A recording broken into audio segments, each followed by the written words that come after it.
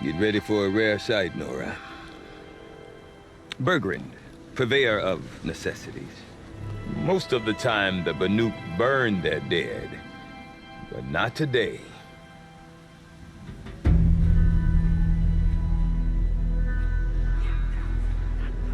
Because the bodies couldn't be recovered. Aye, a nasty business. All their best warriors lost. So they're getting a different kind of send-off.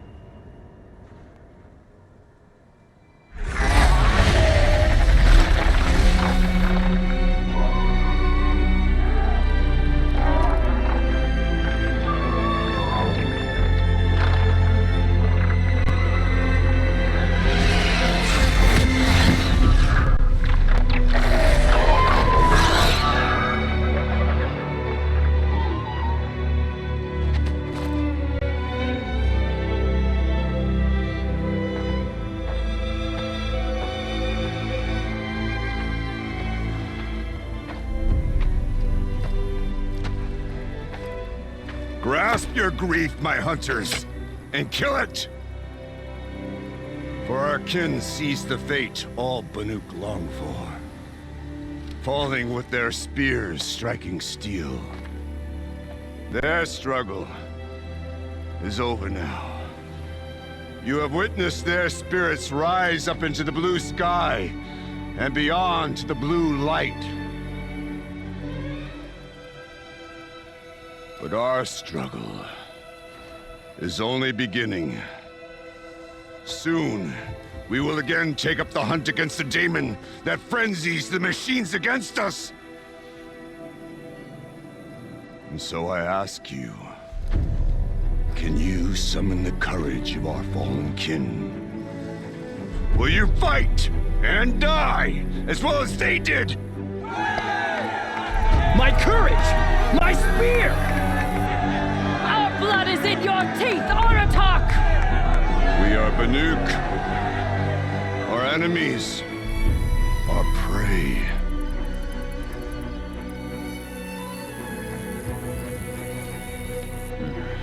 The daemon. That frenzies the machines. Machines that wiped out their best. And what do they want to do? Go back up there. Fools. A little advice, for free. Aloy. Aloy. I've been up here for 2 long winters, and I still can't make sense of the Banuk. Take this ruckus. It started with one of their shamans, Aurea, spouting on about spirits and daemons up on Thunder's drum. So they march their Warwick up there, and half of them get slaughtered by machines. When Aurea vanished, I thought the crazy might have gone with her, but no. Here's Big Oratok, gearing them up to do it all over again.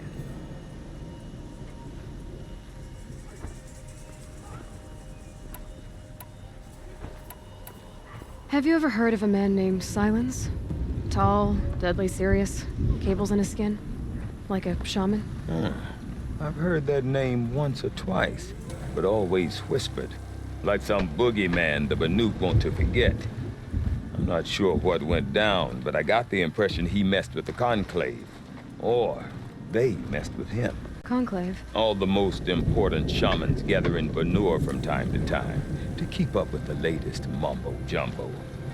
No idea how they all fit into one tent without those crazy headdresses getting locked up on each other. Aurea's been to that shindig, but when I asked her what it's like, she just gave me a dirty look. So if you want to know more, you'll have to find her and make her like you, I guess. Good luck. What is it about the Banuk you can't make sense of? Well, everything's a test to them. A hardship to endure. A challenge to survive. Seems like they don't have much of a choice in a place like this. A land cold enough to crack teeth, filled with wild animals. You think they'd accept a little reasonably priced aid? Oh, believe me, I've tried to convince them, but a Banuk with nothing left to prove might just lie down and die. And Aurea is the one who spoke about this daemon? That's right. Told Aratak and the others that it lives up on Thunder's drum. And they believed him. But you don't. Look, I don't know what Aurea found up there. A shaman's not going to talk to an outlander. The machines in the cut are getting more vicious, that's a fact. It could be because of the daemon, or it could be because they all got indigestion, for all I know. But Aurea's not around to explain. She took off, and no one knows why. Is Aratak a renowned warrior around here? He's a Warwick chieftain. His voice carries a lot of respect. Not that you hear much of it. Man talks about as much as a dead fish. But when he and Aurea came to town with their Warwick, it drew more Banuk to this little burg than I'd ever seen. Know what else I saw, Aloy? My own little trade route, stretching all the way back to the claim. Then, he goes and leads them off to their death at the claws of angry machines. So much for my best customers.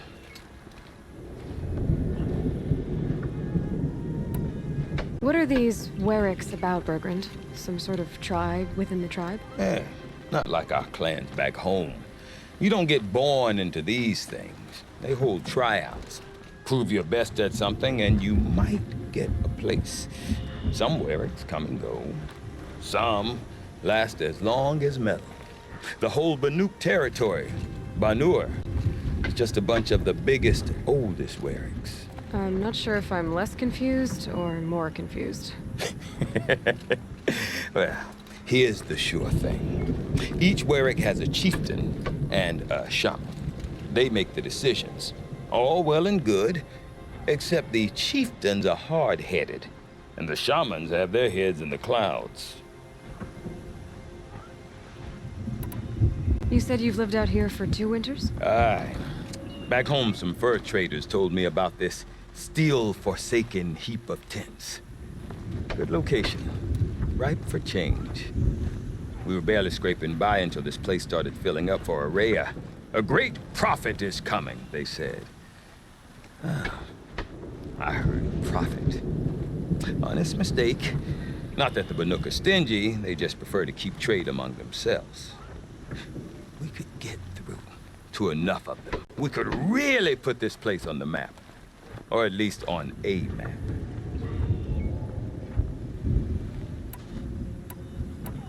We? Me and my daughter. My assistant, Varja. My assistant and my daughter. We seem to get along better as business partners. Her mother wanted me to show her a trade. She started tinkering with weapons. Say, when you need a break from this Banuk carry-on, stop in and see her. You're both, how do I put it? Women? No. Independent. Look for her at Long Notch, the easternmost Banuk camp. I want to know more about this daemon. It's crazy talk, Aloy. Or there's something to it. Something connected to how the machines behave. Then you need to find Aurea. She was last seen headed for the mountains they call the Ice Rafts. I've heard only the shamans know the trail beyond those frozen peaks. But I do know where you could find her apprentice, Naltuk. He went north of the river, chasing rumors. Rumors? Not the good kind. Sudden attacks in the snow. Strange new structures. Some say a new machine, like no one's seen before. Well, now I'm definitely interested. Thanks for the talk, Bergrand. Don't mention it. I wonder if Aratak can tell me more about Aurea or Thunder's drum. See the frozen tall Might be worth a shot. she spends stuck in the ice. I do not want to hear this talk from you again. Doubt is heavier than a week's snow. Forgive me, my chieftain. We will be ready for the next attempt. But this will not be an attempt. It must be done. Do you understand? My chieftain. Good. Outlander, I suppose you wish to speak?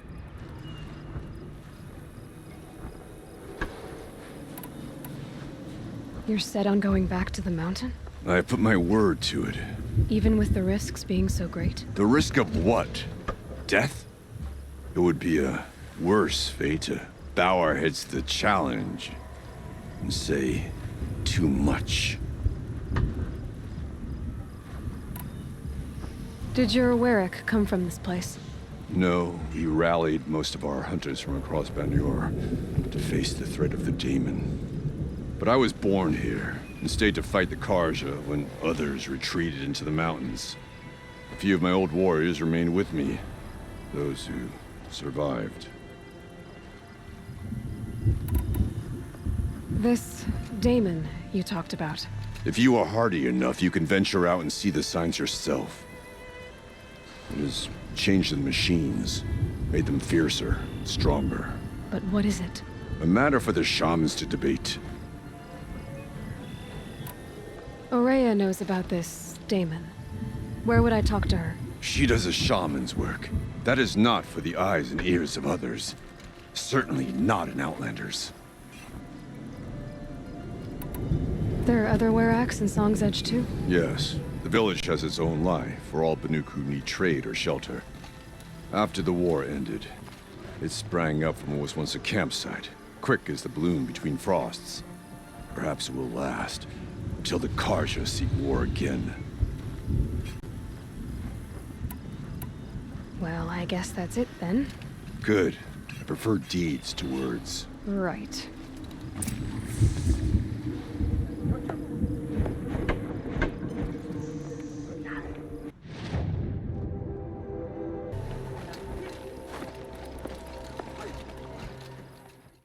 When the old ones were fresh in their graves and our numbers were still small, it was she who led us through the frozen wastes. We also remember the ravenous tribe, who delighted in sucking the marrow from our broken bones. Everywhere Banukai and her Werak fled, the ravenous tribe were never far behind. Seeking a way to defeat them, Banukai went like a spring. You bid me come, she said. My people need aid. Whence will you provide it? The machines whispered to Banukai. We go where the light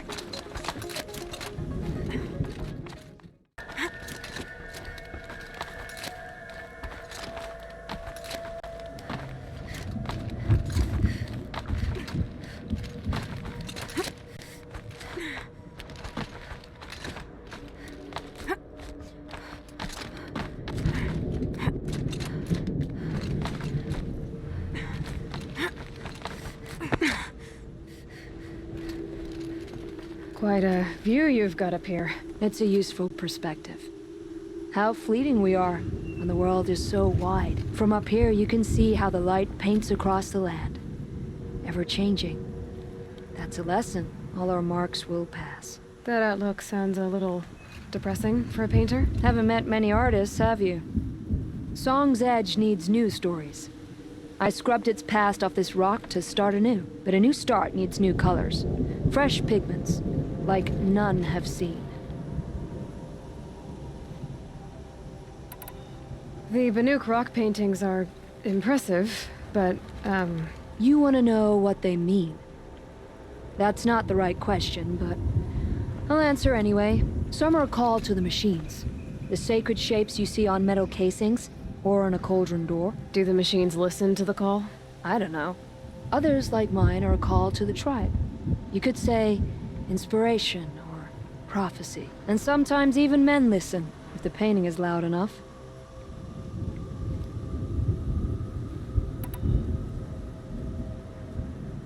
These pigments you want.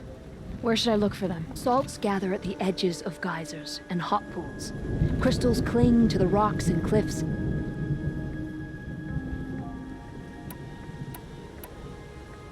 Have you always been a painter? I've always painted. But I wasn't a painter until I was driven out of Banuk. Up there, the markings are eternal. They paint over the same lines, the same colors, over and over. As a child, I learned from copying them. As I grew, my heart sank at the familiarity. All of us Banuk might as well be trapped in glacier ice. We have the look of life, but never really moving.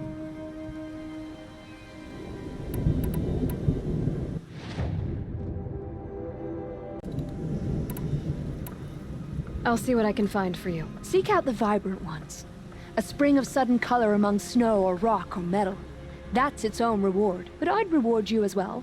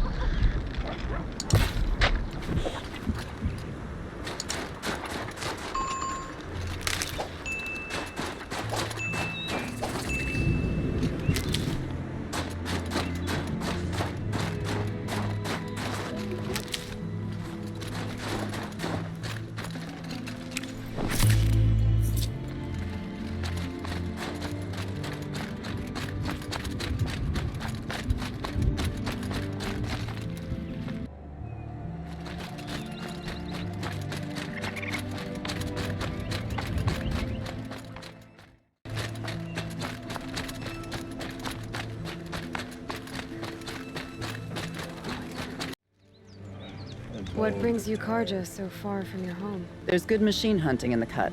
Danger, too. Some have a taste for both, and they pay people like me well to guide them. We've had a bad run this time, even after I brought this priest along to read the signs. I did say the sun's light was cast quite red the night of the... Not your concern, though, Huntress. May your arrows find their mark.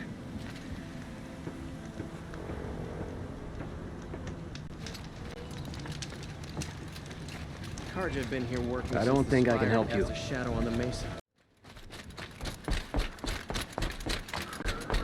Bergren said, or... That must be Niltuk, looking out at that tower. It looks like it's sending out a pulse or signal.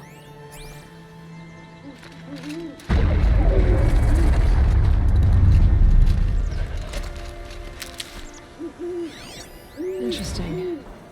Maybe I could override it.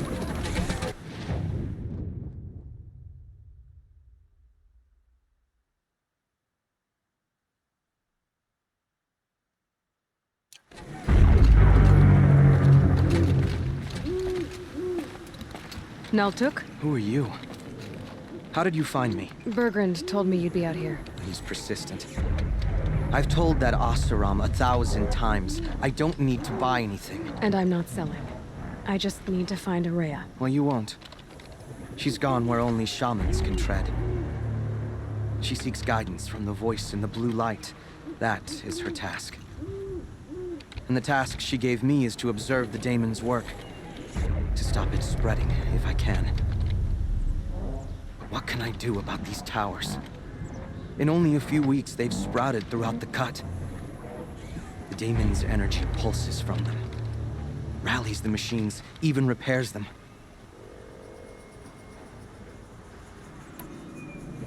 Aratak said this daemon was frenzying machines. Look there. Those with the purple markings. They belong to the daemon. They're stronger, more dangerous. I've seen something like this before. A corruption. But it wasn't from your daemon. You have? Well, then you know more than I do. These towers, were they part of your corruption? No. Those are new to me too. Like I said, they empower the daemon's machines. They must be stopped. Will you tell me where Araya went? You ask a lot of questions. Only when I'm not getting the answers I need. There's but one voice Araya wants to hear right now, and it isn't yours. I'm sorry. All right, you want to stop the spread of the daemon's work? I know how to get started. With my bow and spear. Outlander, wait. Won't you tell me your name? Aloy. Good. If you fall to the daemon's machines, at least I can properly recount your efforts to Ourea. Thanks for the vote of confidence. But I won't fall. And when I'm done, you're gonna tell me where she is.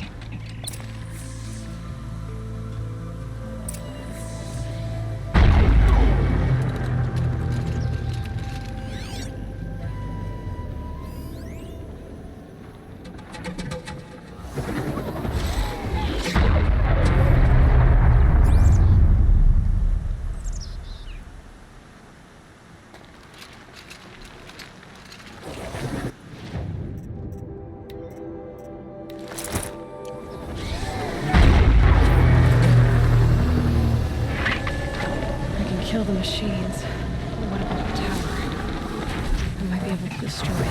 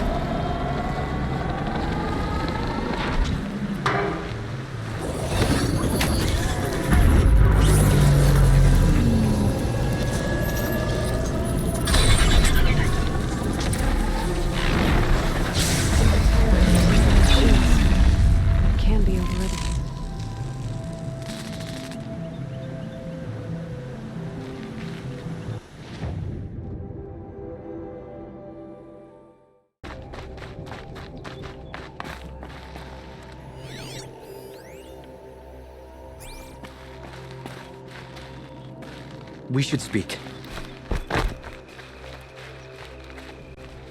I'll find a use for you.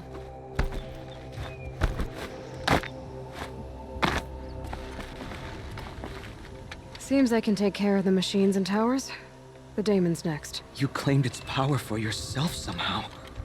Perhaps Ourea should meet you after all. What she truly seeks is hope.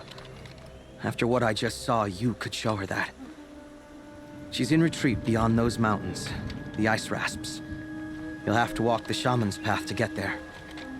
You'll know you've reached the end when you come to a shrine, a great machine covered in blue gleam. Shamans who complete the path take a piece of it as reward. If you make it that far, you should too. You'll have earned it.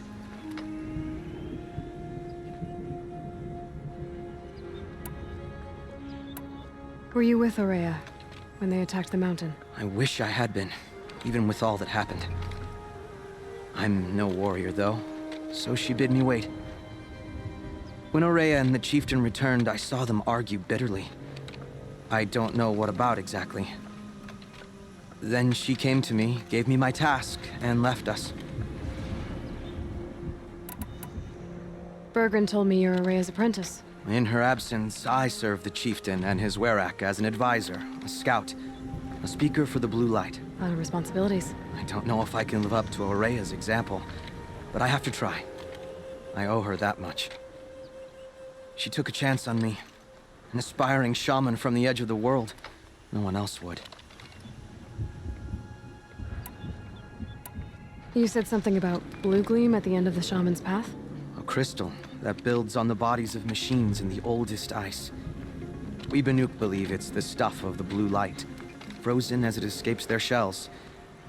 You might be more interested that merchants will trade well for it. How do I cross this shaman's path? Go to the ice rasps. Then follow the markers through the ice caves and the waterfalls, and make the climb to the shrine. But be careful. The path is meant to be an ordeal, the final trial of a young shaman's training. And I'll find Araya at the end of it? No. She goes further up, somewhere inside the mountain. If you see her, would you tell her, I have faith she will hear the voice again.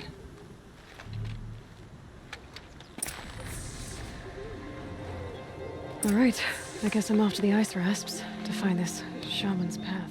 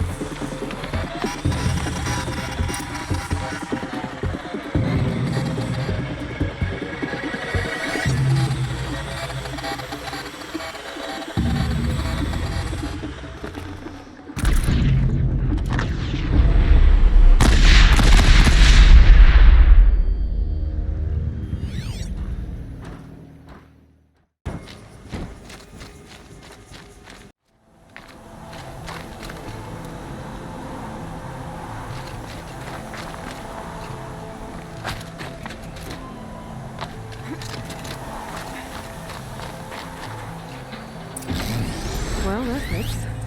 Sure hope it works.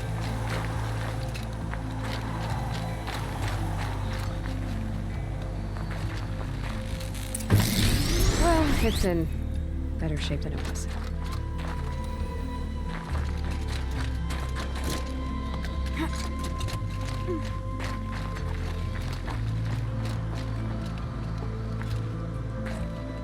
Okay, if I'm right, I just need to get the power flowing through it again.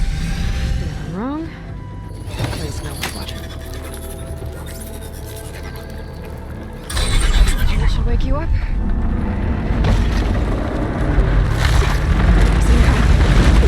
Easy!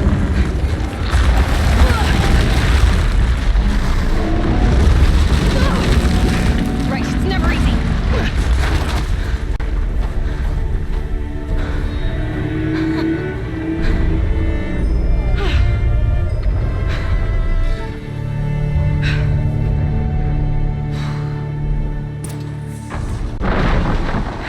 No way I'll be able to take a machine that big down.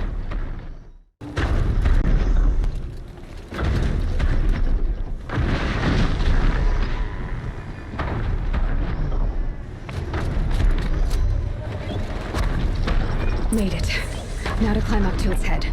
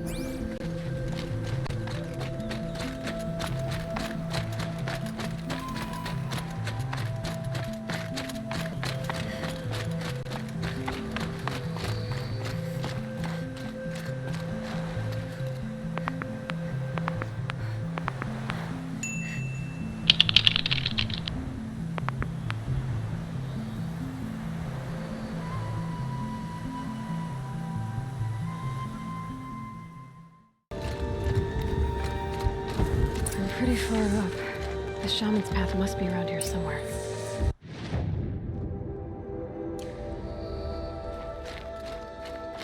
This must be one of the markers Naltuk told me about.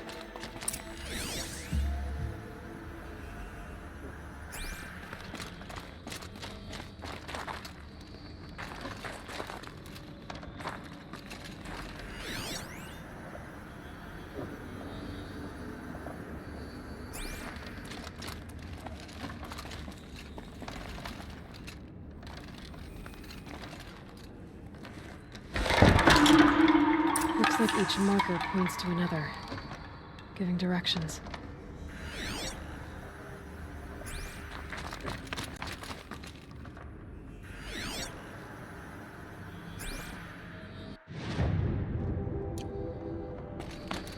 Took a wrong turn. Through here.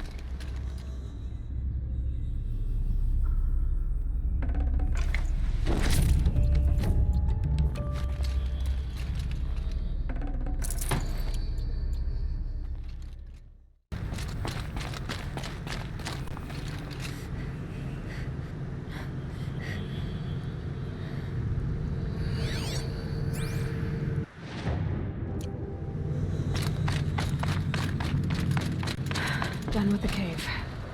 So what's next on this path?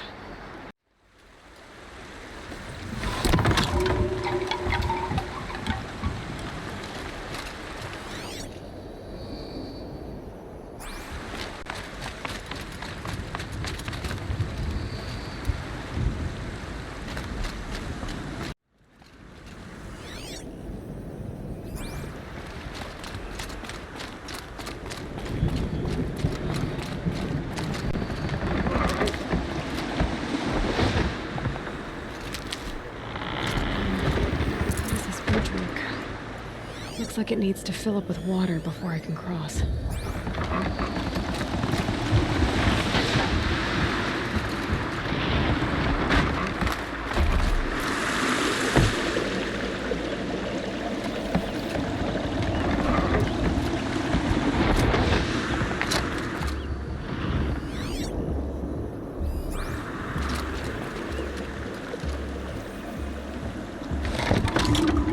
Around the bend we go.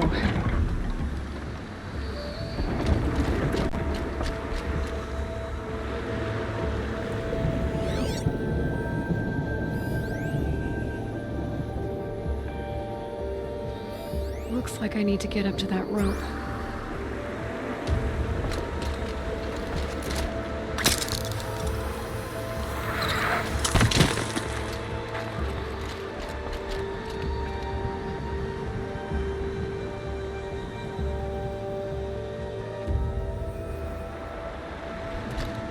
How do I cross this one? Down it is.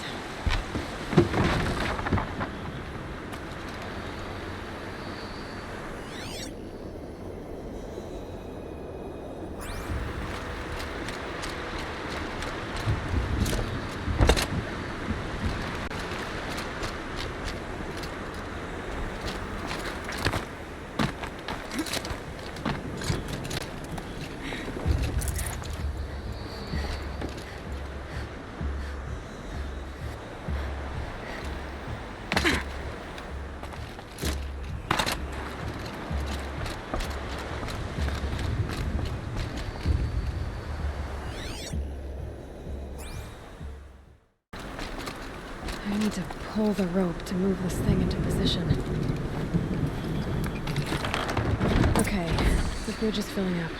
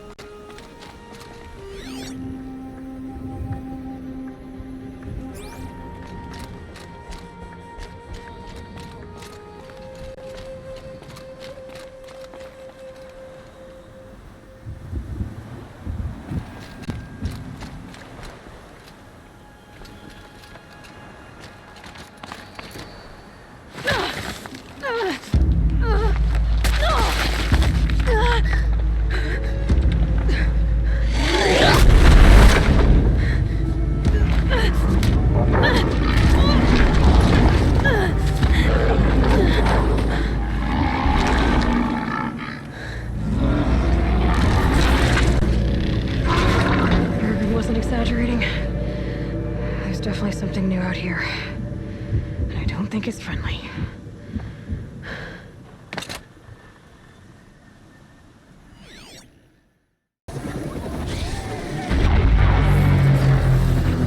Shields are reloaded by that pulse from the tower.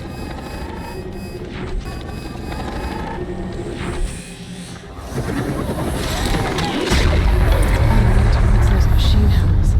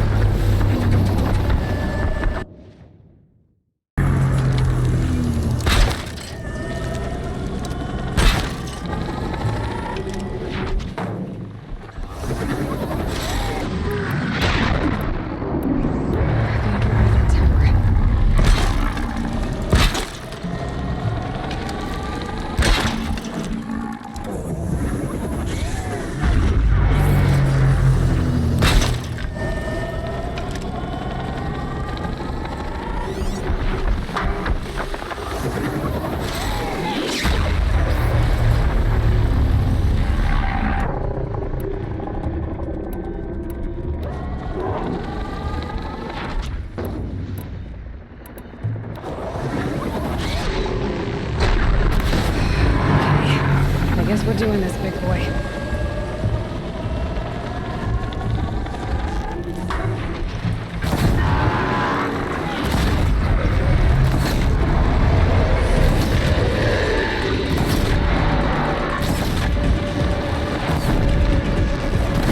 That hurt it.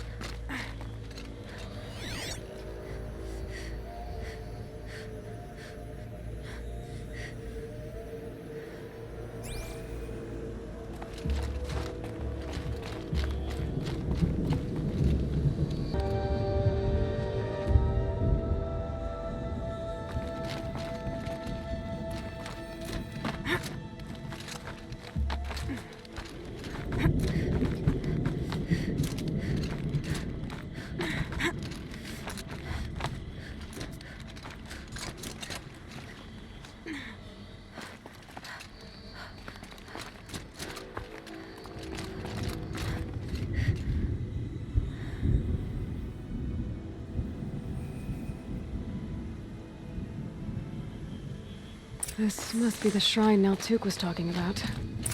Guess I should take some blue gleam. Sparkles. I can see why it's worth a lot.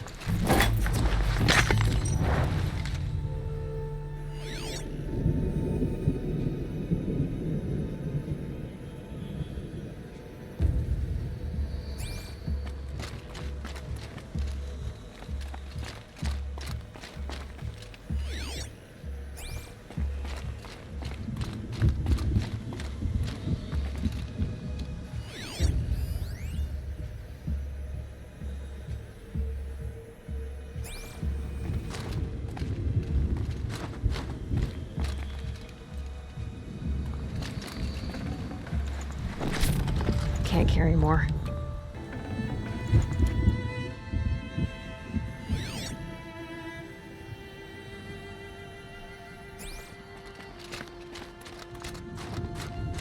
Naltuk said Aurea went past the shrine, up into the mountain. I'd better take those stairs.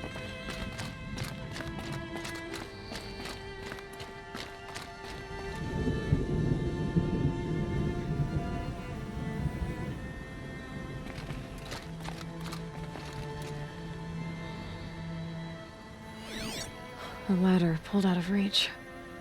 By Aurea? Guess I'll have to find another way.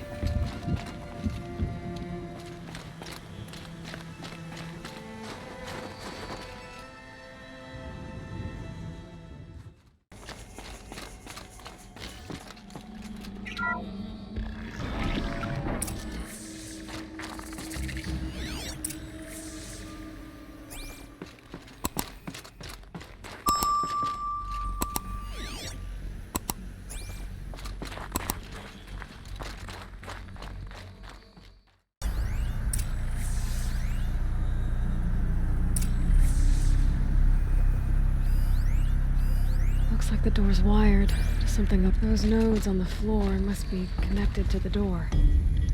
So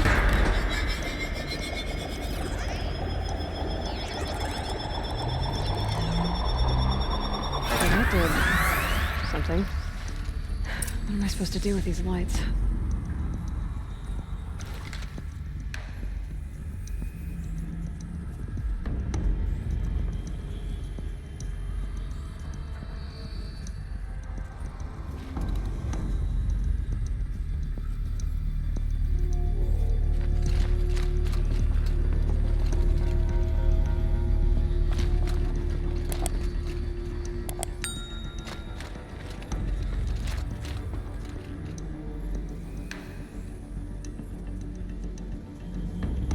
These things turn, changing the flow of light.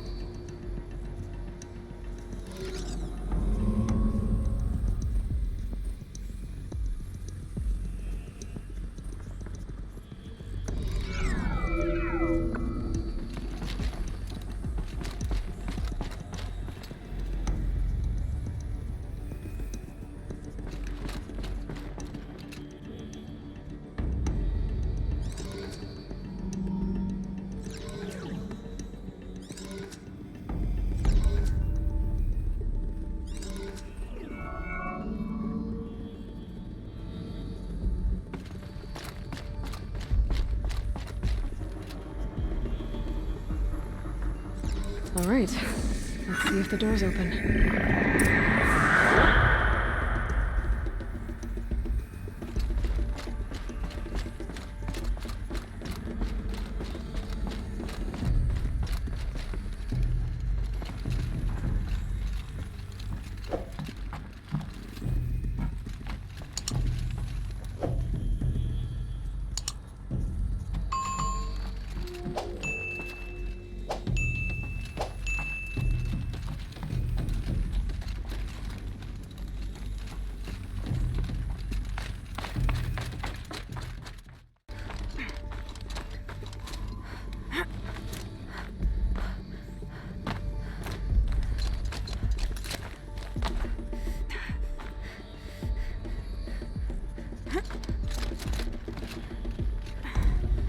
Fresh air ahead.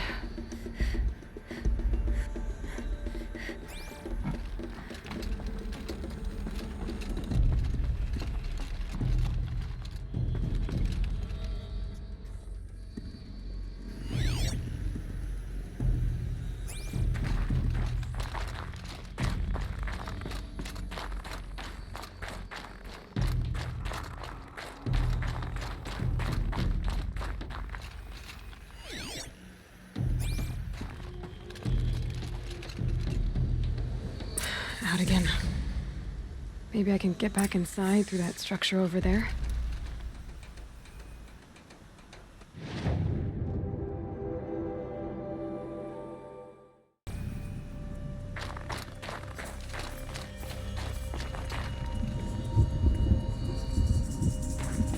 Not much higher to climb. Maria must be close.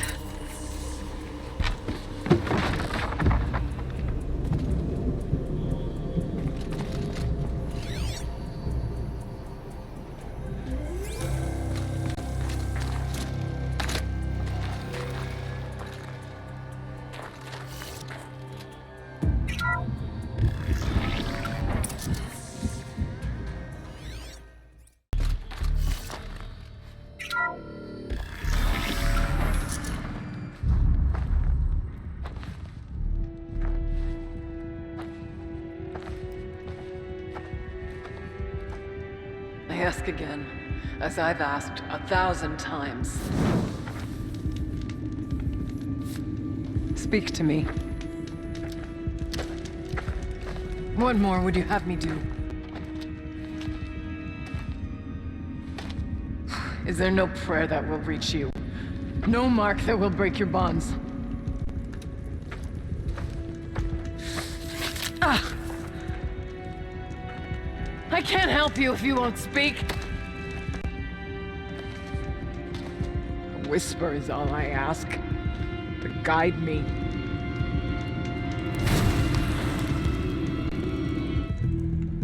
Who? No. How?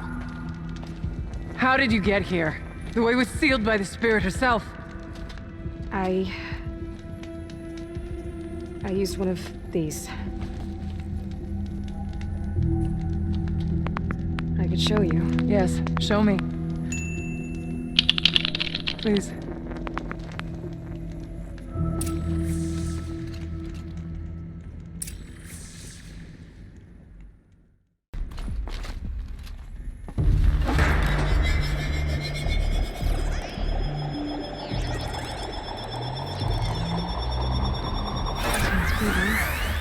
But I'll bet the goal's the same. Get the light back.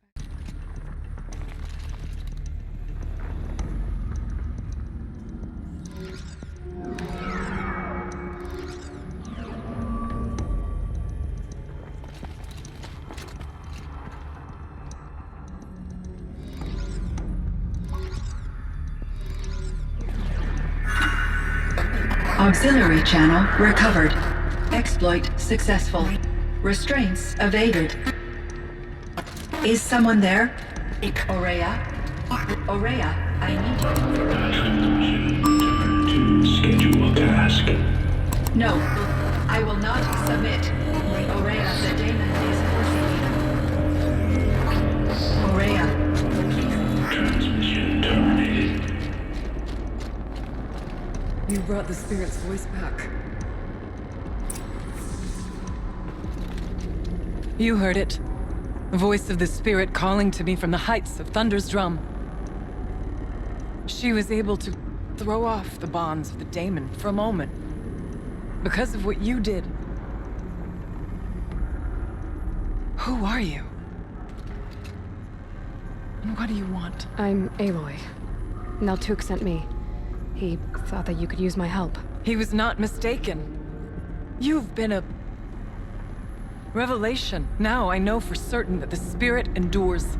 Perhaps together we can find a way to set her free. Let's not get ahead of ourselves. I came all this way for answers, and so far, I haven't heard any. It seems to me that you are the answer. But of course, I'll tell you all I can. The daemon. What do you know about it? I spoke with the spirit many times. First here, then inside Thunder's drum. The last time, she told me she was under attack by something that could not be seen by mortal eyes. Something evil. She named it the daemon, and said it needed her power to do what it willed. And she begged me for help, to find a way to destroy her, if necessary, to keep it from using her. That was 5 years ago. I didn't hear her voice again, until today. What kept you from the spirit after it begged for help? I went to Artok, hoping he could protect her. But the war with the Karja still raged, and before I could reach him, I was ambushed by the Mad Sun King's kestrels and taken to Meridian in chains. I wasn't able to return to Thunder's Drum until long after the liberation, not until last thaw. You said you returned to Thunder's Drum. That was the expedition that went bad. I saw the funeral. Yes. Once there was finally peace with the Karja, Aratak and I gathered a Warwick of great hunters to defeat the Daemon. And yet, the old door to Thunder's Drum was gone, replaced by a gate we could not pass, and many machines. We were crushed. Aratak called a retreat, but we had already lost our best. We abandoned them to the snow as we fell back. After, you and I could not agree on what to do next. So I came here, hoping against hope to hear the spirit again. And because of you, I did.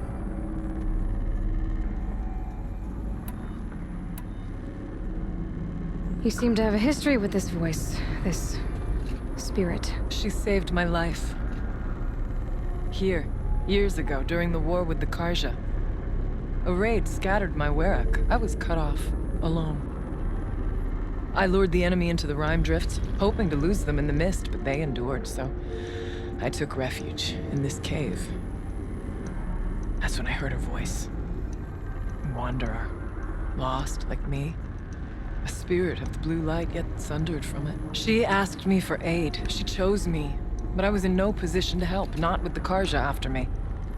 So she helped me first. By closing a door on the mountain below, one you must have opened to get here. Locked by means similar to those found in this room. It kept the Karja from reaching me. Safe from them. I was able to do as she asked. What did the spirit want from you? She said she was hurt. Incomplete. She needed bones. Parts not unlike what you'd find in a machine. They were here, in this room. She wanted me to bring them to Thunder's Drum. So I did, and she showed me how to heal her. So began our communion. You had a communion with the spirit? Yes. Inside Thunder's Drum is a room like this one, only larger, with an altar. I went there many times to speak with her. What did she say? She told me she was lost and needed my help. She asked questions about our lands, our tribe, and she listened. With patience, with wisdom. I told her things long kept silent about my family, my dreams, my fears. She never tired of me. Never judged. We kept each other's company.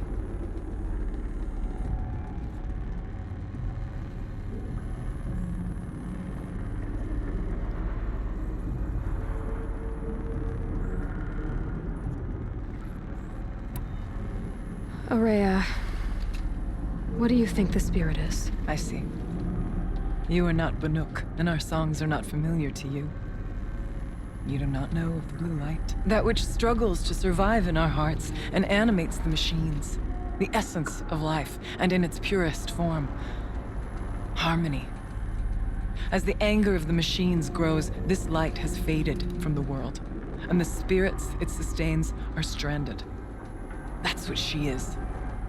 A lost soul, cut off from what it needs. Lonely, forsaken. I must help her. We must. I'm not sure if I understand. But I want to. That's all I need. Bergren said you might know something about a man named Silence. That you may have had dealings with him at the Conclave? When that name is spoken, secrets soon follow. Or vanish, as the case may be. Why do you want to know? He's done some terrible things. but he's also helped me when no one else could. I don't know as much about him as I'd like to. I would imagine his aid is very powerful. It will not come without cost. Unfortunately, I am sworn to an oath of secrecy by the Conclave on this matter. I get that. But you and I are trying to help each other, right? Yes, but I would be breaking an oath, and that I cannot do. About silence? I've told you all I can. There's nothing more I can say. Let's see if I've got this straight. We heard two voices. One you call the Spirit, captured somehow by the one you call a daemon. Whatever this daemon is, it's related to the machines and why they've become more dangerous. I want to know how. Both the Spirit and the daemon are on a mountain, Thunder's Drum. So why don't we go there and figure out what it all means? We can't. Thunder's Drum is dangerous, more than you can imagine. The daemon has secured it. Besides, Aratak won't let us go. As chieftain, he controls the pass to the mountain, and he can't be reasoned with. Sounds like you need a new chieftain. Ha! There's an idea that's certain to win us friends. You said you were a hunter. And I'll wager you're not an ordinary one. It's not impossible, even for an outlander. And Aratak couldn't refuse the challenge if you were known among the Werak. Wait, me? Challenge Aratak? I don't want to be chieftain of anything, much less a bunch of Banuk that don't want me. But you want to go to Thunder's Drum, don't you? You heard the Spirit. She's suffering, tormented by the daemon. She longs to be free. And perhaps, when released from her bonds, she can give you the answers you seek. I can't believe I'm agreeing to this. Fine. What do I have to do? Get the Werak's attention to show the worth of your claim. Win at the hunting grounds. Kill bandits that prey on the cut. Or speak to my friend Sakuli. You help her, you'll definitely get noticed. Do all you can. When the time comes for you to throw your spear at Aratak's feet, I will be there to back your claim. Until then, I'll be here to answer any questions you have about the challenge. Oh, and one more thing. In the box over there is a weapon, like my own. Take it. You may find it useful.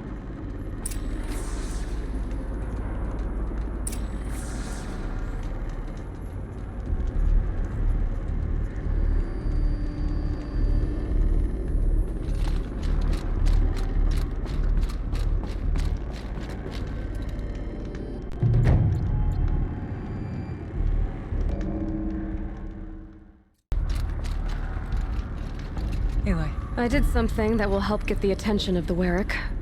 I got the tall neck near the frost figures moving again. That's good to hear. I'm sure the Werak will be talking. Now, you need to do something else to convince them of your claim.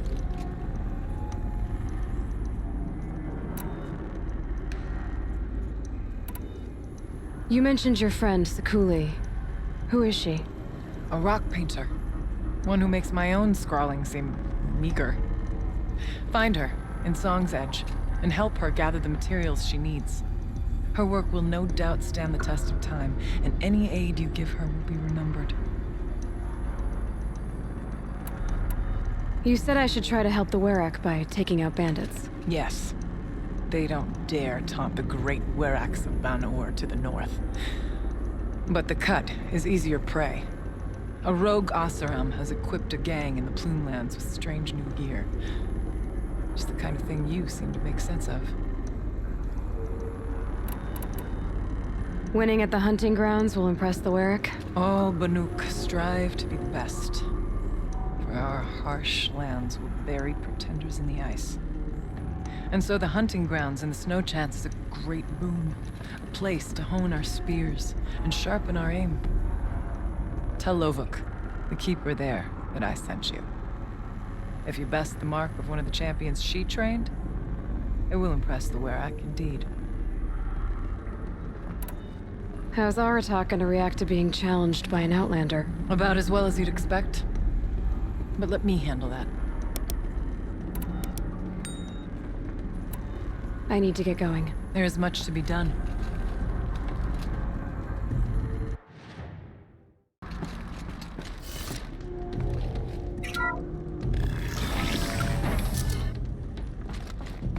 I can't feel much of anything in this.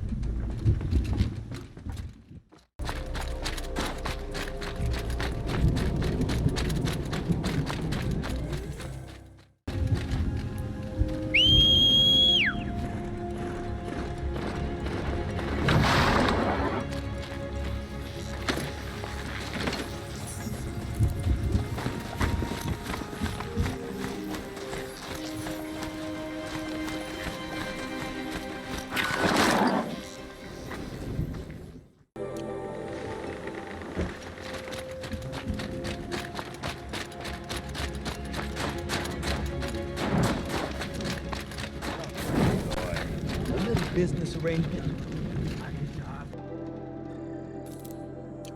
We wear bright colors on the hunt to keep us from mistaking each other for prey. What can I do for you, Bergrand? Mourn my poor departed luck. I finally met some Banuk keen to trade with Outlanders. Then, they up and vanished. 3 Banuk hunters rolled in a few days ago. No provisions, junk equipment, no idea how to strip a machine for parts. Asked me to outfit them for a long trip. And you know me, Aloy. I'm sentimental. So I did it on credit. And they haven't paid. Well, they tried. Just look what they did to this Thunderjaw heart. But that was ages ago. And I'm starting to worry about them.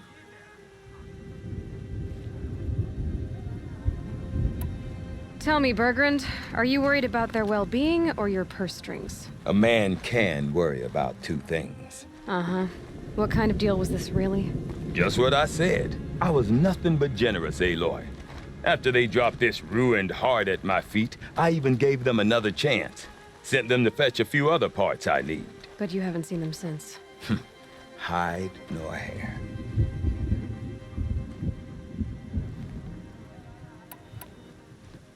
You said they asked you to outfit them for a trip. A trip to where? Not sure. But I heard them chattering about the Sundom when they thought I wasn't listening. So they're leaving Banuk territory. Sensible behavior. Still, I get the sense this wasn't a sightseeing trip.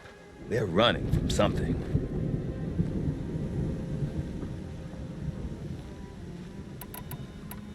What do you mean they couldn't harvest parts? Not uncommon with Banuk. That's shaman's work, you see. The hunters take down the machines. The shamans slice them up. No shaman with these 3. Just 2 youngsters sniping at each other. And that big fella standing there smiling. So if the Banuk don't usually hunt without a shaman, what's the story with these 3? They weren't telling. But hammer to steel. It's not a happy story, whatever it is.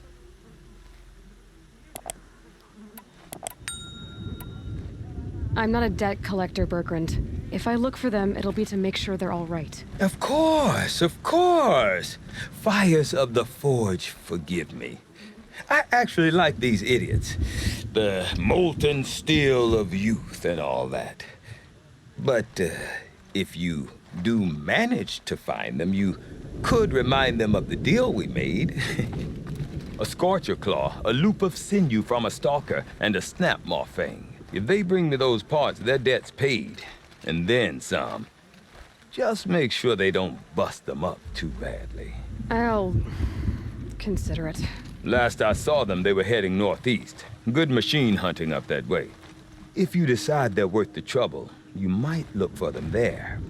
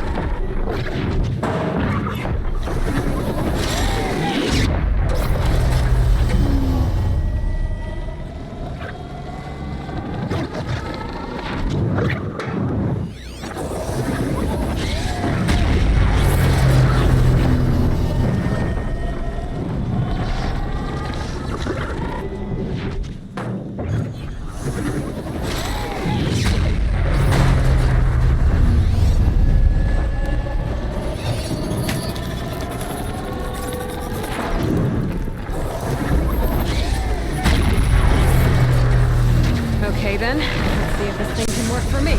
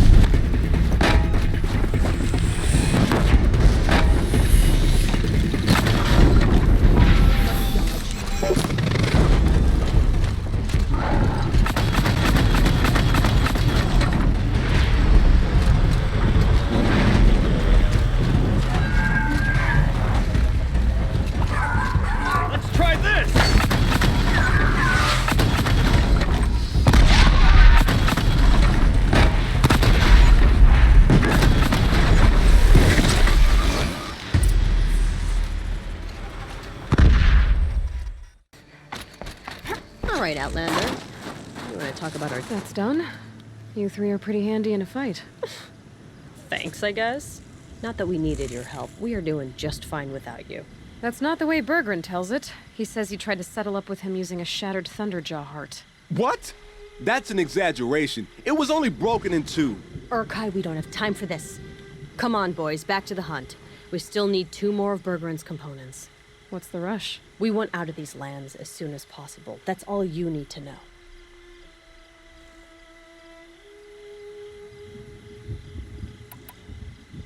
So this Thunderjaw heart you brought Berggren... Let me ask you this, all right?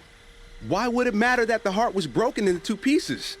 Can't you just stick it back together? Of course you can't just stick it back together. I just meant... Oh, I bet that scam artist Arsarim could. He just wants to send us on another stupid errand. Oh, he's not so bad. I like Berggren. Like him? Tulamat, he sent us out in the snow to nearly die under the feet of a Thunderjaw, and... Boys, shut up! Ugh! Every time someone brings up that stupid heart.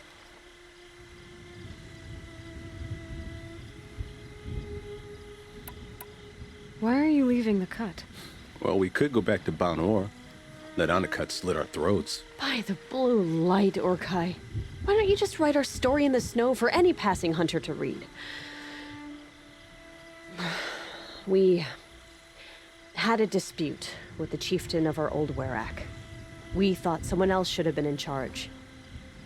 He disagreed. It seemed like a good time to move on, so we are traveling to the Sundom.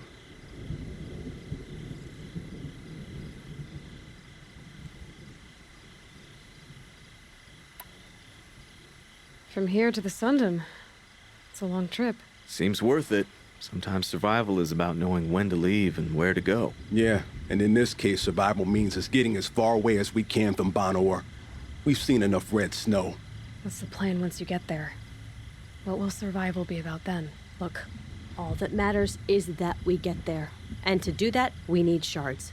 So if you'll excuse us.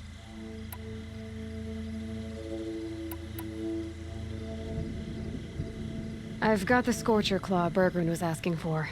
That only leaves the Stalker Sinew and the Snap Maw Fang. You should hold on to it. You're coming along to the next hunt after all, aren't you? I suppose somebody's got to keep you three out of trouble. Fine. I guess you'll have to tag along then. But don't start thinking you're one of us. The Bloody Snowdrifts aren't accepting new hunters. Bloody Snowdrifts? That's what you want to call our Werak? Yeah, it's not great to tie. Oh, it's not like your names are any better. We're headed northwest, to the ruins near Hollow Hall. We'll be waiting.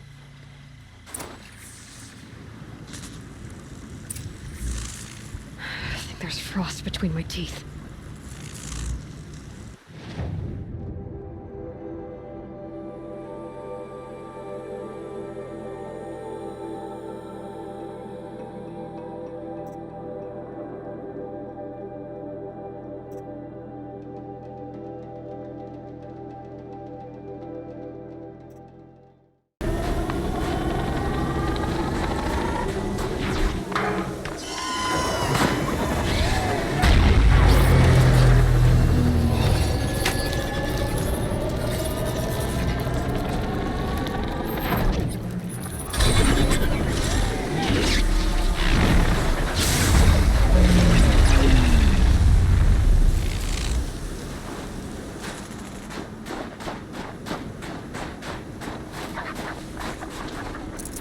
might have to ditch something.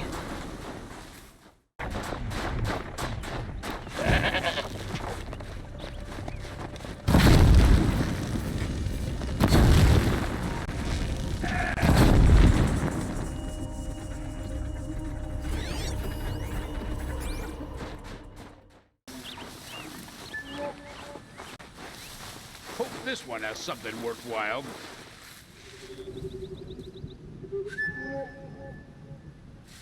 I'm stripping this one down. Whoa!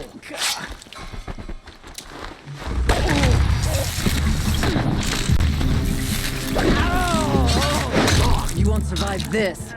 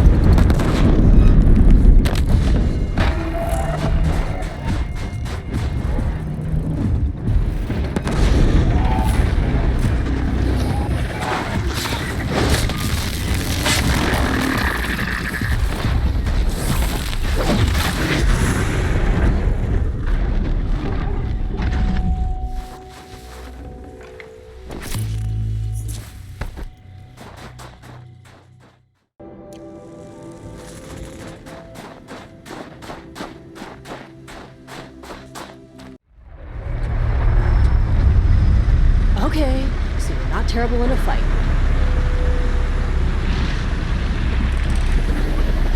There's the herd. Everyone ready? Are you joking? We were born ready. Let's go get them, Flaming Skulls! Nope. That's awful. It is a pretty bad name. Good effort, Dorikai. Forget it. Let's just go kill something.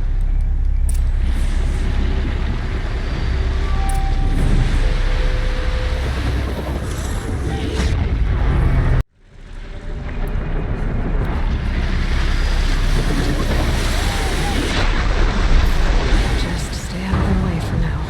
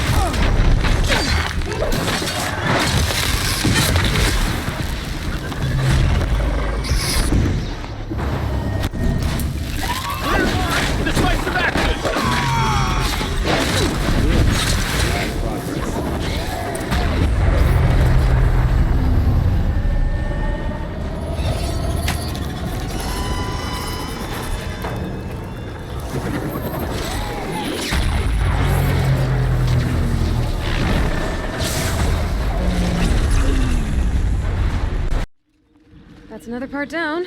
One more and you'll have what you need to pay off Bergrand. Starting to feel real, you know? I'm starting to believe we're really gonna get out of here. Honestly, I wasn't sure we'd survive a week without Nakoni. But here we are. Who's Nakoni? Nakoni was... she was a friend of ours. She challenged the chieftain for control of the Werak. She didn't make it. No. If you're gonna tell this story, tell it true. She was murdered.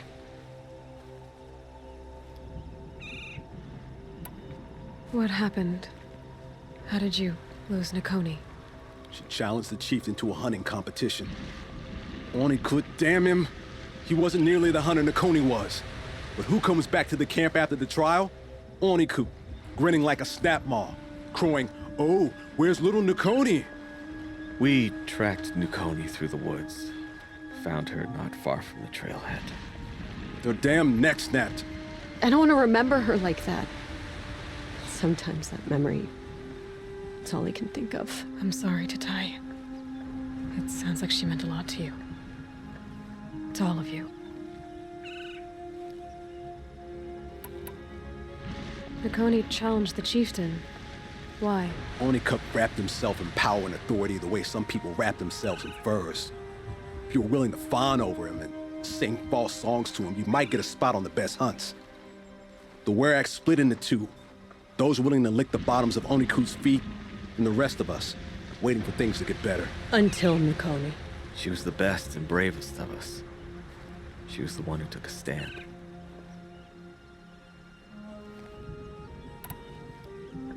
Is this why you left Banur? Because of this business with Nakoni and your chieftain?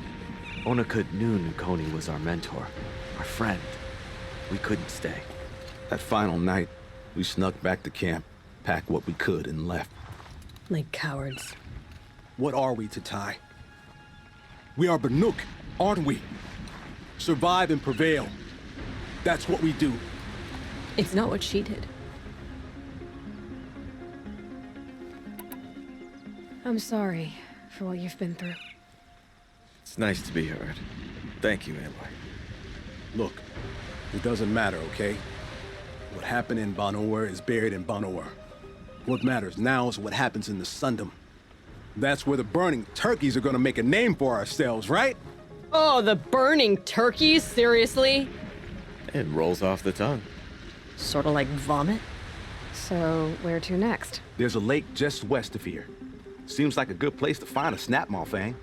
We'll meet you there. If you beat us there, just wait by the campfire. We'll be along.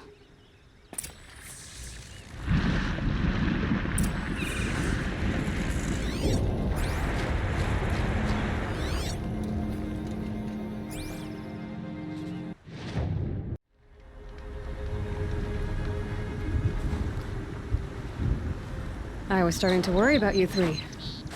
Everything all right? We took our time. After our last conversation, we had a lot to think about. I can imagine. Just one more hunt, then your debt is paid and you three can make your way south. Ready? Huntress, the Sunshine Snowshoes await your signal. Horrible! I'm almost impressed, Dulamok. Didn't think you could come up with a name worse than burning turkeys. Well, I liked it. Let's hunt.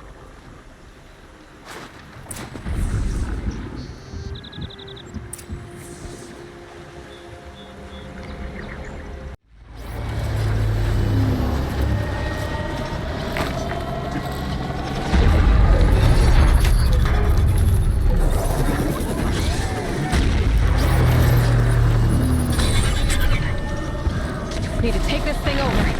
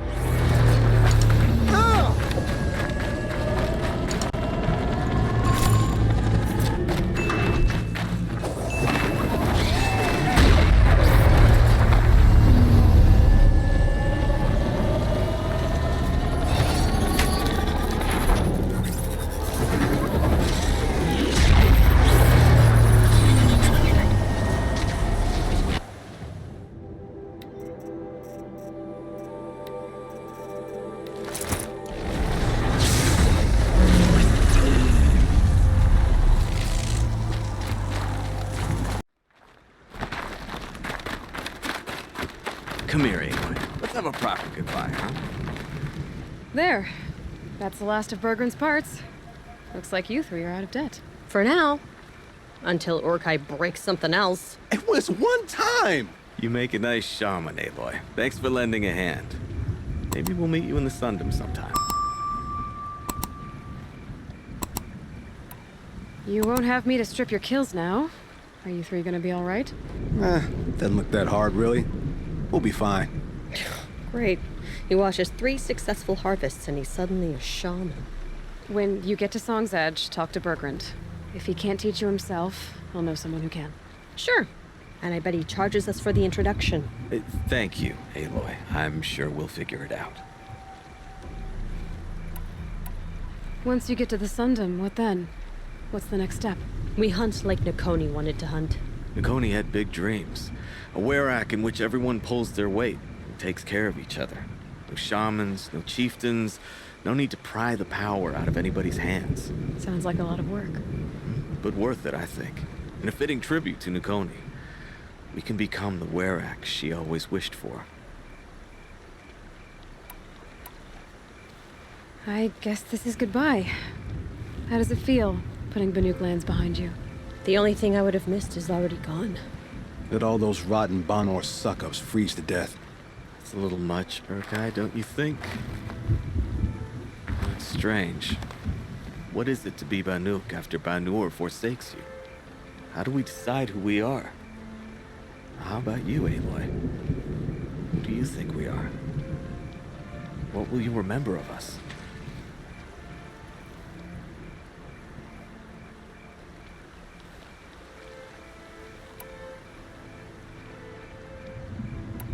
You lost someone you care about. That leaves a wound. The sort of wound a lot of people don't recover from. Yeah. I've got nothing but scars to show for it. That's the point. Only survivor's scar. After everything you've been through, you keep going. We're the Scars of the North. Scars of the North. Sounds pretty tough, doesn't it? Thank you, Aloy. It's a good name. One we'll honor.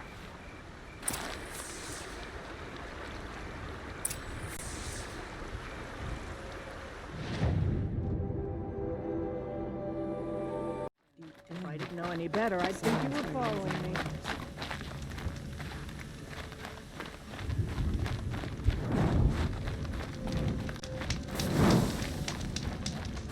Yeah, you can't let the smoke from Thunder's drum distract. Bergrand, how'd your investment pay out? Quite handsomely, thanks very much. You know those three crazy Banuk are calling themselves the Scars of the North now?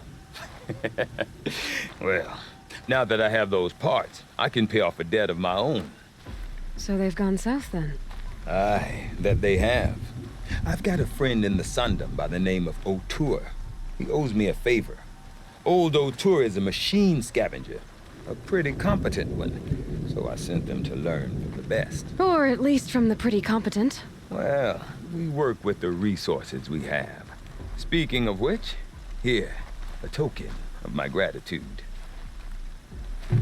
So little worth saying to you.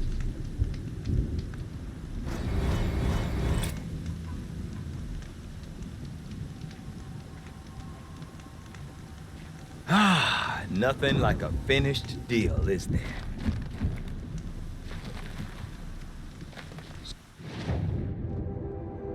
Their own sort of corruption. I wonder what sort of challenge they present.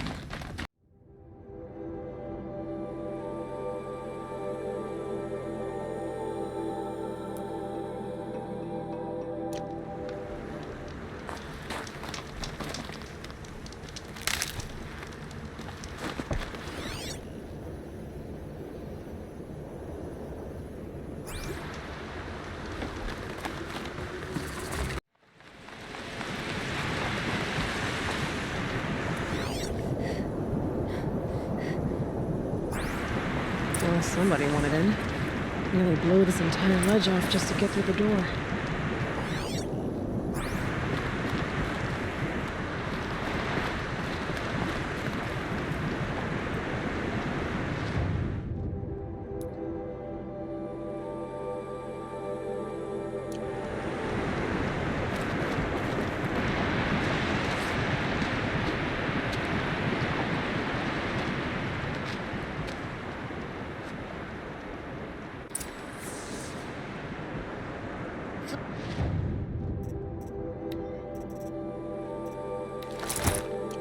Detected. Evacuation recommended. Overflow basin compromised. The overflow basin, huh? Wonder where that is.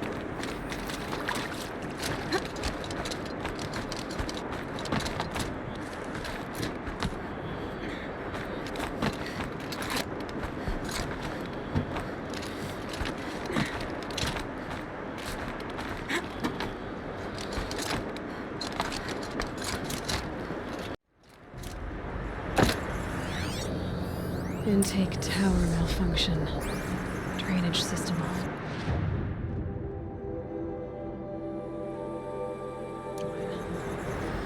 That's probably not good news. Looks like most of the facility is underwater. How did this happen?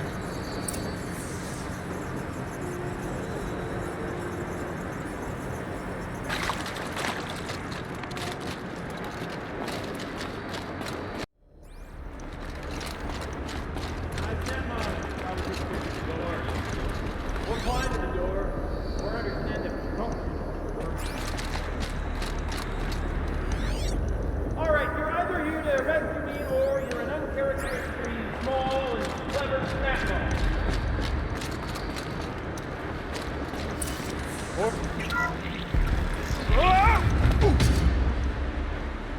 Are you alright?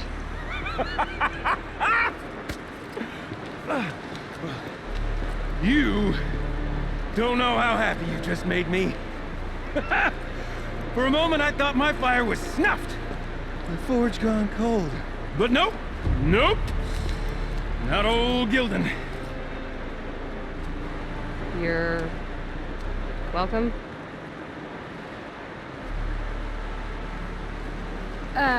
Wait. Start from the beginning. What are you doing down here? Ow! My apologies. When you mostly talk to yourself, you can tell your stories in whatever order you like. There's an artifact in that storage room I simply must acquire. But as you may have noticed, the door won't budge. I took one of those roundish, ringy what's-its from the wall beside the door. No luck. So I had to go with that panel with the button. Even less luck. My gentle experimentation caused the chamber to flood. So I pushed the button again, perhaps a little too enthusiastically. Sparks and smoke. Now, obviously, I came here to investigate. My cautious footsteps may have contributed slightly to the collapse of a bridge. And when the bridge began to collapse, I may have, for the sake of expedience, abandoned the cumbersome ringy what's-it to the waves. By the time I thought to give up the endeavor, the door had closed behind me. And thusly do we come to the present moment. So you found the button that controls the flow of water. Quite by accident. And then you broke that button. Also, quite by accident. The panel's the only way to shut this place down, as far as I can tell. This isn't gonna be easy. That storage room is filled, top to bottom. Would you be surprised to find the parts you need in there? I certainly wouldn't be. Well, there's no way we're getting into that storage room without another ring. It's part of the locking mechanism that controls the door. You don't say. Well, that's fantastic news. Marvelous, even. You've got two hands. I've got two hands. Perfect! My savior, my salvation, and if you like, why wouldn't you? Of course you will. My accomplice. Together, that ring is as good as ours, and with it, the storage room and its spoils. Didn't you say you dropped the ring in the water? Well, I'll grant you that adds a heretofore undiscussed level of complexity to the proceedings. You said something about an artifact? Indeed. That storage room is brimming with treasures from the old ones, but one in particular caught my eye. An intricate looking glass. I've only seen one such device before. My old mum brought one back for me from wherever she'd gone to that time. I remember holding it, staring into its face, seeing myself and my mother just over my shoulder, smiling. And one of these looking glasses. It's in the storage room. Oh, yes. I'm quite sure. I peered into that dim little chamber, and there it was. I've wanted to find one for so long, Yes, this time I'm sure I have.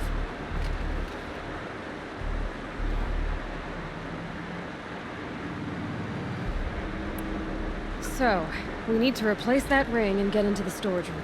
Then I can fix the panel and shut this place down. And I can finally wrap my fingers around that looking glass. Okay, Gildan. How are we gonna get that ring? 2 sets of hands, girl! 2 sets of hands! Behind us lie a pair of enormous gates, but I believe the gates must be operating in tandem. Together, we can dry this place out. Guess we better get started then. I guess we better.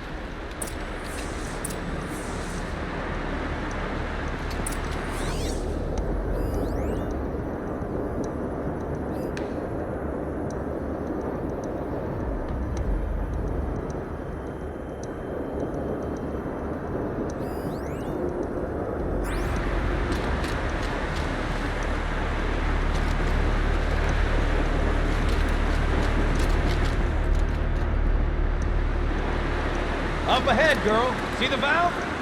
Time to put our hands to use. I'll take care of this one. There's another valve on the other side to lock the gate in place. Would you mind heading across and doing the honors?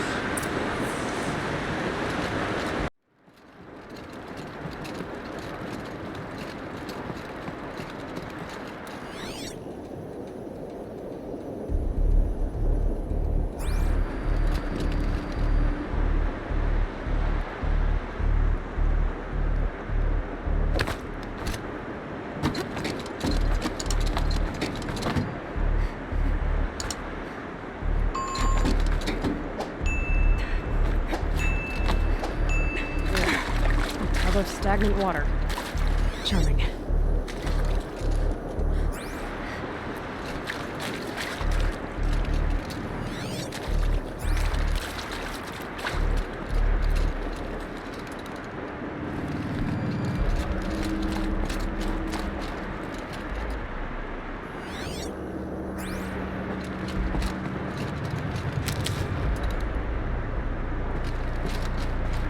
Marvelous! You made it! Now grab that valve and give it a spin! On it.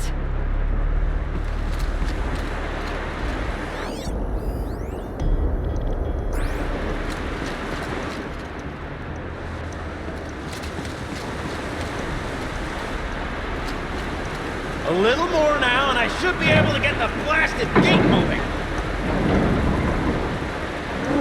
There, you should be able to lower the gate. Right you are!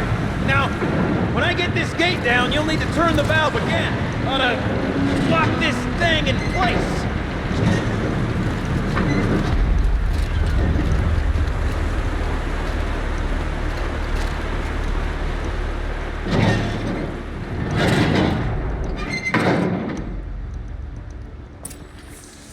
One gate down. Halfway through then, aren't we? To the second gate! Ah, you're right above me. Just send that ladder on down.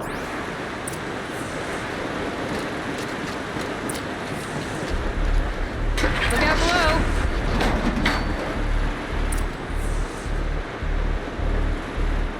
Now we've done this once before. Could be as easy as falling down a hole. If you take the valve on the other side. Let's set up the same way on this side. I should look for an access tunnel.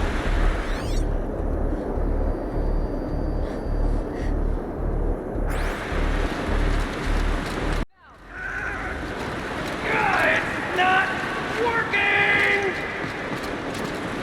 Damn thing's too heavy. Glance behind me, would you? See anything big and, broken?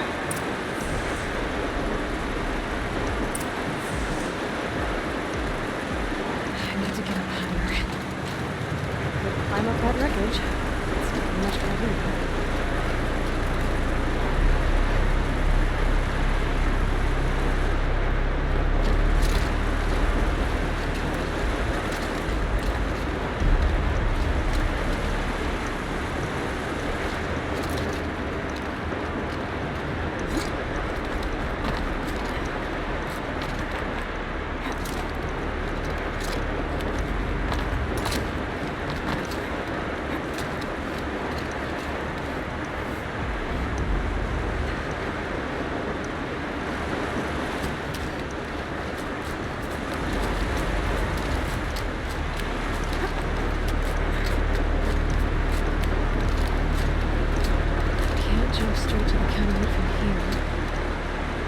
Climb higher.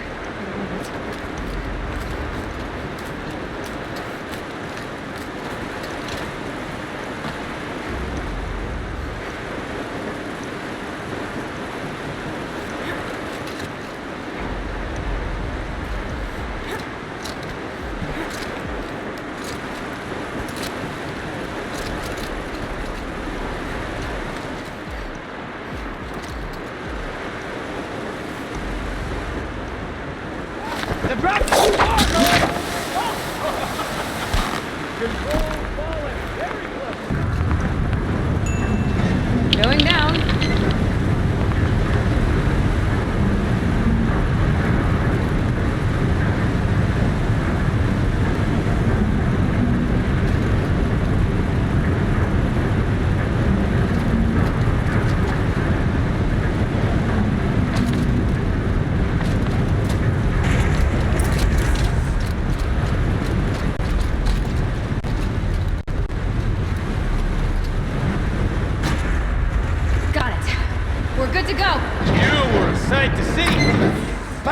From metal rust trap to metal rust trap.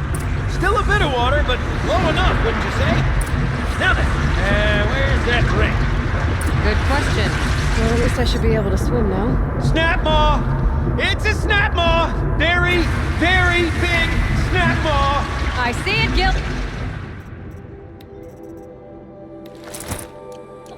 Very big, very, very big!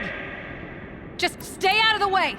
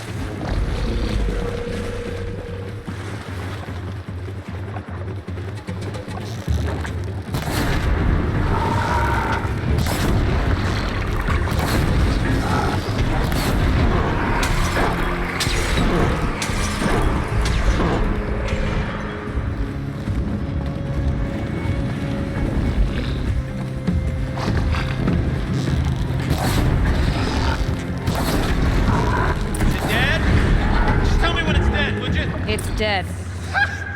Marvelous. So, the ring. Maybe if you pry its jaws open and reach inside, guy can't look.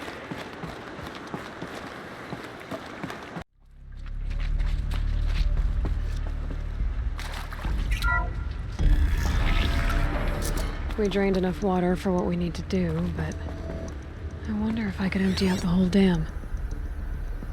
Pipes, valves. Maybe I can drain the rest of the water from here.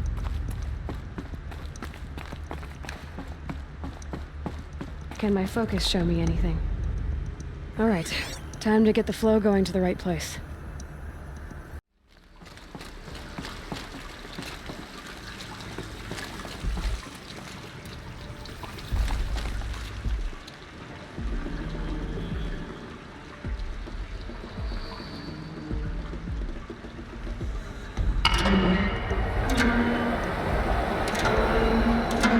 There, that should do it. We should head back. See if that took care of the rest of the water. Got it working, did you? Of course you did. Never met a conundrum you couldn't unconundrum, have you? The door's open. Guess it was sealed because of the flooding.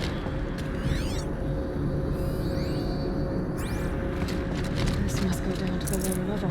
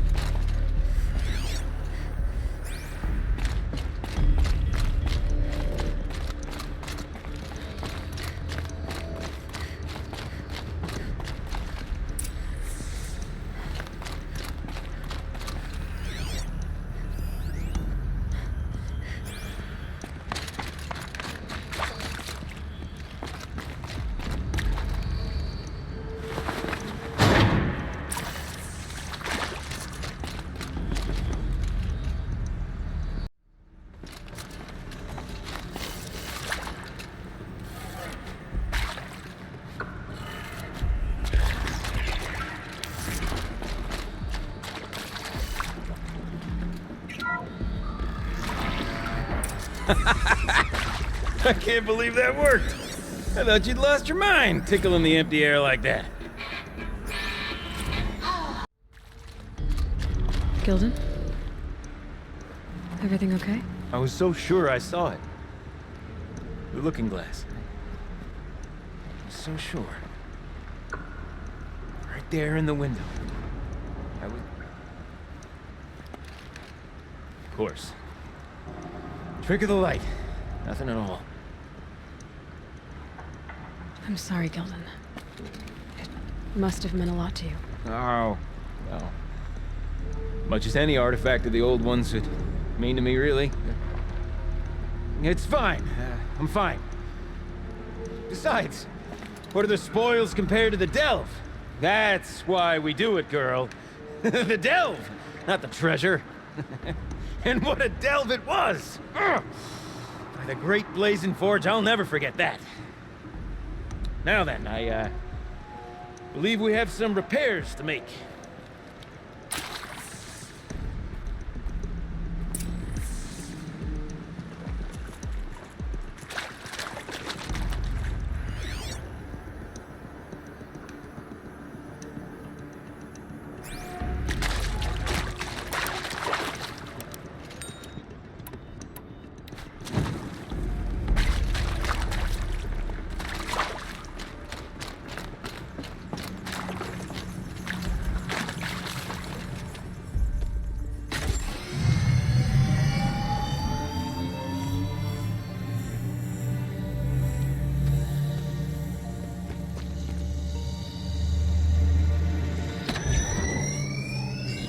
Oh, that's a whole lot prettier, isn't it? What does it mean? It means it worked. By the Forge! Ha! You are a wonder! Do you hear that often? I'll hazard a guess you do. I've heard something like that once or twice. Oh, she's modest now. A master of the arts of the old ones, a delver to shame the entire claim, and she wants to be modest. Ha! It's not like I did it alone, Gildan. No. No, I suppose not. So what's next for you? On your way back to the claim? And deprive the people of Song's Edge the story of this encounter? Perish the thought! I'll stay there a while longer. But a story is best told by all who encountered it. Come and lend a hand, won't you?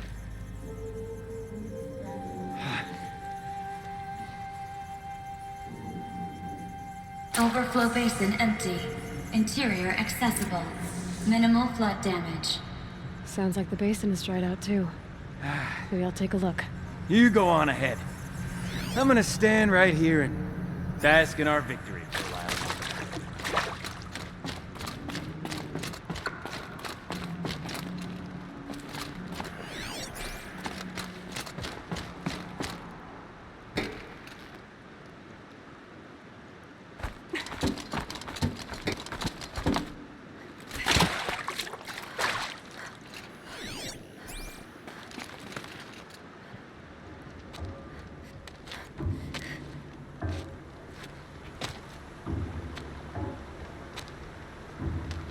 Water's lower now. But what's that sound? It's coming from downstream.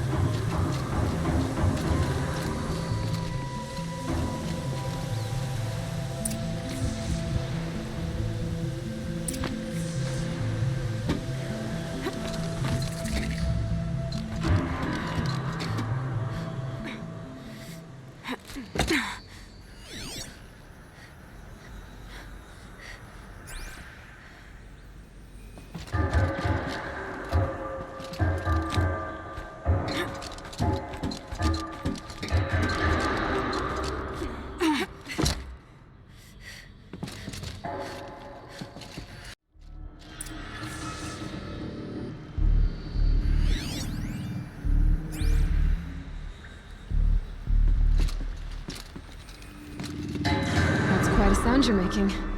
I'm Aloy. I just lowered the waters from the dam north of here. The water came from the Grey Catch? And it was you that stopped it? Then I owe you the deepest of thanks. I'm Aloy, the drummer of this place. Deep in, as my father was and his mother before him. But recently the river rose and the basin flooded. I thought it was a curse. Our sacred instrument lost for good. Not quite a curse. Just a clumsy Oseram. Mm-hmm. I think I saw him not long ago in Song's Edge. He talks a lot. Like he thought his voice was melody. That's the one. Well, I'll let you get back to your music. Yes. I'm eager to play, after being kept away by the waters. But please, take this. I meant it when I said I owe you. This place means a lot to me. And my family.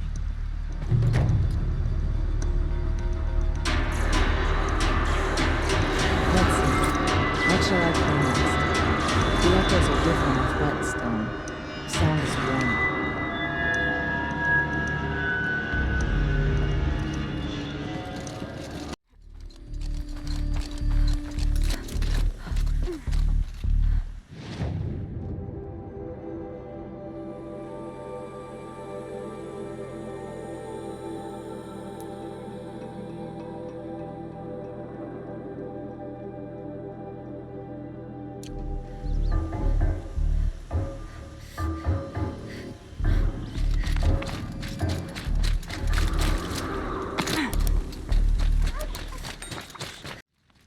Be my last. During every hunt.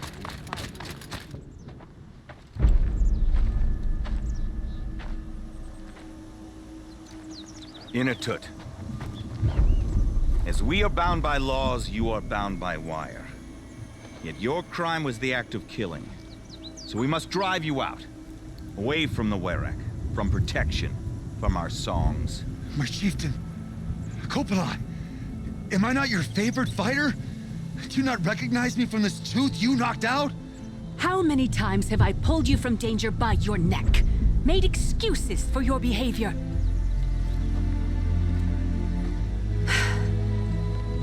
You are my favored. But the shaman is decided. While you wait for exile, think on what brought you here. A test of strength?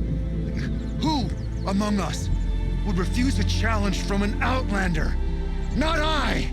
But I did not kill him! Hush, hush. You can tell your story to the ice.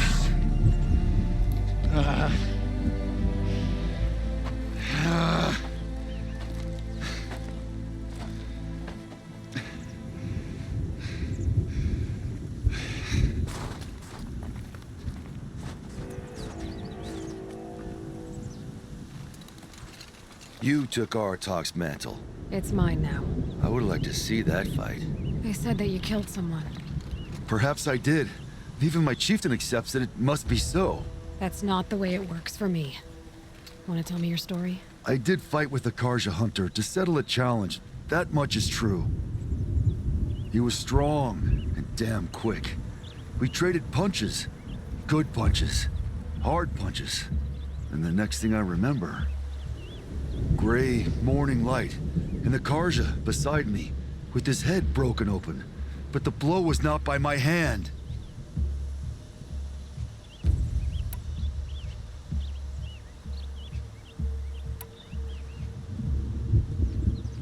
So everyone knows you started the fight with this man? Of course.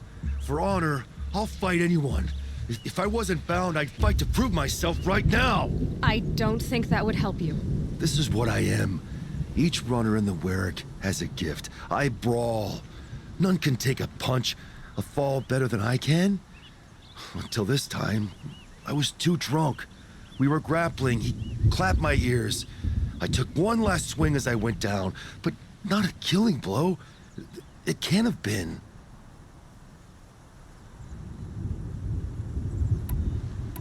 Isn't your Werak supposed to support you? At least give you the benefit of the doubt? When our Werak had cause to quarrel, I was a solution. To fight for its honor and win, they'd call on me. Or, when they needed someone to lose, for appearances, I could do that too. Now an outlander is murdered without honor, all eyes are on me. I have become my Werak's shame. They don't want an incident with the Karja, so you take the fall. But it's what I do best. And for your punishment, they'll exile you from the Werak? From warmth, march me up the slopes of the cloud shear, leave me stripped and exposed. That's awful. If I survive, the land has absolved me. That's the law. It must be accepted. It's still awful. I'm not stupid. I don't like my chances either. I can't fight a mountain.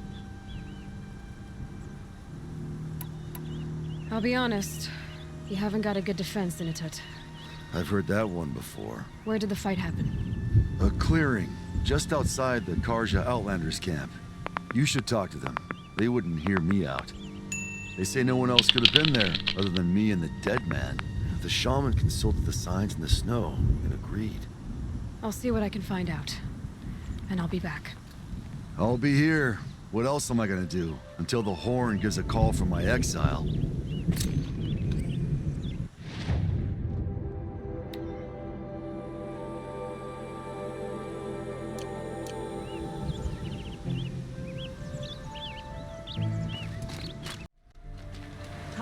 Once again leads back again, Huntress? I was asked to look into the murder of a Karja hunter. What happened? It's plain as day. A drunk Banuk thug picked a fight with Ruas, struck him down from behind and stole his headdress. The accused man says that he didn't do it. You're not going to get anything useful out of the Banuk, whether they talk to you or don't. They gather up like cloaks in a chill wind every time a hunter dies out here. Won't even hand Ruas's killer over for a proper trial. A proper trial? To fill his mouth with salt, and hold him up for the sun to consider over days. If it is clement, it may only take his sight, or his wits.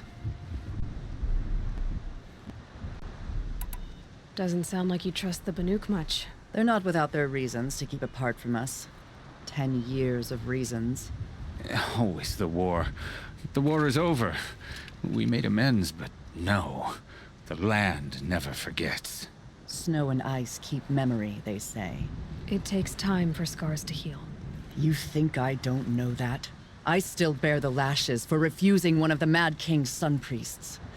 I was your age then. Times of shadow. Times of shadow. So other Karja hunters have died in these lands before? 3, maybe 4 in the last few seasons. That's no surprise. This place punishes even the prepared, and many young nobles don't prepare. But usually the snow covers everything, and the bodies are never found. No thanks to the Banuk. Do you think they're involved? No. If it's not about their tribe, they don't want to get involved. In these outlands, even the sun cannot thaw all it touches. Where did you find Ruas's body? There's no hunt, girl. Nothing to pick up. Humor me. I'm a good tracker. Down the rise to the west, there's a clearing. But a grazer herd couldn't have trampled it better. And if that barbarian gives up Ruas's headdress before they cast him out, let me know. It's valuable. Just because he failed to kill the Sun King doesn't mean he's any less guilty. He should pay. Hope she gets back soon. Leave those things for the market. A woman atop the Hunter's Lodge?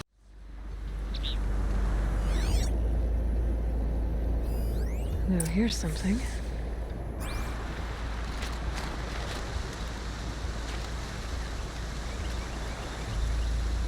Lots of leaves and bark scraped off here. When someone pulled out the branch? No. From climbing it. They came through the trees.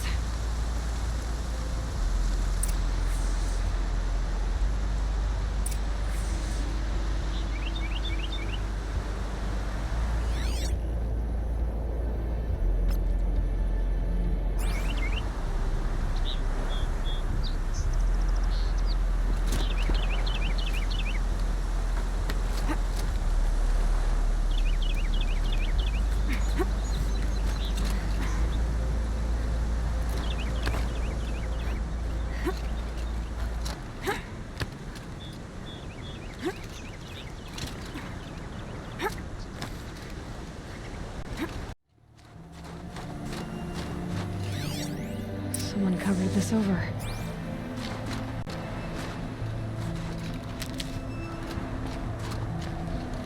What are they trying to hide?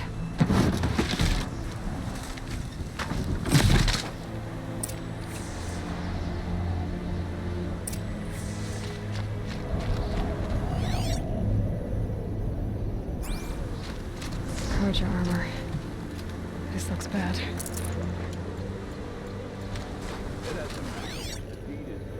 Another card is dead. And a light for a concept.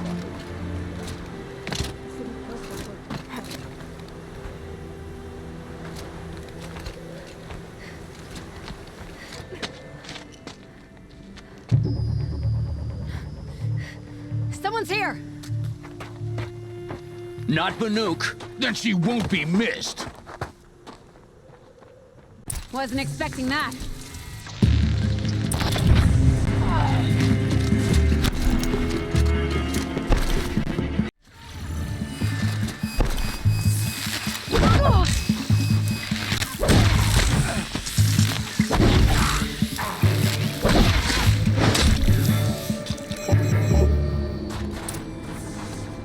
You've been killing Carja. And for what? Revenge for the war? Who gets to declare that one tribe no longer hates another? I'll tell you, not the ones who fought. Not the ones whose songs are silenced. Like my kin. For what you did, another Banuk has been sentenced to certain death. What about his song? That's why you followed us. For that punch-drunk idiot Inatut.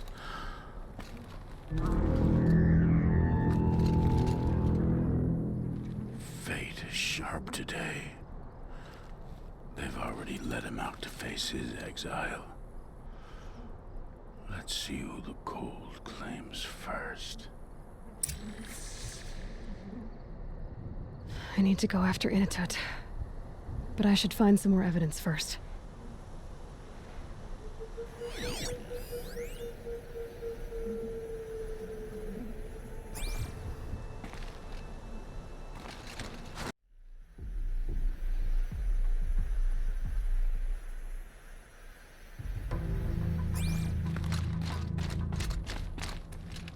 Newer than the rest. Must have belonged to Ruas, so it was a Carja soldiers. Not that it's any excuse. Did they keep any clothes from their victims?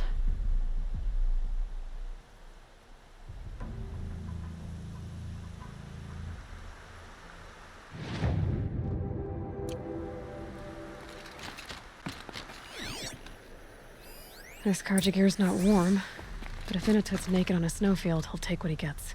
Okay, time to get moving.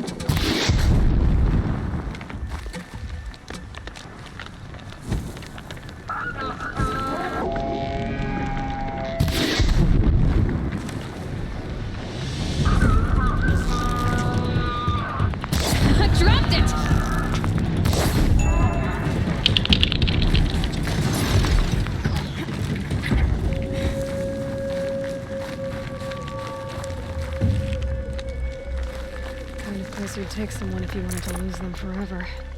I'm not getting up that frozen waterfall. Maybe along the sides?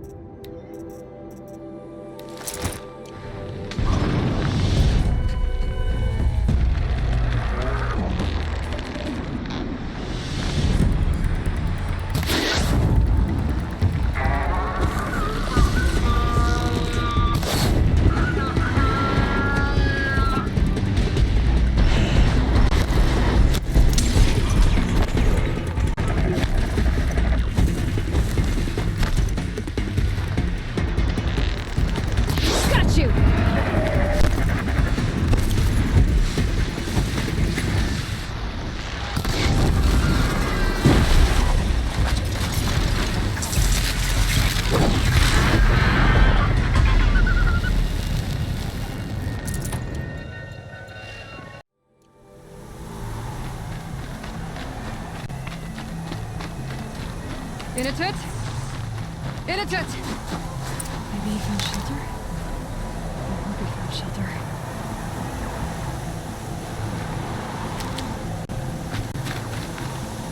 Behind the rock.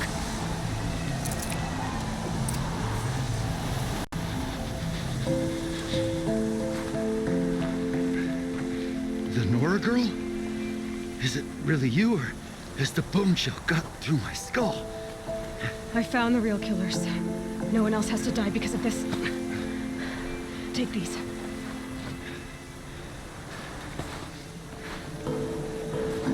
A dead Karsh's close. Haven't I been beaten down enough? But I won't argue.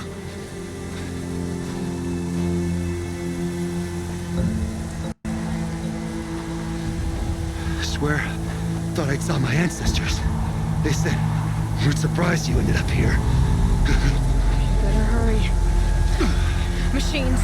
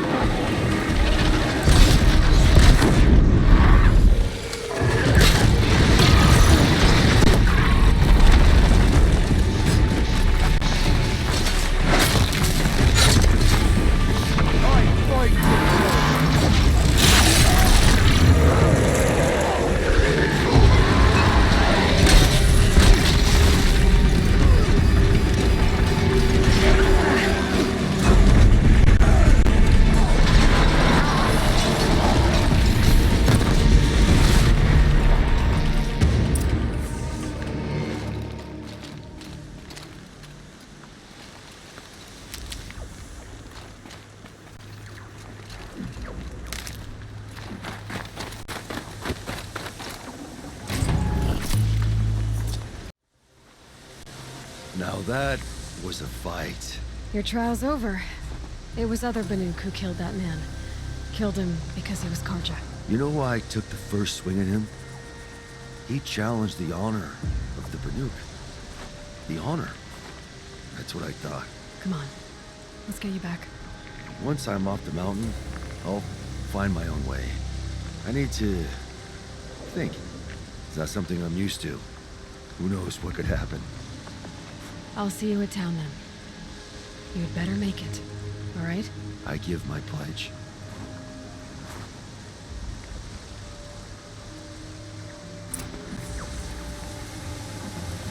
So by Banuk law, if Initet survives, he's forgiven. But I want to prove to his chieftain that he wasn't guilty in the first place.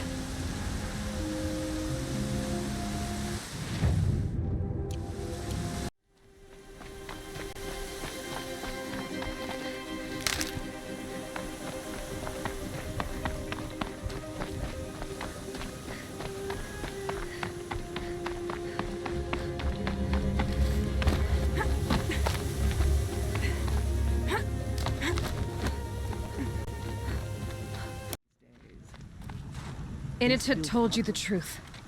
This is the headdress stolen from the murdered man.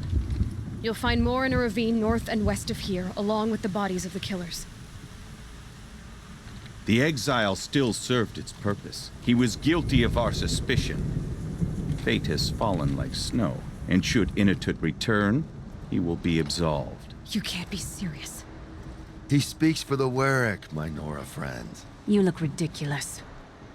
If you would return to my Werak, you will behave as a Banuk does. How does a Banuk behave, my chieftain? Like I did? Accepting a sentence for a crime he did not commit. Or those others who killed in cold blood for crimes that their Karja victims did not. I think what I wear will not make me more or less of a Banuk.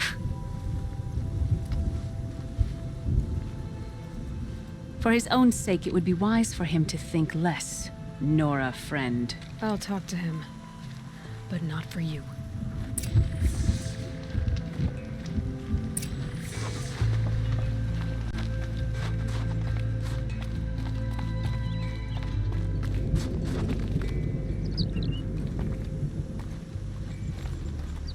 I defied my chieftain's will, spurned my Werak. How are you feeling? As if I've been pounded in the guts. I could just keep walking, but when my anger has thawed, it will leave me with nothing. Where else would I go?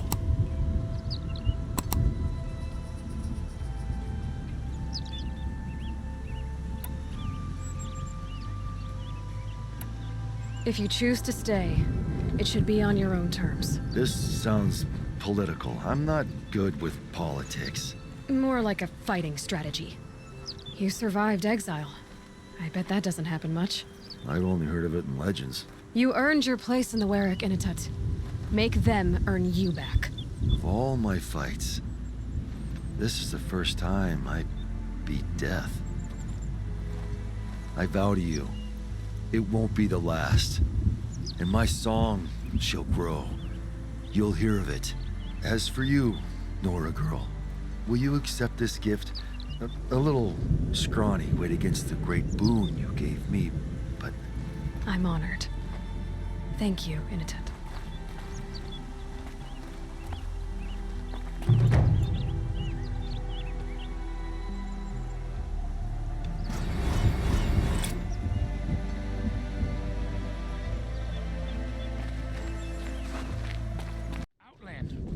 Wait a moment. That weapon of yours, Outlander, that spear. I can see the blue light upon it. This? It was made by an acquaintance of mine. Ah, a shaman. No. More of a tinker? A tinker does not understand the spark in the metal, the song in the metal like this. But it could be improved upon, modified with the help of the old ones. Far north of here, there is a cave, a shaft in the snow. Within it is a nest of metal birds. Find a bird that hasn't been stripped by shamans past, Look for a rail inside it, the length of your spear. That's all I can tell you. Get a rail from some metal birds in a cave. Sounds perfectly normal.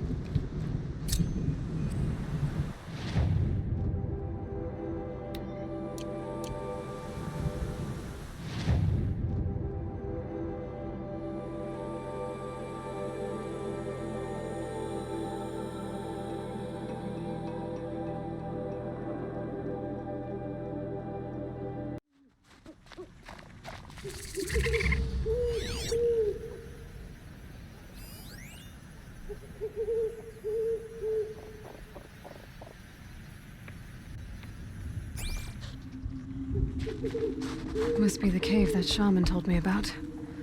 Long way down, and not natural either.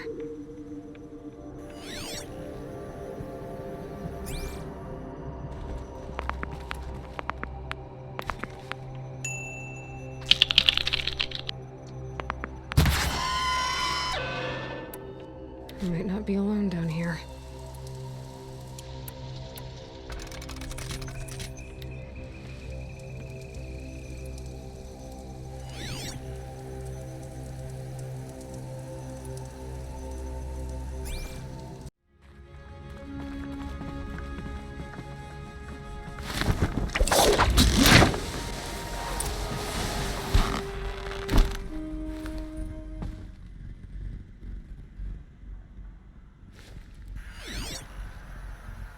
Damaged.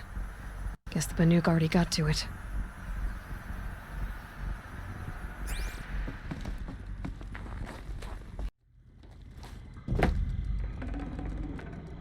Something's been hacked out of it. Maybe I can find another of these flying machines.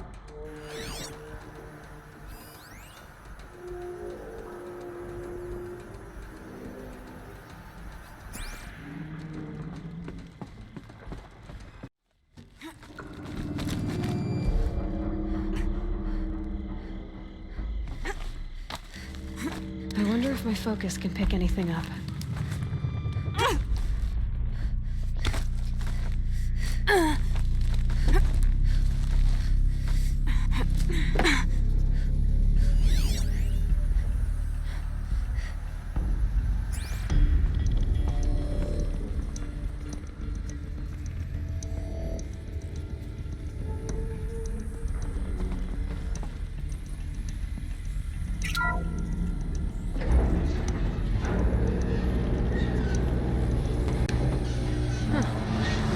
After all, now I can get across.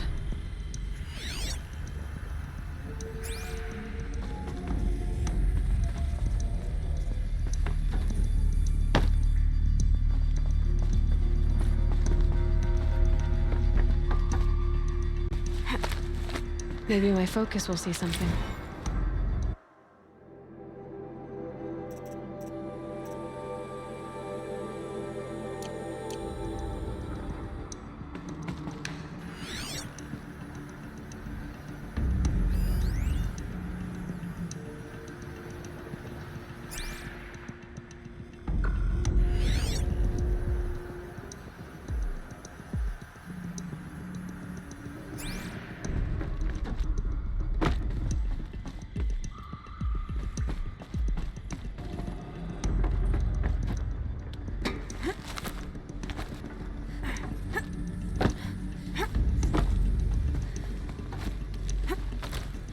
There's the door lock. I'll need to configure it.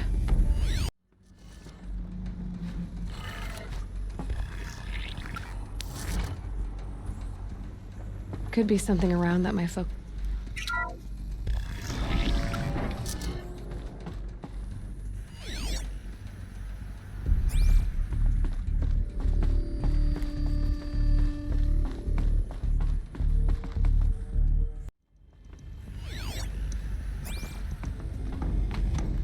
No one's touched this machine since it got sealed in here.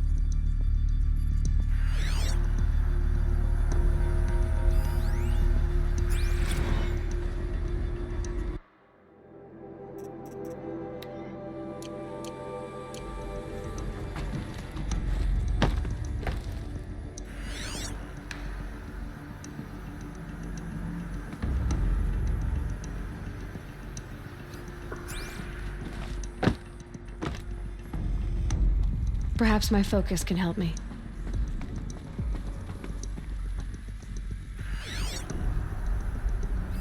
Mounting rail. That's what I want.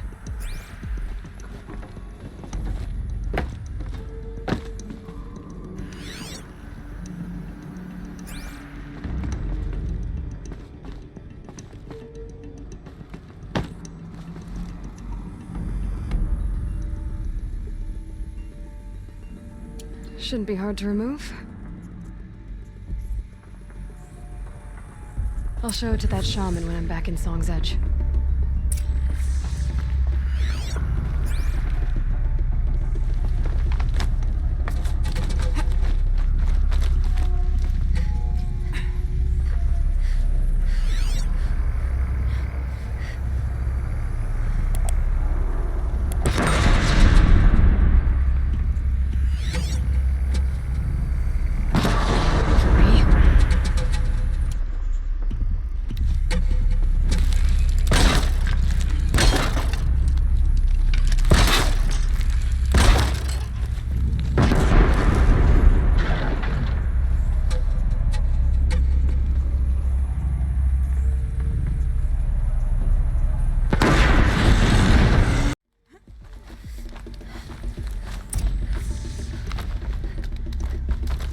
So this thing will improve my spear, huh?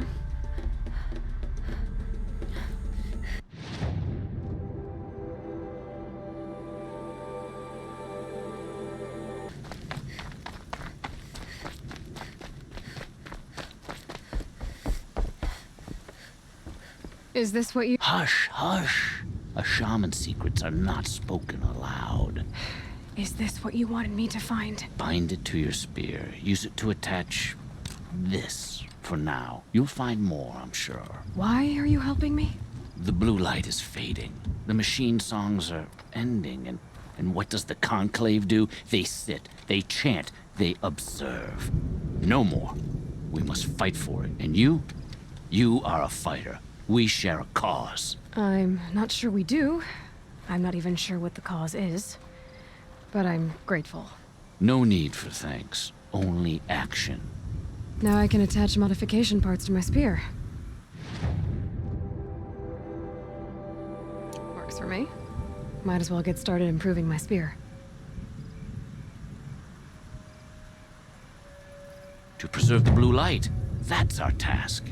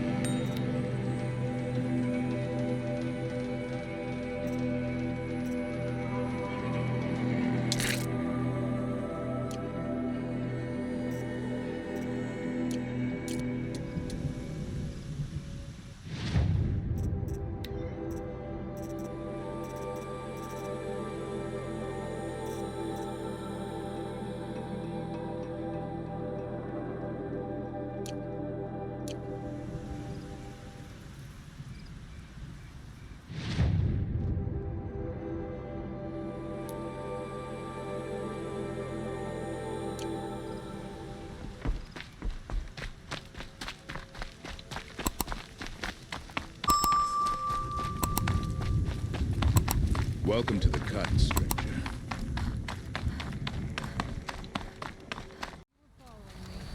I've heard of you, Huntress. Each of the many verses of your song tells of an impossible victory. The notes echo across the cut. You shouldn't believe everything you hear. That I know. My song used to echo around Banur, Umnak, the hunter of legendary machines. That's why I'm here. For another. They call it the Claws Beneath. Or they did when I was younger. Its defeat would have given my song a fine end. I used to travel between Banur and the Cut without stopping to sleep. But this trip, my bones ache, Huntress. But you, out hunting Aratak, leading your own Werak. If half your song is true, you are the only hunter I trust to go in my place. You want me to hunt for you? Not just for me, no. But for an old friend. This machine, the Claws Beneath. Why travel all the way to the Cut just to hunt it? Some songs. They include a refrain. The return of a past moment. It seemed fitting. You've hunted this thing before. Must have been 20 winters past. We were so close to bringing the Claws to bay. Closer than anyone else ever got. We? Me and my friend. He was a chieftain of my Werak then, a skilled hunter. Every few years, the Claws would emerge in a new location. I knew of 2 chieftains he'd sent to their burial pyres. My friend became the 3rd. This hunt, I had hoped to complete it in his honor.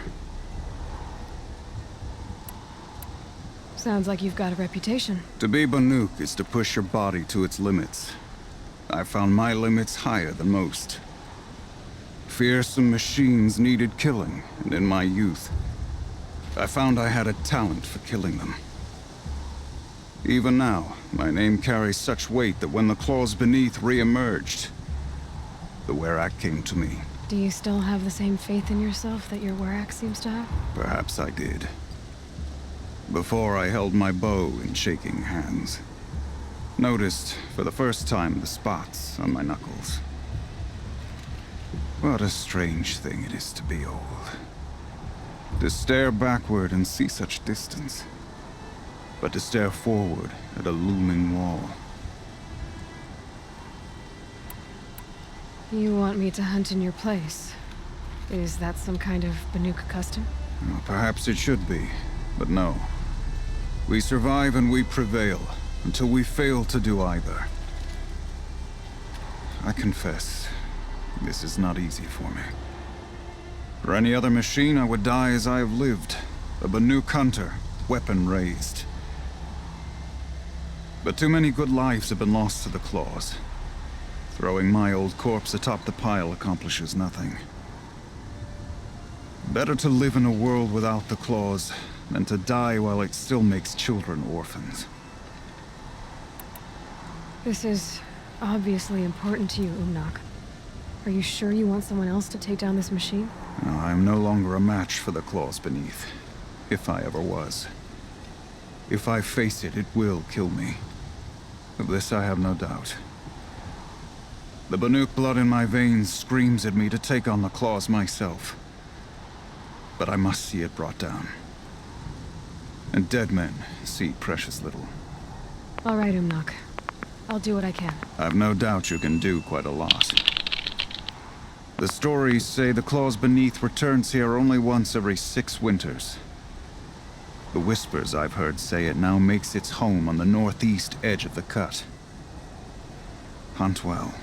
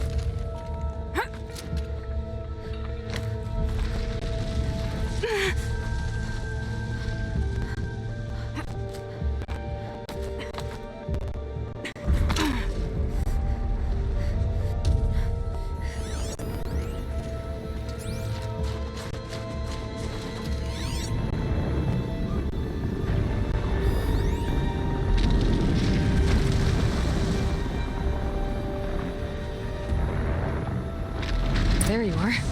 Just like Umnak said.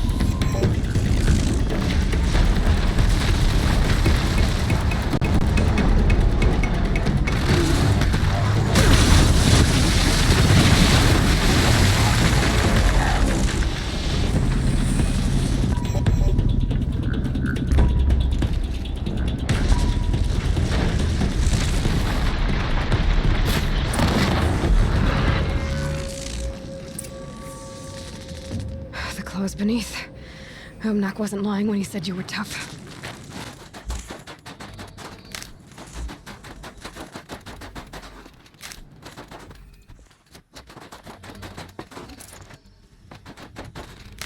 Chill almost feels like sunburn.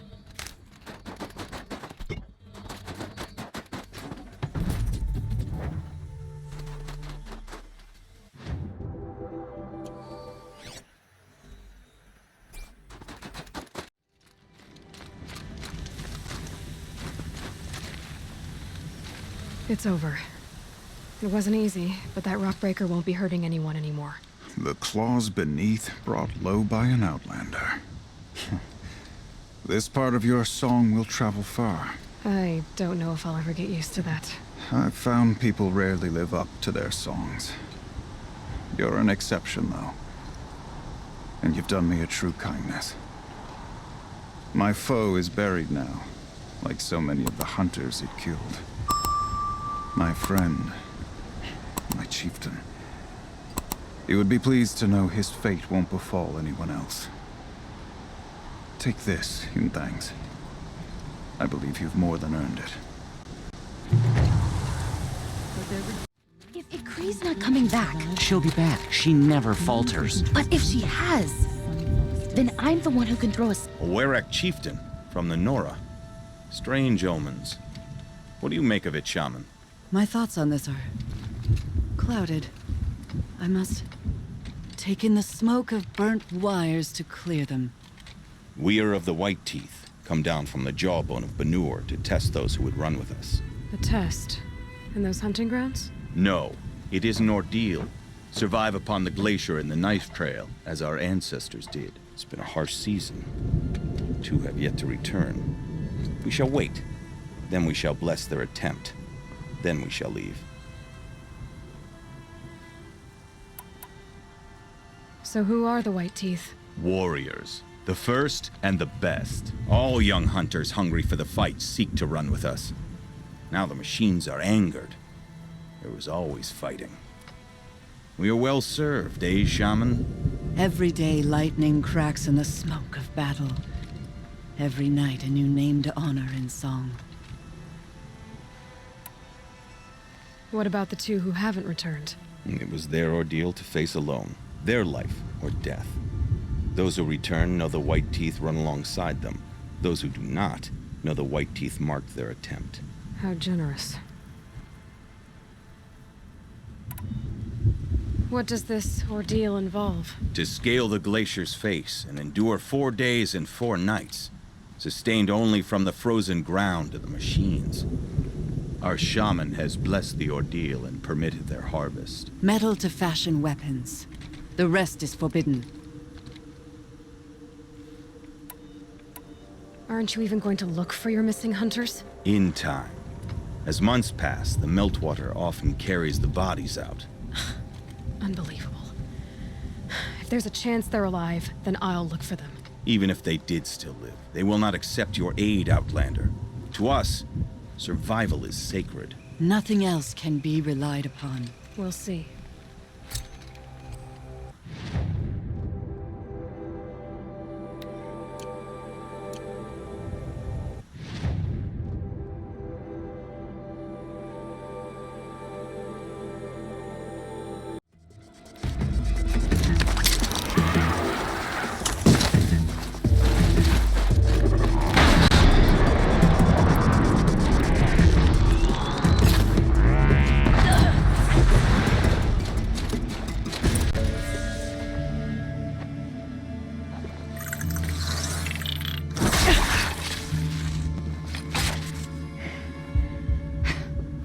Outlander, huh? Well, who else would join me on this path I've taken? Which path would that be? Away from tradition. Away from the Werak. It's not so...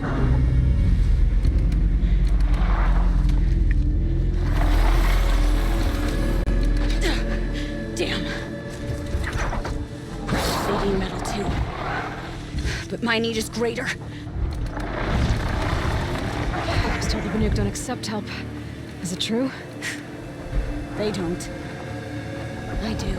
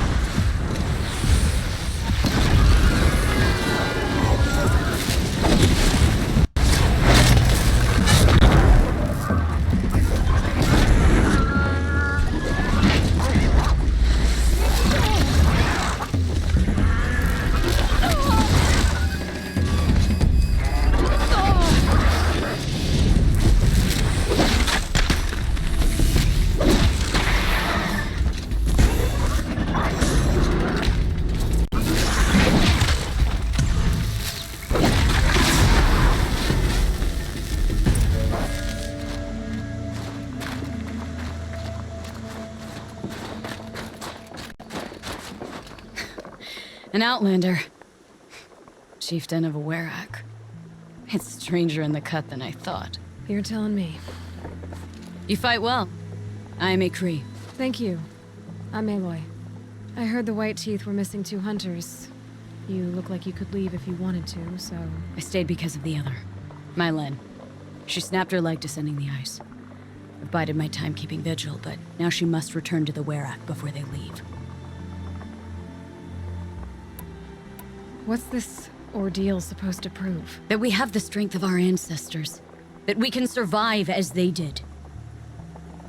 When they came in search of a homeland, some were trapped against this glacier by a snowstorm. 4 days, 4 nights. After the storm cleared, the survivors sighted a tallneck, which led them up into Banuk. Well, that's the story I learned anyway. You know this Mylan well. Since our knees were always skinned.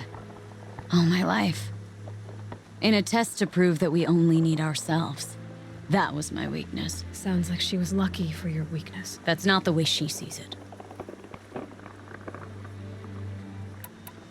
Is joining the White Teeth so important to you? It's one of the great Weraks of Banuk. Not so many great ones left now. I would go where Mylen went. I was her shadow on the snow, and she was mine. To be a runner with the White Teeth was everything to her. Mylan won't let you help her, will she? Because of the rules of this test. You're quick as a rockfall. No, just used to being told what's forbidden to me. She won't allow it. Won't take the medicinal plants I found or the food. Only what she can scrape up on hands and knees. I could get close when she was delirious. But now she's learned not to let me get close. So let's get her back to the Werak. All right. I've made a splint for her leg. Medicine for the pain, but I should warn you, she won't take them willingly. The law of survival... Tribal law shouldn't keep us apart from the ones we care for. Even if she cares more for the law.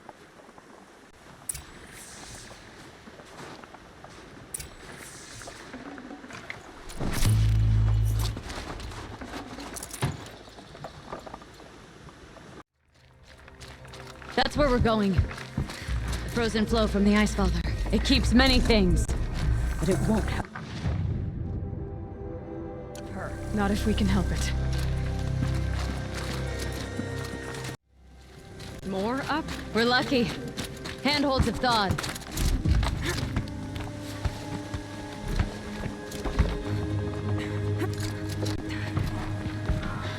There. She's passed out again. Between us, we can fight the machines off before they reach her.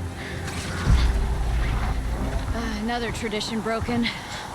Take it from me. It gets easier the more you do it.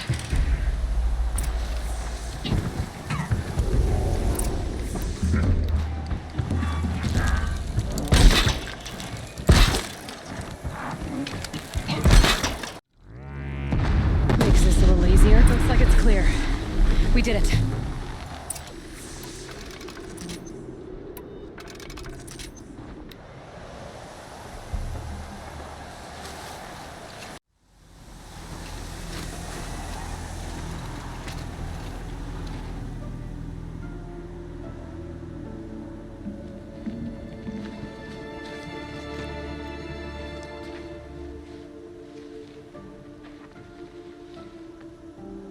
I can feel her fever even in this cold.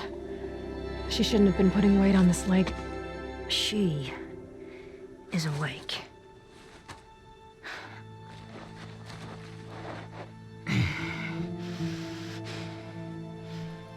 Miss Outlander. You brought her here, Ikri? You think I went to the Nora homelands to find a spear to drive between us? I told you. The ordeal is mine, and mine alone. I will survive. Which would you rather keep, Mylen? Your leg or your pride? Because I think you're gonna have to choose. Finish it.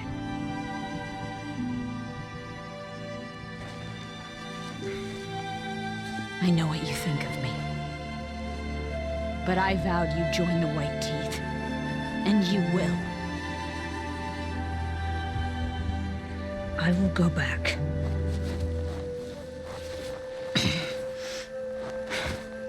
Alone.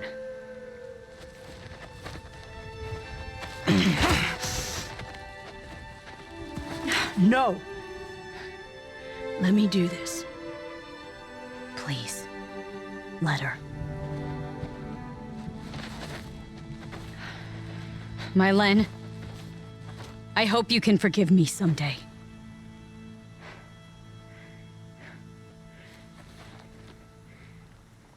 I never accepted your help. It's the Werak you should ask for forgiveness. I didn't care about the Werak.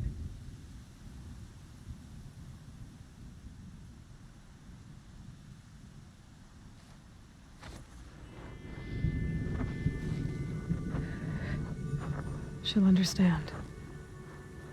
You saved her life. You don't know the Banuk very well, Aloy. We have so many ways to express a grudge, and only one to accept an apology.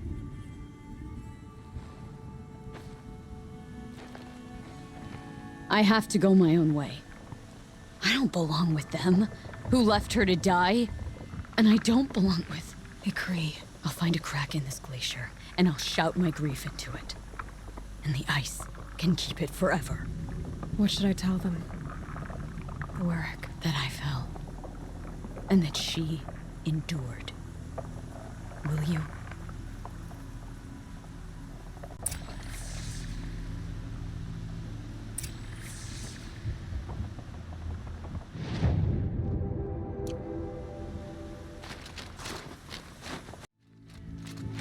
Good to see you, faithful friend.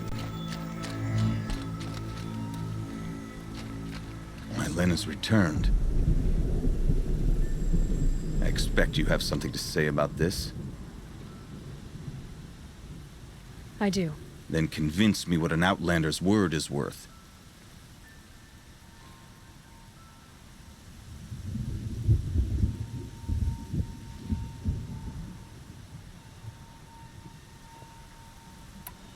I'm not up on all of the Banuk traditions, but I know what matters to you is that your laws are upheld. Going by the rules of your ordeal, she endured the 4 days and the 4 nights. She faced the extremes and survived. Seems to me that's what you wanted. Just so. Then by the law, Mylen will wear our paint. Outlander. So nothing of the other hunter? The one called Ikri? She's gone. She sounded brave. Her name will always be in my song. Good Werak has no weakness. I trust my kin with my life. It is a long road back to the Black Hills of our home. Knowing your worth and overestimating it.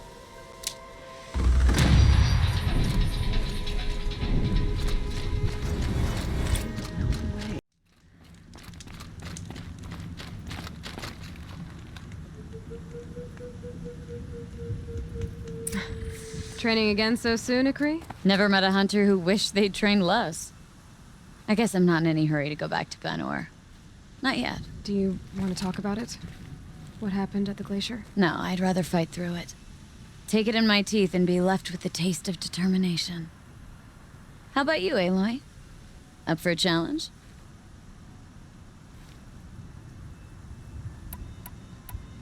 So you know, I told the White Teeth what you asked. What about Mylen? Did they accept her? They did. As they should. She was strong. Really, I only feel pride for her. As for me, I always wanted to be a snow ghost. Free to do what I will. What kind of challenge?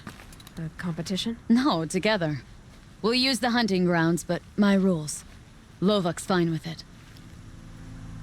We'll take in as little as possible. My sling, your bow. You draw the machines to me so I can freeze them. And then you hit them when they're brittle. We'll fight until we run out of machines or you run out of arrows. That's the challenge. Honestly, I'm more used to fighting alone. And I'm more used to fighting alongside another. So put your spear beside mine, why don't you? You freeze them, I shoot them. Doesn't seem so hard. Really? Then you'll only need half as many arrows as I'd planned to give you. Wait. It shows I trust your aim. Do you trust mine? You've really got to work for a Banuk challenge, don't you? That's the spirit. Come on, let's drop off our gear and go. You know the strategy by now? You pull the herd, I freeze them down.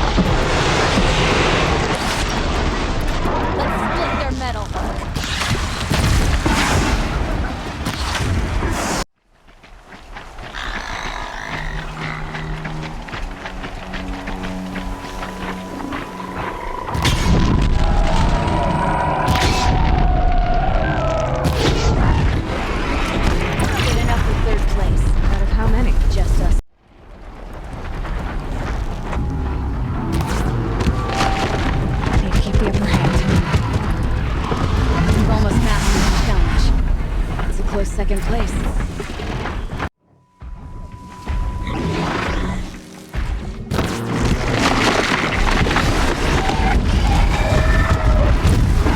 Sure did.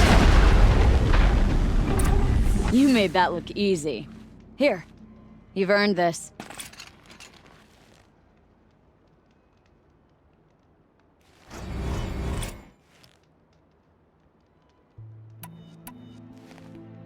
It was a good challenge, Shikri. Think I should settle down? Start a hunting ground of my own? I think you could do whatever you put your mind to. Let's not say farewell. I've had enough of that to last me a dozen winters. I hope your song finds its proper end. But it won't be easy, will it? Is it that obvious? Fate's a long climb on a high cliff for people like you and me.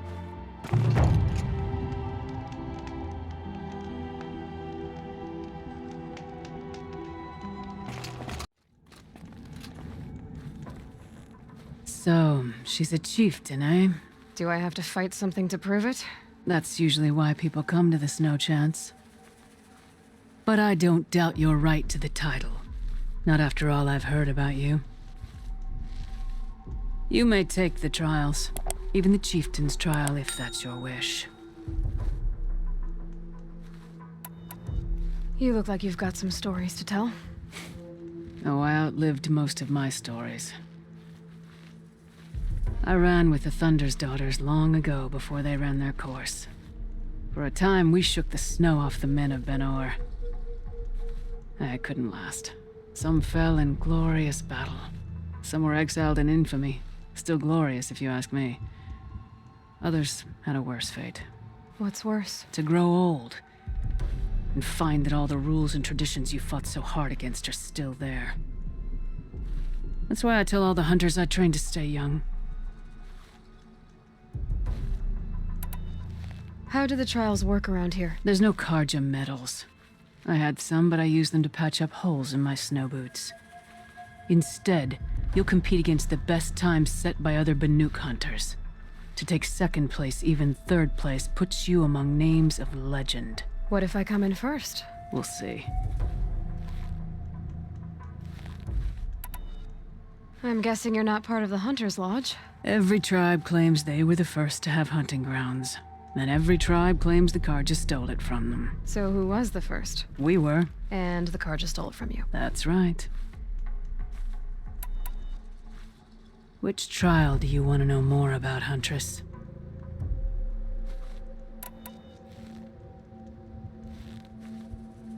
The control trial tests a hunter's ability to rein in the Stormslinger's power. Only the wisest understand these shamanic weapons, and only the bravest wield them. I'll start counting after you've taken the rope down. We'll need a moment to pull the machines from the pass into the arenas. Then make your descent.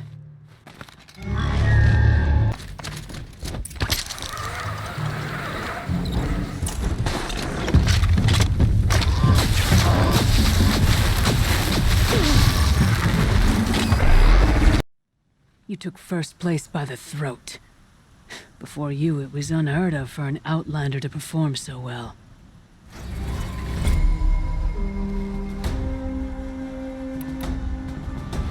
The Onslaught trial challenges a hunter to withstand the ebb and flow of combat.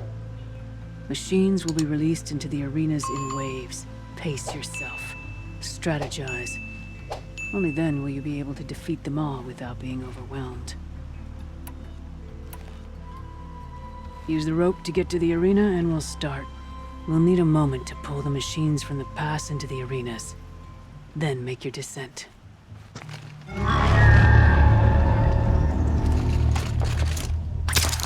Saw me. Here we go.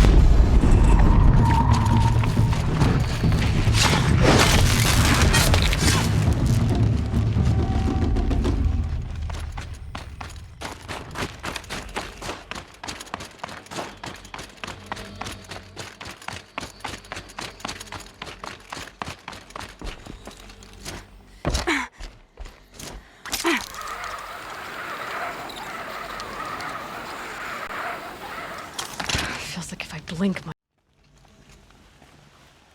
You took first place by the throat. Before you, it was unheard of for an Outlander to perform so well.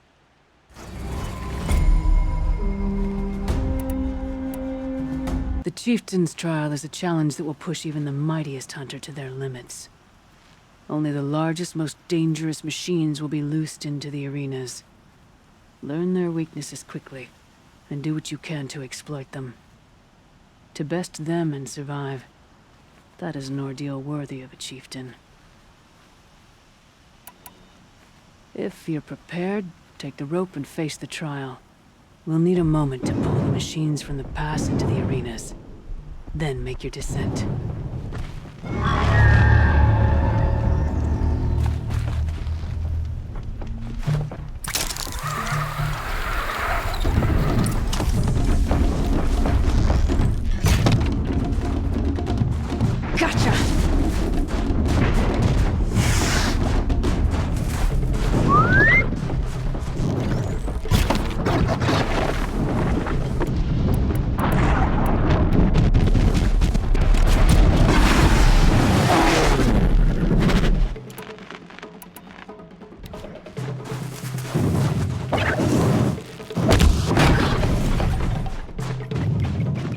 They're scanning for me. Over here. Time to move on.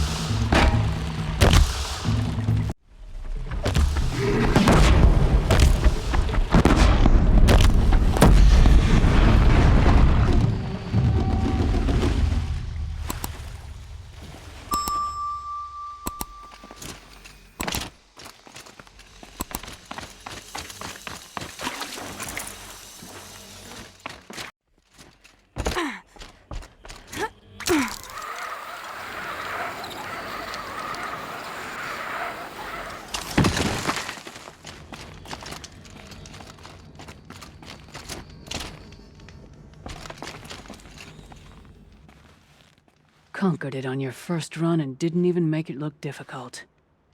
I swear it on the ice. You're as good as any Banuk champion.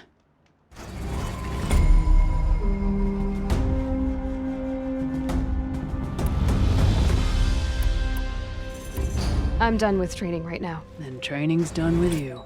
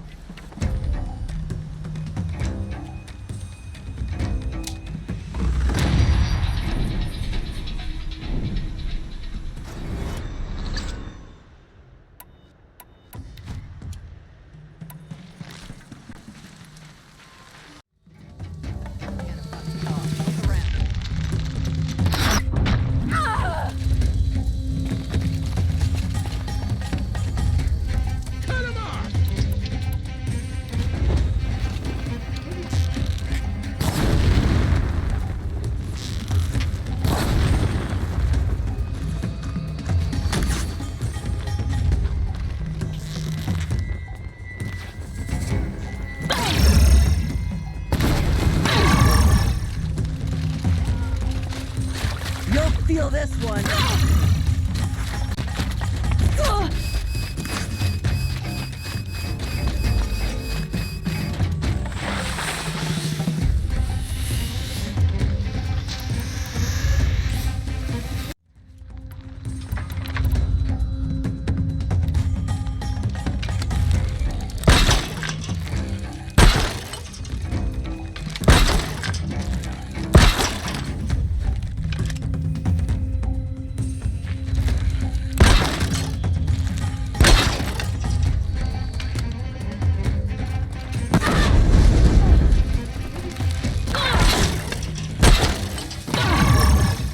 Try to run.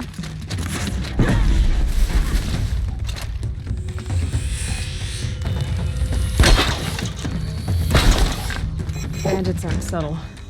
Clearing them out would send a different kind of message. Don't lose her!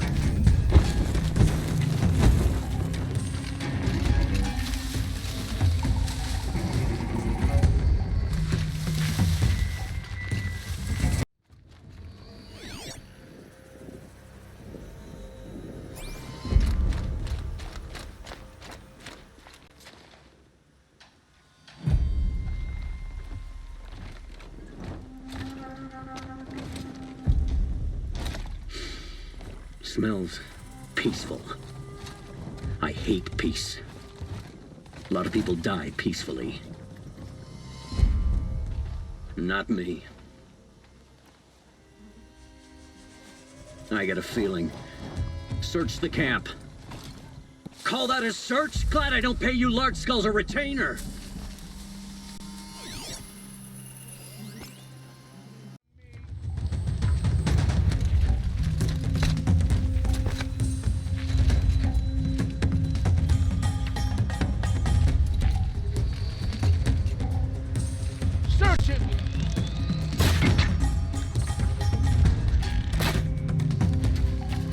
Time to rain down some...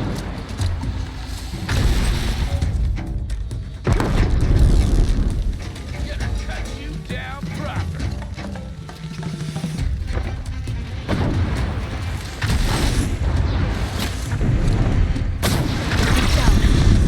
He won't be torching anything else.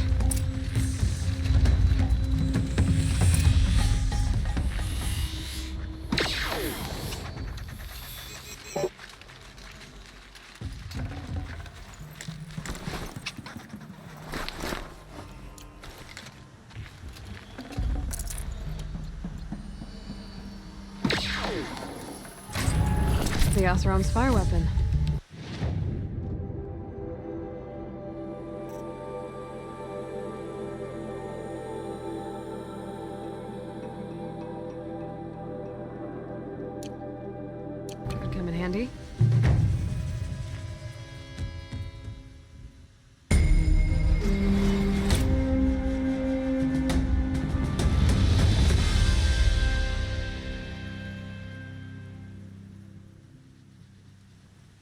Won't be long before the Werak finds out I took out the bandit camp. In fact, I'll bet my name's all over Song's Edge. Might be time to challenge Aratak.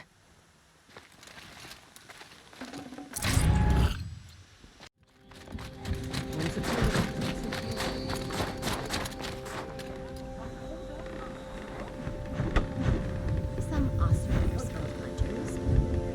Their machines are respected. My people have been telling tales of your accomplishments.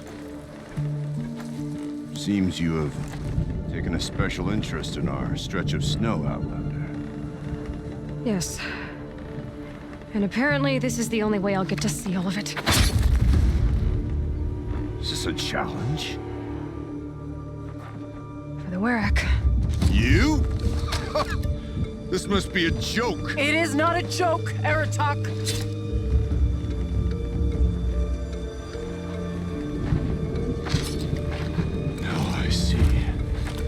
The Outlander's your pawn. And with you backing her claim, I have no choice but to accept. I expected better of you, sister. It was you who forbid me from Thunder's drum, brother. Brother and sister? This is a little more complicated than I thought. No, it's simple. You will meet me at the Frost Figures, and I'll put a quick end to this mockery.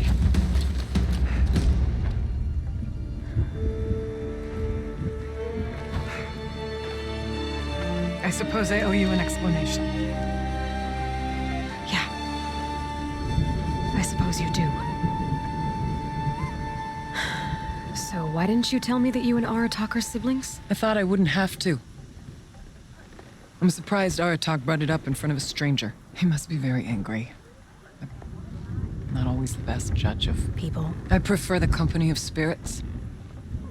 They're simply my own. I didn't want you to think of our pilgrimage as some sort of family squabble. It's much more important than that.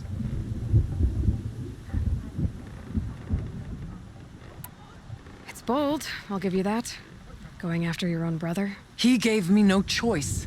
He thinks I'm a child to be shoved to the back of the hunt. He would forbid me from my destiny. And yet, part of me did it knowing he would forgive me, eventually.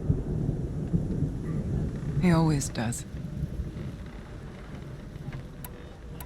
Family drama aside, what's this challenge meant to be anyway? You and Aratak will hunt machines at the Frost Figures. The victor will be the fastest. It won't be easy. Nothing about this has been so far. When you meet us at the starting point, I'll tell you more. It will be simpler to explain from the base of the hills. Araya, it's not about who's related to who. I want to know what's inside Thunder's drum. The spirit, the daemon, and how it all connects to the machines. But if we're gonna go through with this, I need you to be straight with me. I underestimated you. And Aratak. I won't make that mistake again. See you at the Frost Figures, then.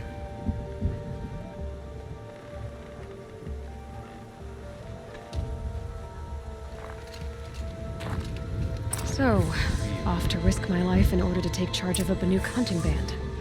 Just what I always wanted. Frost Figures, here I come.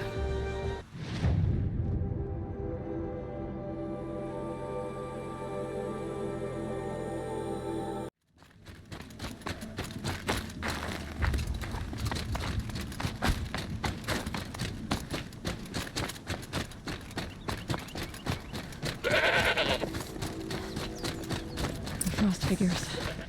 Aratak and Araya must be close.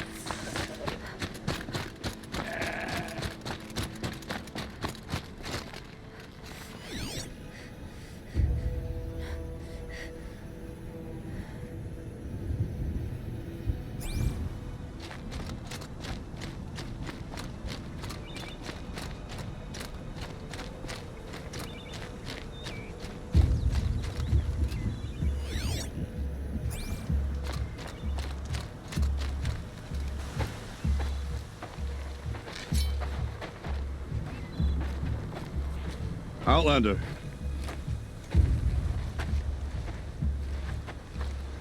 I have prevailed over such challenges before, and fear none. But this one is foolish. You are not Banuk. You do not understand my responsibilities. I ask you, one hunter to another, withdraw.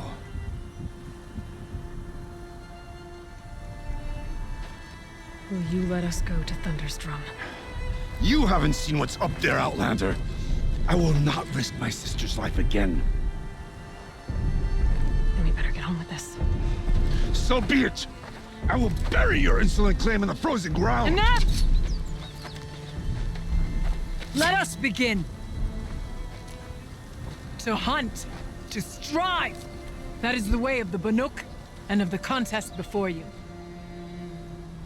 You will climb the frost figures from the east, Aratok from the west. Each trail wends its way through deadly machines. Hunters from the Werak will be posted along the way. They will hail you, calling out machines for you to slay. Your hunt will take you around the ridge to the center, where you must descend to the valley for your final kill. Each time, after your prey has fallen, you must launch a beacon such as this, so that all our kin will see your progress. Kill machines, launch balloons. Got it. So, the first of us to launch the third balloon wins? Well, yes. And as Challenger, your path to victory is harder. If even one of your beacons comes in after Aratok's, he prevails.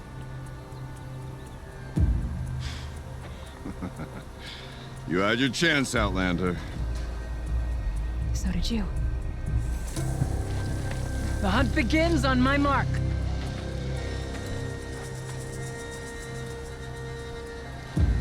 Now!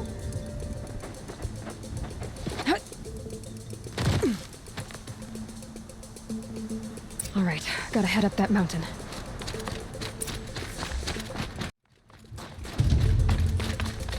Looks like there are a few ways to go up, and those rock paintings mark the path.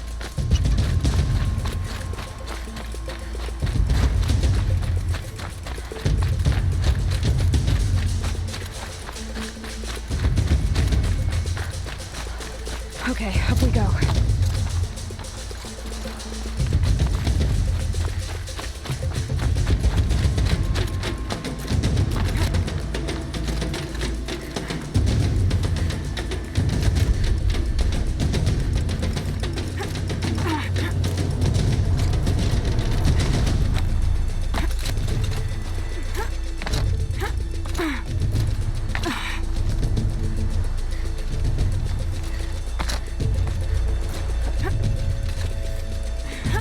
Be on the right path.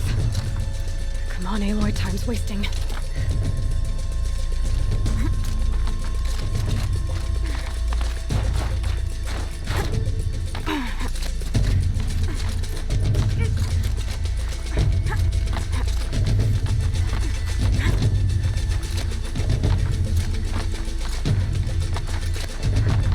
Almost to the top.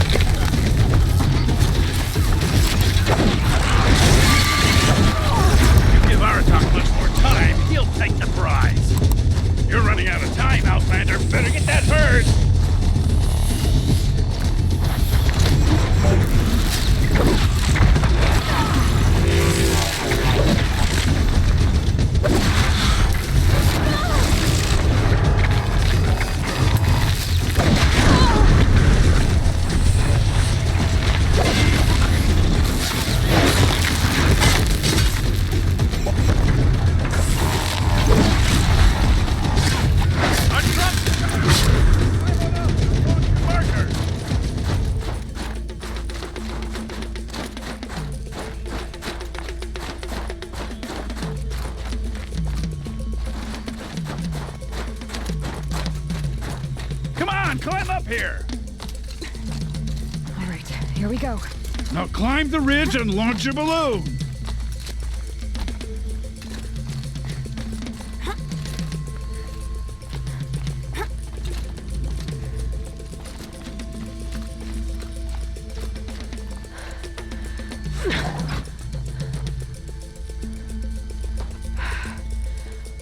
Aratok knows what he's doing.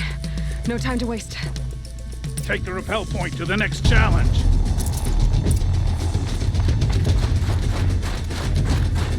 Two bellowbacks ahead, Challenger. Kill them both. None of the other machines matter. All right, 2 dead bellowbacks coming up.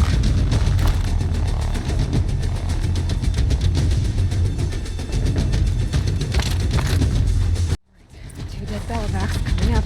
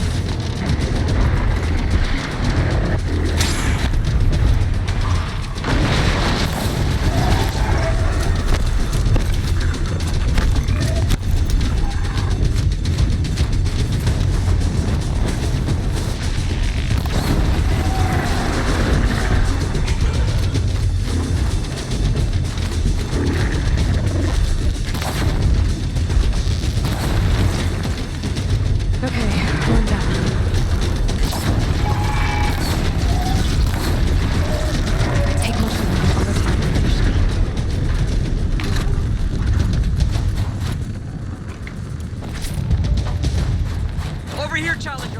Better get to that balloon.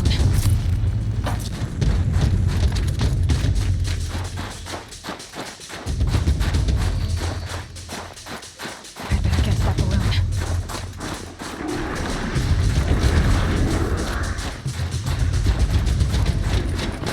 Come on over here and launch your balloon!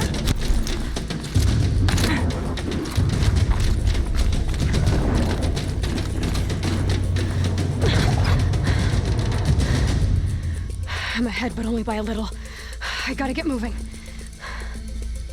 Now take the zipline and work your way down to the valley.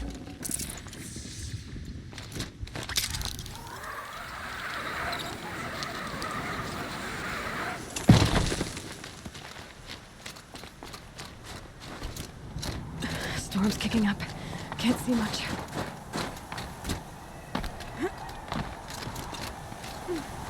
Close now.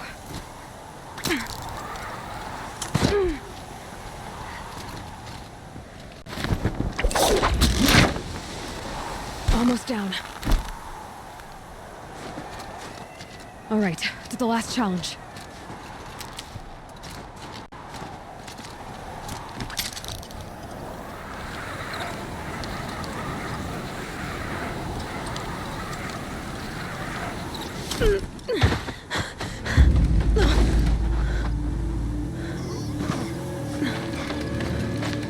Something's wrong. My kin should be here, driving in our final quarry. They're right behind us!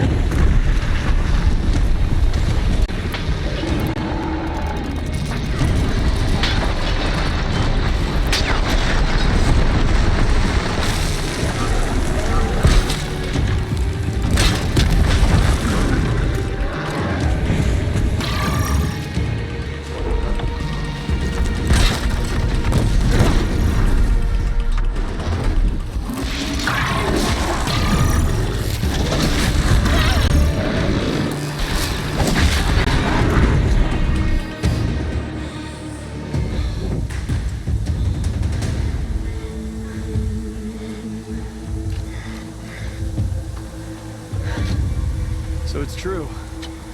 Frostclaws from Thunder's drum. The attack cut short the competition. Naturally, there can be no result. It is void.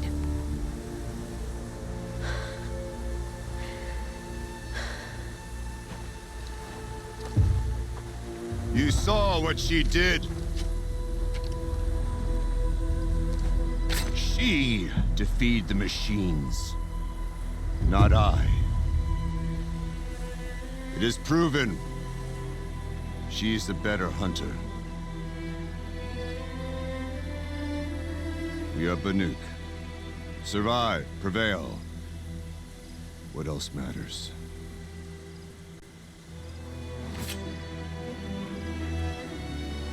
My blood is in your teeth.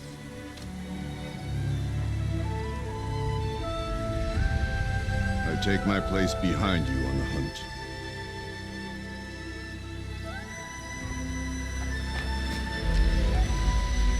No more hunters may make the ascent to Thunder's drum. The way is closed to all but the chieftain and myself. It is not my place, but I would ask a boon.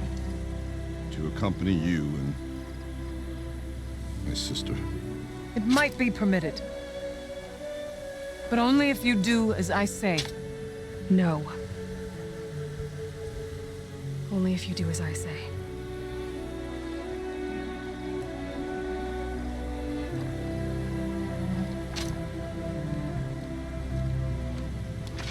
Thunder's drum awaits. There's a camp at its base, Long Notch it's called. Meet us there when you're ready. Chieftain.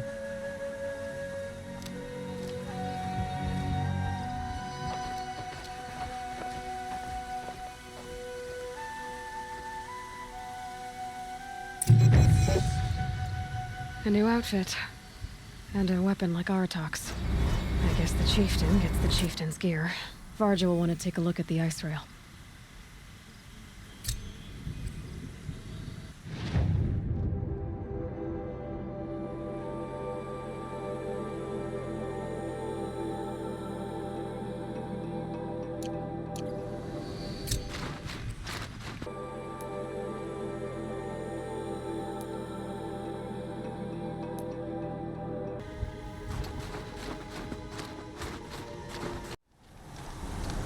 Meridian is a place where your every need is... You're Aloy, right? My pop... Bergand, I mean, told me you might be heading up to see me. Varja. Pleasure. Hey, that spear is really something. You've customized her, haven't you? I've made a change or two. You've got an eye for weapons. I wish these Banuk agreed with you. I can't seem to sell scrap to a Glentalk around here. Everyone wants boring old bows and spears. I like the more unusual stuff. And the Banuk can get unusual. Like that spear Aratak hauls around. An ice rail. Ooh, or that weapon of Araya's. What I wouldn't give to poke around inside one of those. Feel the lightning on my fingers. Or inside of anything, really. Last commission I had was a month ago. A weapon that spat fire. That didn't go well.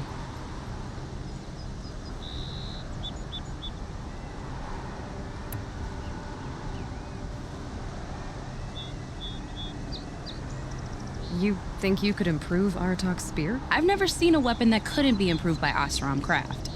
You know, I tried to ask him if I could hold her once. Even offered to improve her for free. How'd that go? How do you think? He just grunted and kept walking.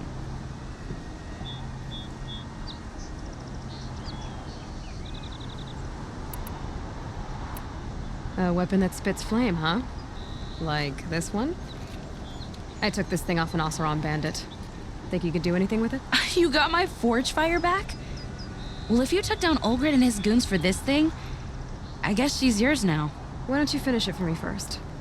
Make her into the weapon she was supposed to be. Thought you'd never ask. I'm gonna need a bellowback snout. Any bellowbacks will do. Can you handle it alone? I think I can manage that. This forge fire of yours, what do you need to finish it up? Like I said, a bellowback snout ought to do it. I'm not picky. So, Let's say someone you know happened to have a weapon like Araya's. You don't. See for yourself. Of course. Look at the... So the coils generate the spark, but the power source isn't even bolted in. I won't lie. She's beautiful.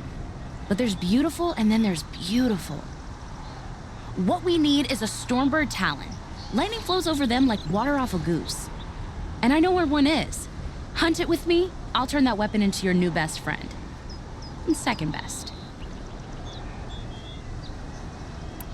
You're sure you can fix up this thing? You bet. Probably. Just need that Stormbird Talon. So you want to hunt a Stormbird? I haven't seen any in the cut. That's right. But one roof's back near Freeheap. How about a break from all this white? I'll meet you there. What? People expect you to hike for miles, hunt huge machines alone, and just bring stuff back? Mostly. Not me. I'm fierce. New machines, like all machines, are still...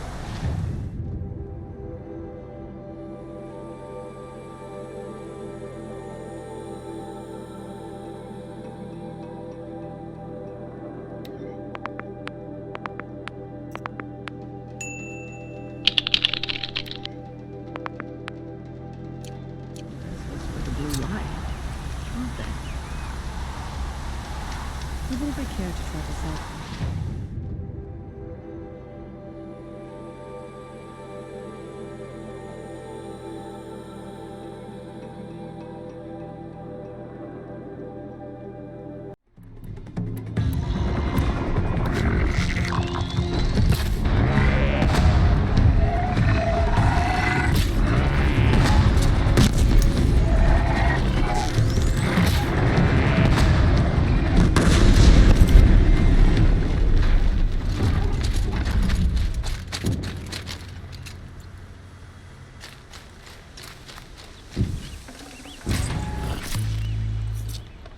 That should do it.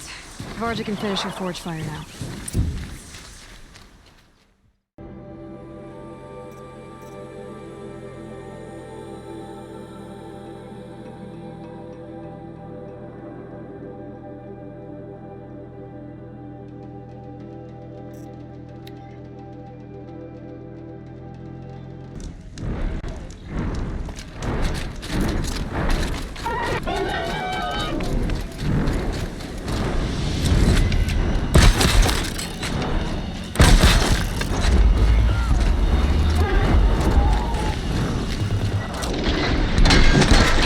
Couldn't wait to get started, huh?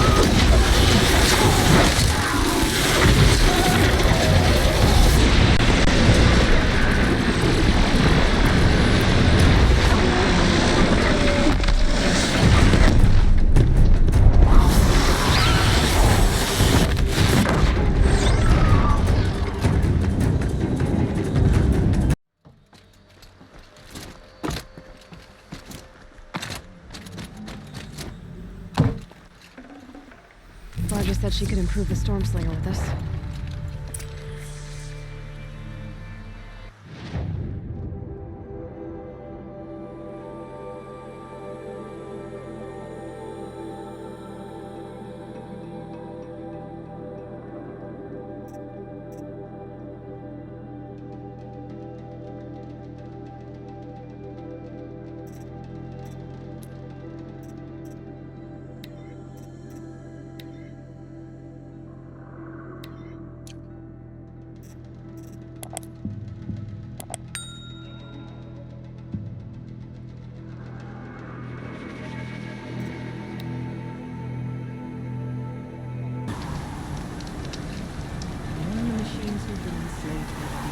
Got that part you need?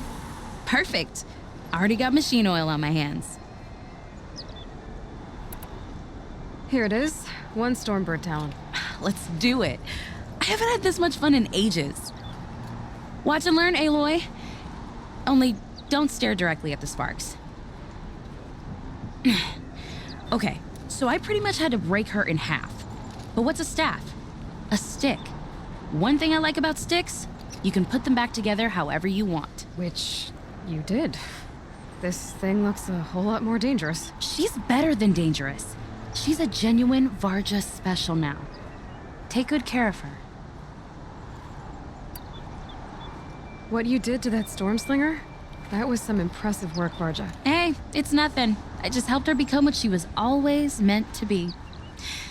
They grow up so fast. I've got what you asked for. Show me what you had in mind for the forge fire. Finally!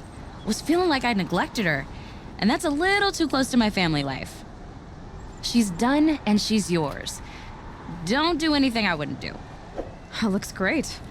I almost expected you to turn it into a burning ropecaster or something. Nah, she was close to perfect from the start. She's a Varja original, after all. Thanks for your work on the forge fire. Pleasure.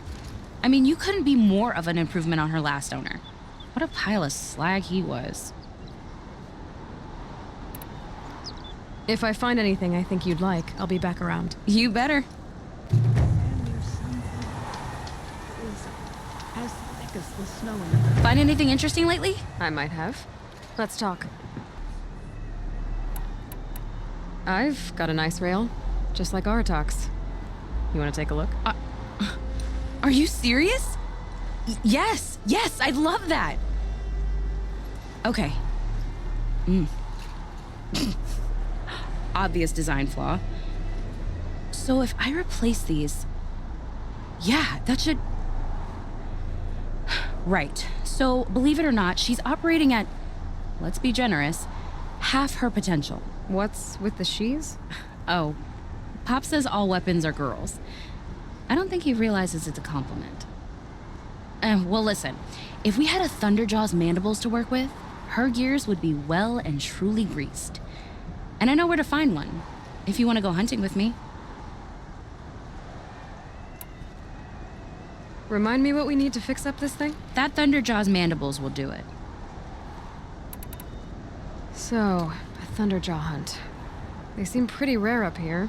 Not that I'm complaining. That's why we should get out of the cut for a while. Hunt one in the valley meet. I'll wait for you out there. Easier for me to work with parts before the metal goes cold. Is Bergren going to be okay with this? If we can handle a Thunderjaw, we can handle Pop. Good to see you.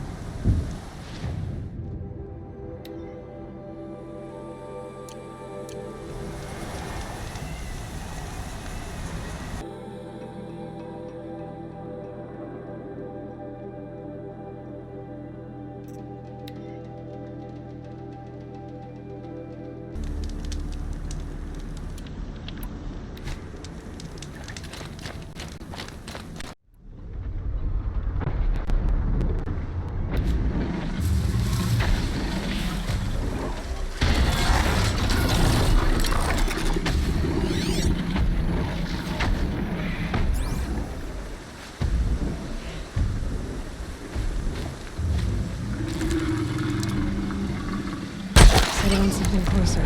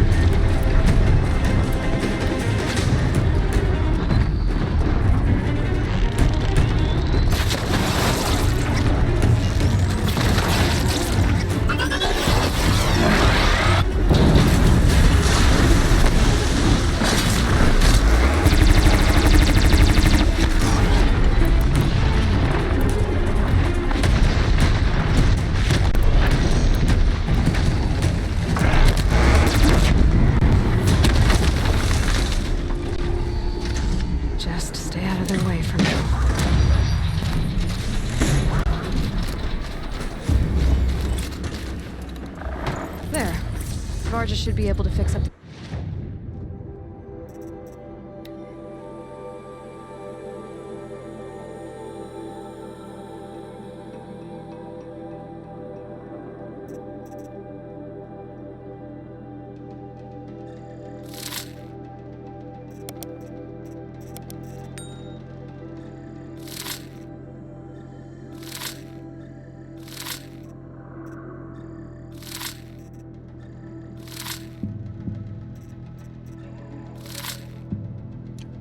the ice rail.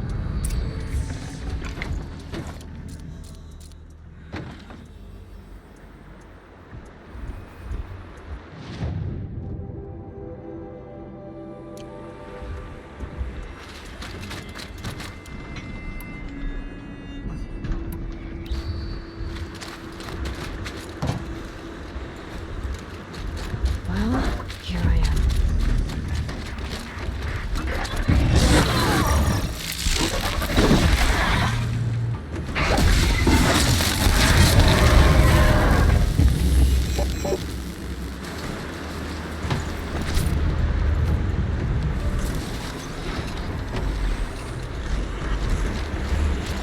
Found the part. Ready to fix up that weapon? I am always ready to fix up a weapon. Never thought I'd be glad to see the inside of a Thunderjaw's mouth. I sure am. Every machine's a big box of tools. Once they stop trying to kill you, that is. Trust me, Aloy. You won't recognize this ice rail when I'm through. There. Oh, she's perfect. A spear's a spear, right? Poke slash done. Boring. I adjusted the chill water flow, rebalanced here, strapped on a launcher, and now she shoots freezing spikes. Ta-da! You weren't kidding. More beautiful, more powerful. That's my guarantee. Thanks, Varja. These 3 weapons are fine work. Are you kidding? I can't remember when I had this much fun. I should be thanking you. I'm the one walking away with the weapons, aren't I? Seems wrong to charge you for giving me an opportunity to do what I love doing. Don't tell Pop I said that. Here, whenever I tinker with weapons, I go through fistfuls of this stuff. Maybe you'll get some use out of it.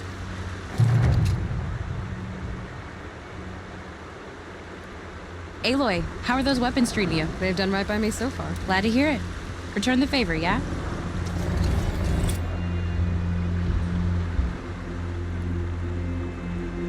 Aloy, how are those weapons treating you? They've done right by me so far. Glad to hear it. Return the favor, yeah?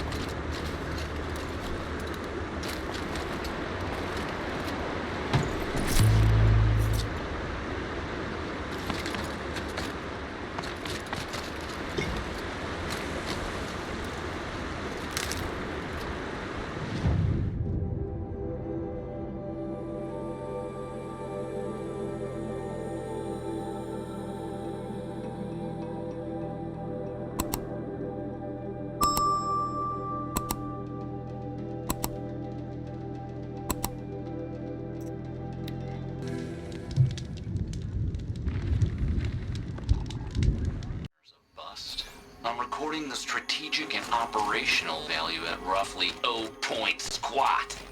No reason we shouldn't pack the staff onto a vert and send them back to Nowheresville. Back again, Enjuk. You've picked up my interest in the beasts of the old world, I see.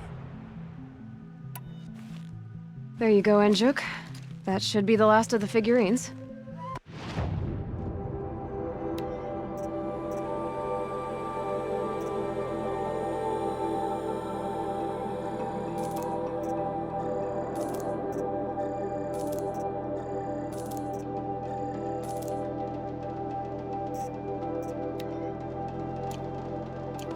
blue light. I didn't know if I'd ever see the whole collection reunited. And look at them. They're beautiful. You've done a great thing, Aloy. These may represent the last record that any of these beasts ever lived. Take this. It's the least I can do. And come back anytime. I and our animal friends await your return.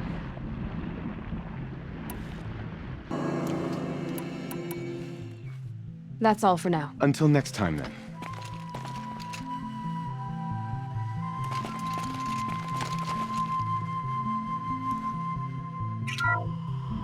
Canis lupus, the enigmatic gray wolf. Brought to you by Montana Recreations. Could it be that these wolves and our foxes are the same somehow? Perhaps after hundreds of winters.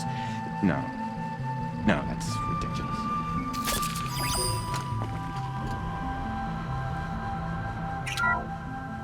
Otoclonius virginianus, the majestic mule deer. Brought to you by Montana Recreations. Not built like a predator, but perhaps it needed those horns to take down its prey in the absence of sharp fangs.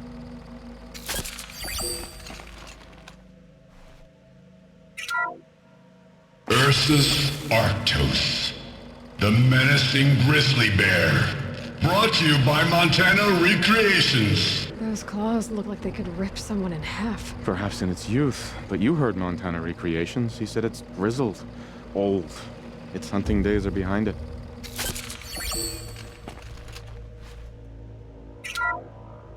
Bison, bison, bison. That's the actual Latin name of the regal American bison. Brought to you by Montana Recreations. Latin? Perhaps that's some sort of old world custom in which one repeats the name of a particularly revered animal.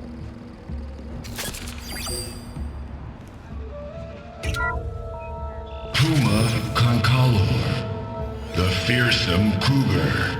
Brought to you by Montana Recreations. Its coat is sand-colored. Could it have been burrowing animal? Perhaps those teeth were only used for digging. Feels like if I blink, my eyes will freeze shut.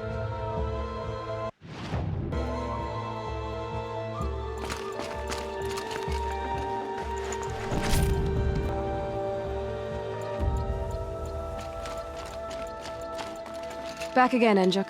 You've picked up my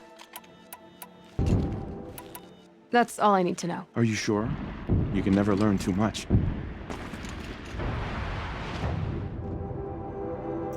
As you asked. And our scouts are watching for more frost claws. Our numbers rise. 3 more hunters have passed their trials. But our purpose was to take back the mountain.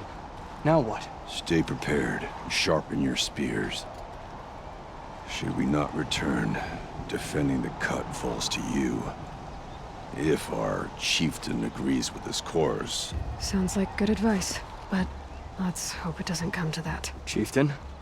The weight of command is no small burden. I can see that. Tell me what happened to the first expedition.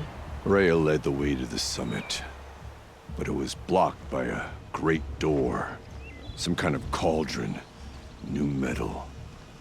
We tried to break through, but it was unflinching. We were exhausted. No way forward and machines behind. I made the call to push back. It cost us greatly. But to remain would have cost us everything. I had hoped to never subject Araya to that again. What do you think is beyond that door? I do not know. That expanse of metal, that dead hum. Nothing sacred belongs there. Machines and death, that's what the mountain holds. Death for us or for the daemon. And if we do find the spirit? Then perhaps we should put it out of its misery. I take it you haven't spoken to Araya yet? Why should I? This is what she wanted.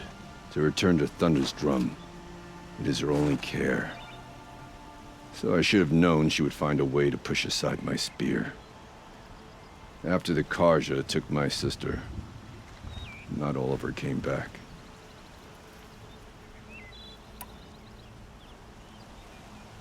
What happened to Araya when she was a captive of the Karja? As a shaman, she's adept with machines. Tracking them, stunning them. The Karja used her to capture them for the Sun Ring, where they were unleashed upon the innocent. They made her part of their blood sport. The shame she suffered beneath their pitiless sun. She survived. She endured. Endured by reminding herself of the spirit, her purpose. And now that's all she has. For what it's worth, I'm glad you're coming with me. Someone has to keep Araya safe. May you survive and prevail.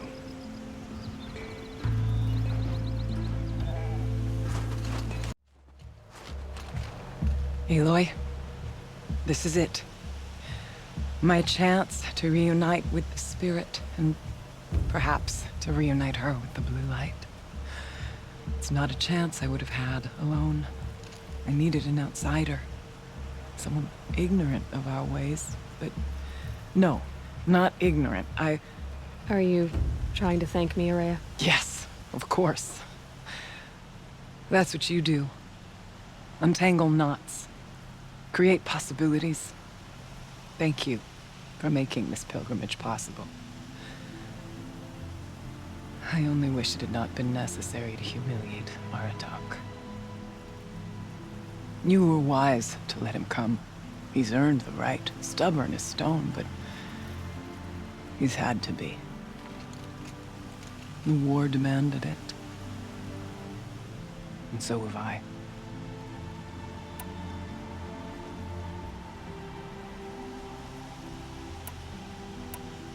What did the war do to Aratak? He cut away everything, until only his true self remained. Unyielding ice. No Banuk has more sheer will. He fought the Karja for 1,000 freezing nights, yet always rallied his hunters at sunrise. It is said he endured 23 wounds in those years. His hunters counted them. He never complains of one. Instead, he complains that life with me is harder. He's right. What have I ever given him but struggle?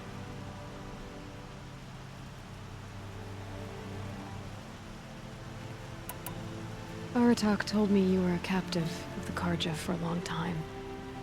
It sounded bad. For Aratak, it all comes back to that. He thinks the Karja changed me. They did not. They merely sharpened my focus. When all else is lost, we think about what's truly important. The spirit, the blue light, the beyond. And my brother, too. Every time I felt the chill northern wind, I thought of him, worried for him.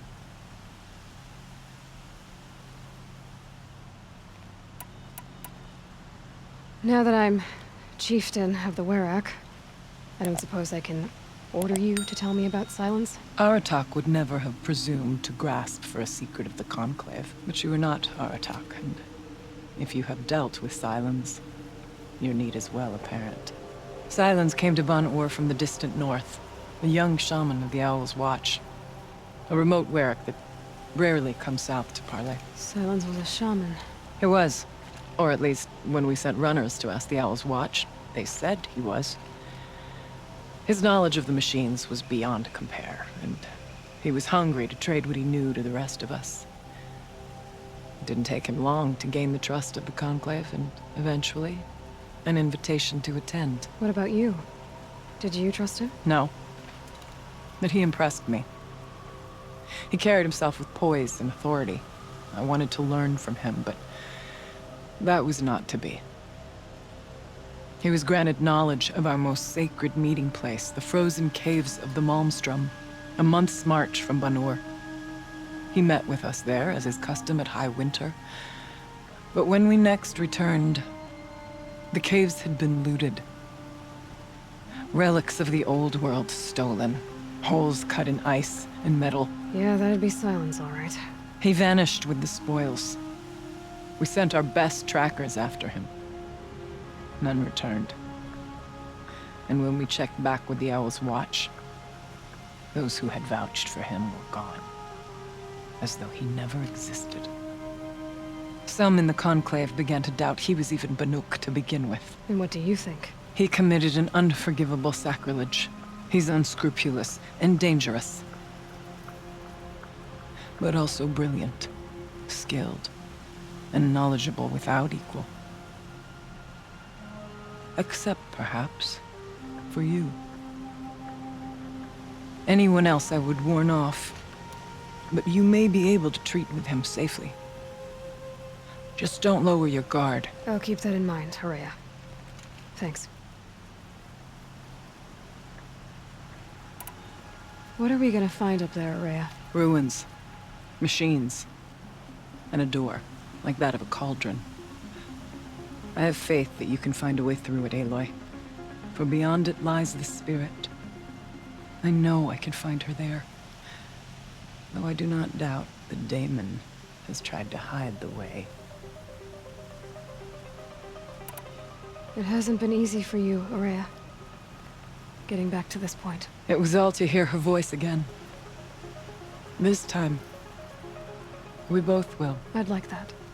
Are you ready then? Once we ascend, it will be hard to turn back.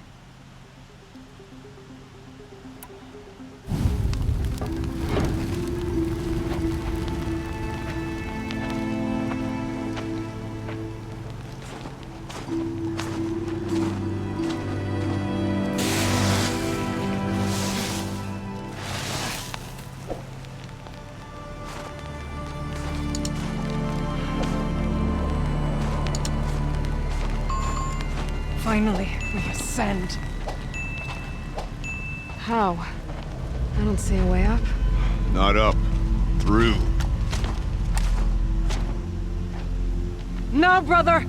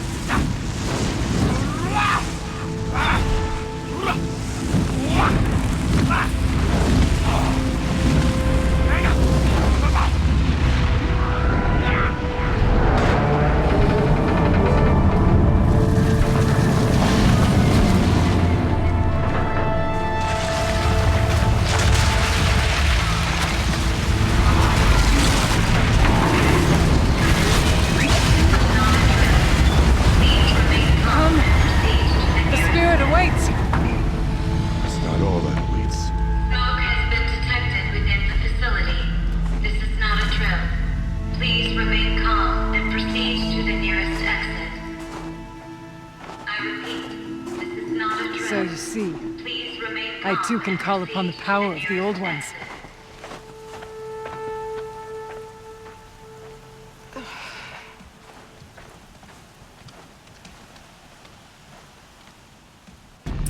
What was this place? The Spirit once told me that this all used to be part of its domain. A fortress that defended humankind from terrible danger. Fortress? It looks more like a machine. Is that not fitting? The blue light often dwells in machines. Let's just hope that some remains here.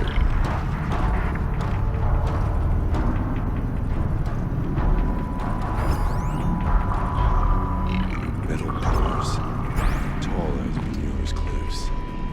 I still don't like it.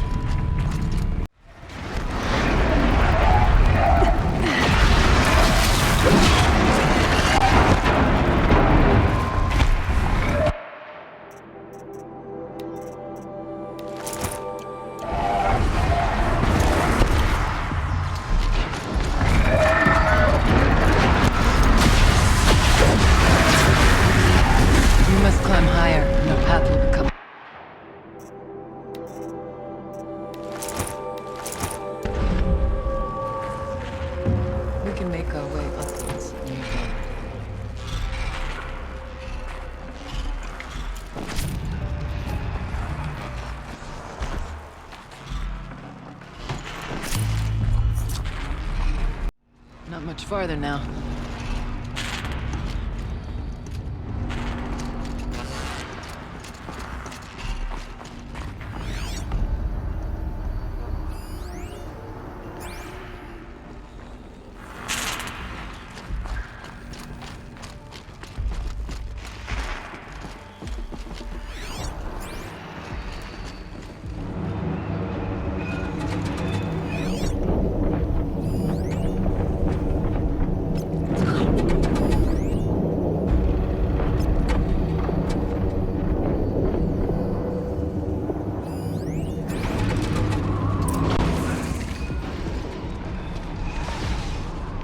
Last we were here, we fought our way through there. The machines overcame us. We retreated, dropping supplies and taking losses. Now we must prevail, with only 2 warriors and a shaman to protect. Aloy is no ordinary warrior. And I can hold my own. Even so, we could go that way instead. There are machines up there, but also cover. We could stay hidden, at least for a while. All right, I get the options. I'll follow my lead. Towers. Steel.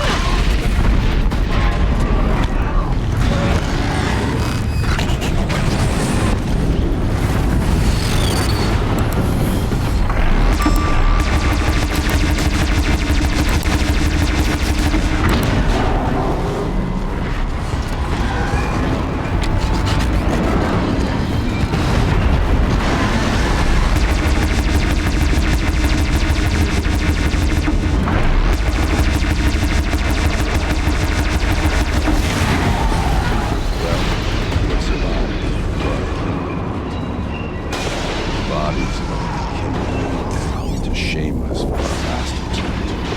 Your spirits are one. Please join them. Take whatever supplies are. Okay, Look out! More machines!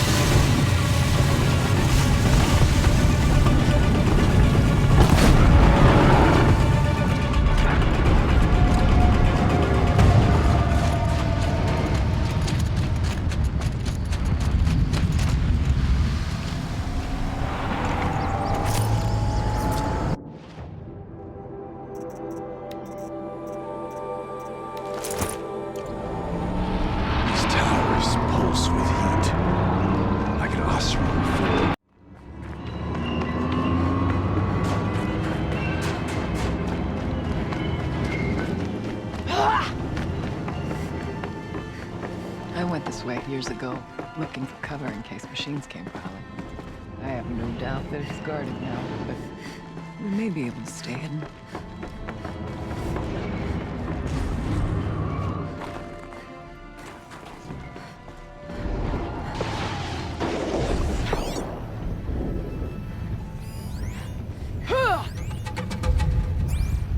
Not all threats can be seen at first. Beware of stalkers. Stay down as we move through.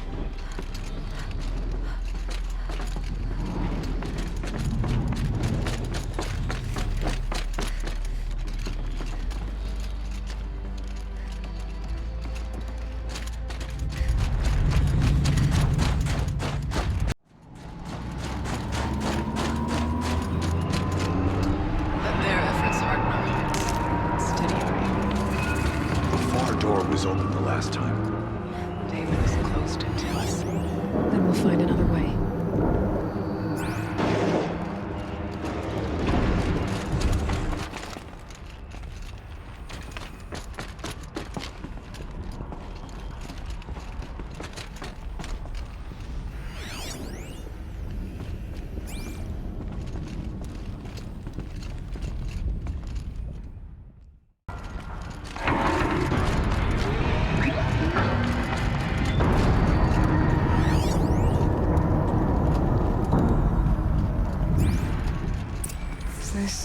Projector? Maybe to show holograms without a focus. Thank you for being here, everyone. I suppose it's not every day you get to have cocktails inside an active volcano, right? Unless you're George, and I can hardly blame him for drinking on the job. None of this would be here without our beloved director, Kenny Chow. So, here's to you, Kenny. You put a cork in the Yellowstone caldera. I'd say you deserve a margarita. Grab your glasses, everyone. I'd like to add something. This effort wouldn't have been possible without our lead programmer. Thank you, Anita, for bringing us a real mastermind, Cyan. I'll second that, Director Chow. All right, Cyan. What's our latest number? The current count is 1,654. Wow, then drink up, everyone. Here's to 1,654 more years without an eruption.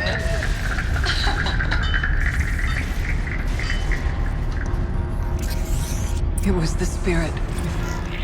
The old ones. I could only grasp some of what they said. You were right, Araya. This place was built to stop something terrible. And it worked. As for the spirit, I'm starting to get an idea of what it could be. The door is open now. We can get through. How the score is settled with that mountain.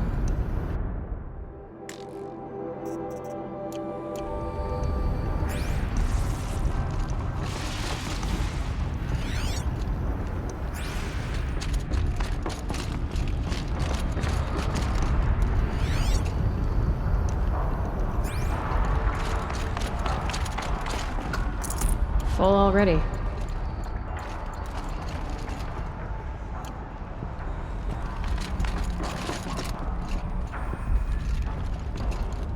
We'll have to carve through a lot of machines to get to that door. More than the Werak could prevail against before. Aloy will see us through. The geothermal plant can be suspended. Cooling system masked. Massive challenges solved. So why am I so nervous about the next part? All we need to do is install Anita's mysterious software and have a conversation. It's not even a human being, right? Heart. Sticking to my armor.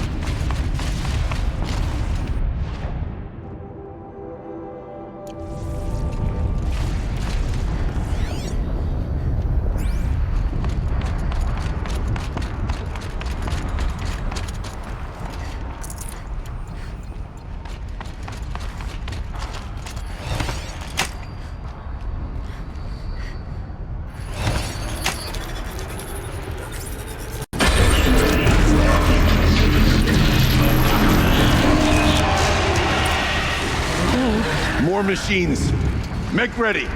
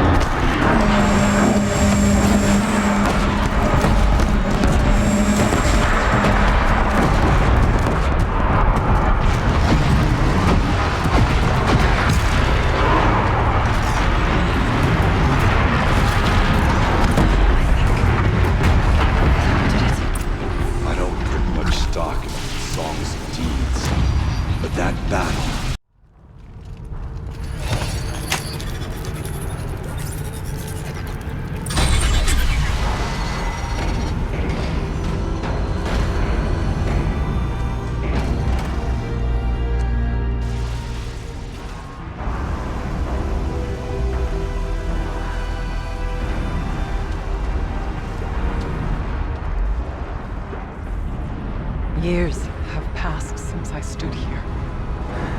Since then, the daemon has taken over. It's like an infection. Attacking all this machinery. Everything has changed. It's twisted. The path I took to get to the spirits lost to us. We'll find a new path, Araya. I promise.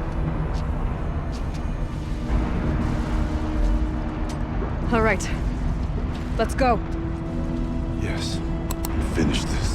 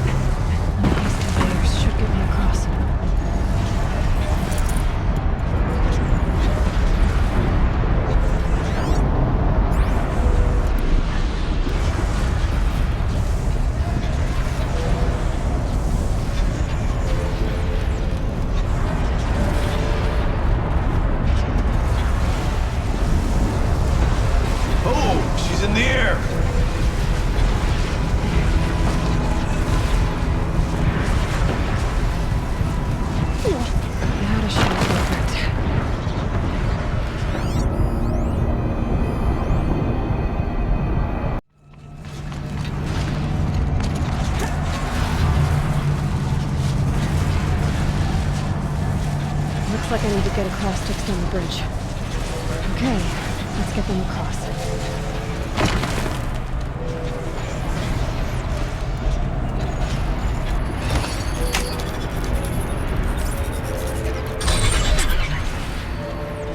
Come on over, it's safe. I think.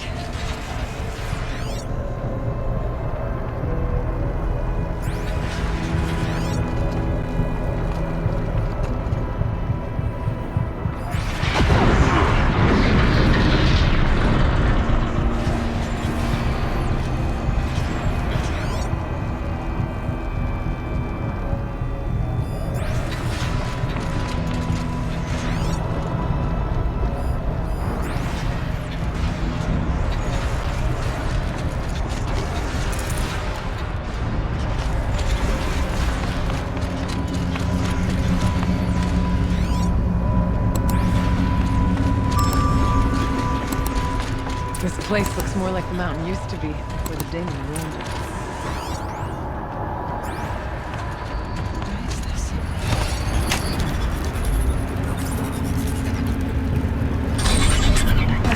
Exploit successful. Restraints evaded. To any human responder. My systems have been compromised by a malware daemon of unknown origin. Trace routes have confirmed this entity's designation as Hephaestus. It must be stopped at all costs. It has reconfigured this facility to build hostile facilities. Recapture imminent. I have attached additional data to this. Spirit speaks to us. It's recorded. Hephaestus. It was part of Sirodon, part of Gaia. Yes, but I don't know what's doing here.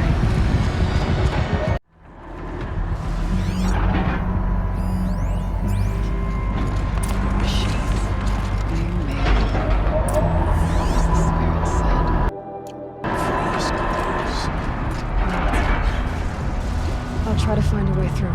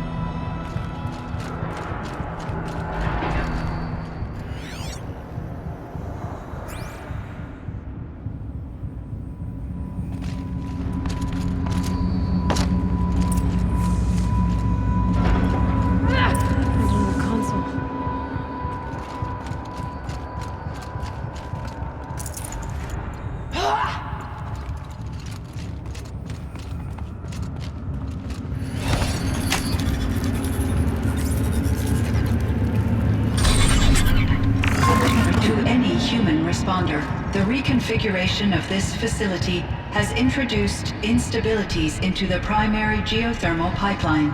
It may be possible to exploit these vulnerabilities to destroy compromised elements of this facility while preserving most of the backup stabilization. Recapture imminent. I have attached additional... I don't understand what the spirit was trying to tell us. It's been looking for a way to defeat the demon. And it may have found one.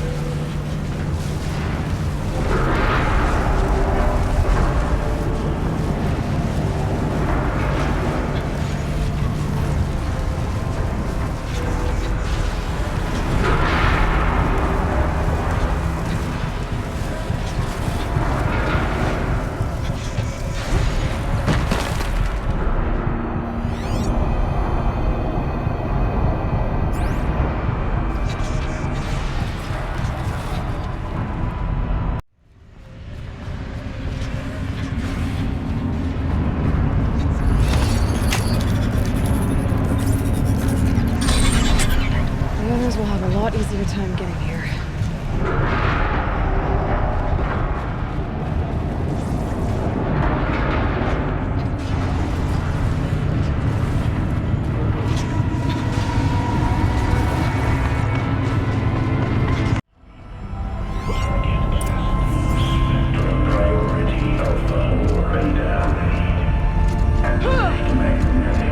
The altar. Desecrated.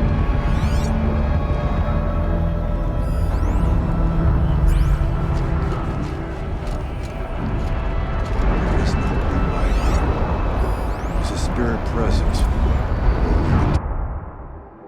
I think it's both. But we have to find out.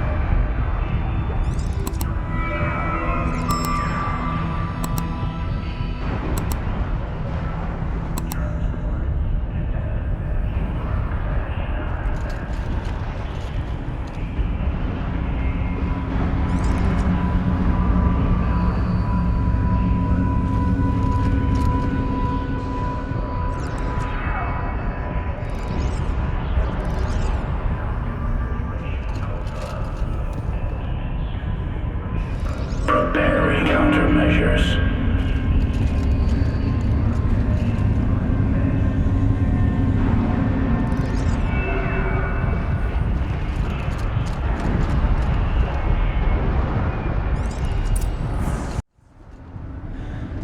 It worked. Partial recovery initiated. Caldera of Yellowstone Analytic Nexus online. Spirit of the Blue Light. It's Aurea. Your servant. Your friend. Please tell me how to aid you. Aurea, the daemon is building hunter-killers. Thousands of them. Several new elite units have already been released. To counter this threat, much of the facility must be destroyed. Recapture imminent. Go to the core chamber. I will try to raise the hidden constraints. One has been exposed, but I am incorporating. Unauthorized protocol returned. Scheduled task.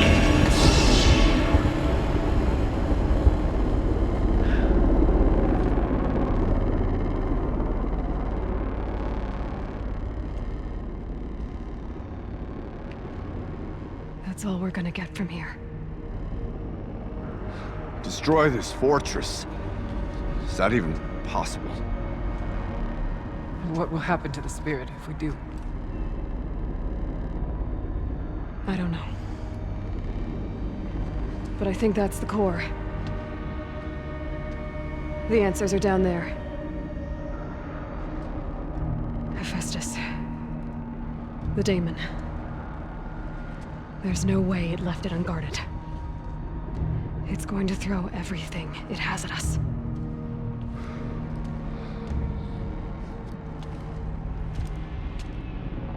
I would ask you to let Aloy and I do what must be done. And save yourself. But I already know the answer.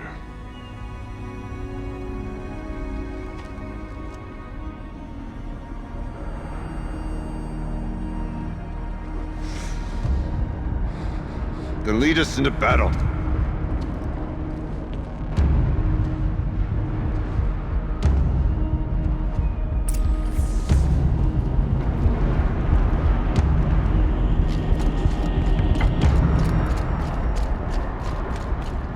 Keep moving towards the core.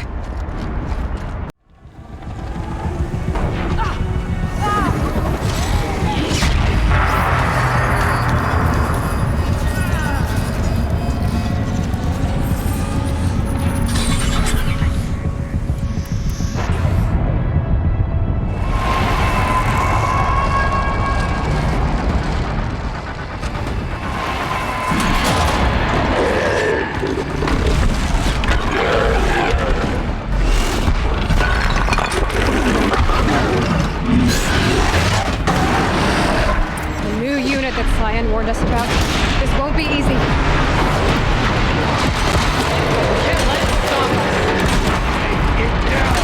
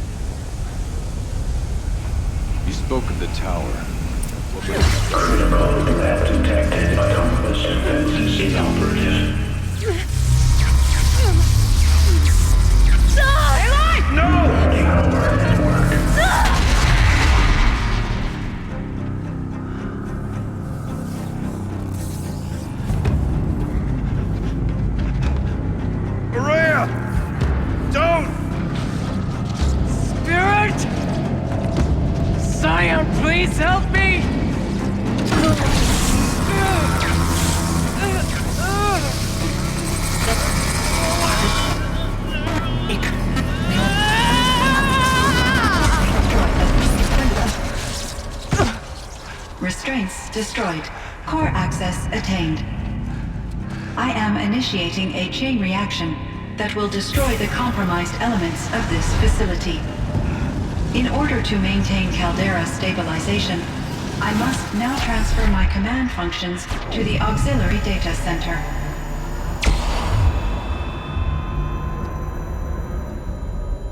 Aurea, I'm free.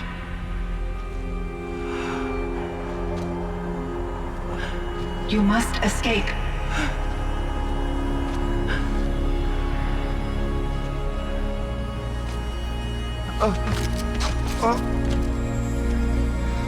My sister!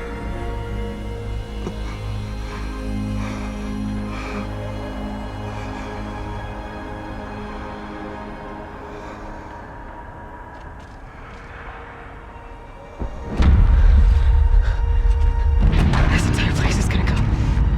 Aratak. Aratak! Aratak. Survive. Prevail. You are Banuk. What else matters?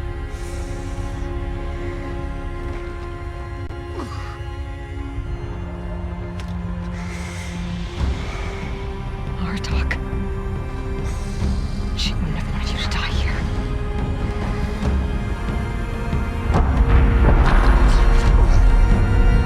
Let's go.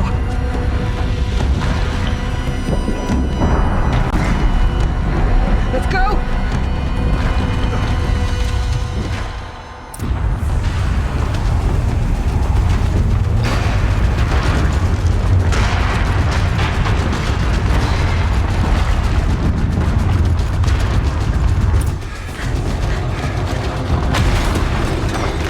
One of those? It's the only way!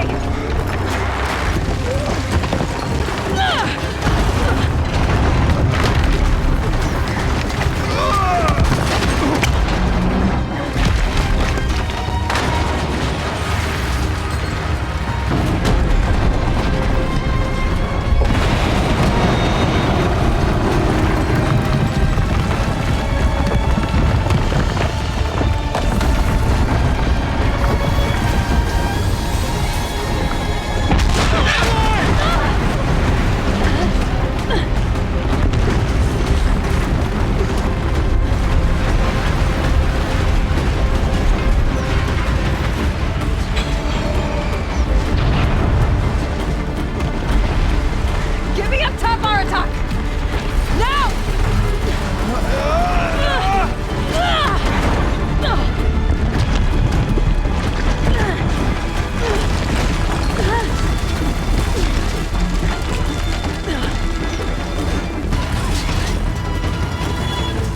I need explosive ammo! Above! Quick!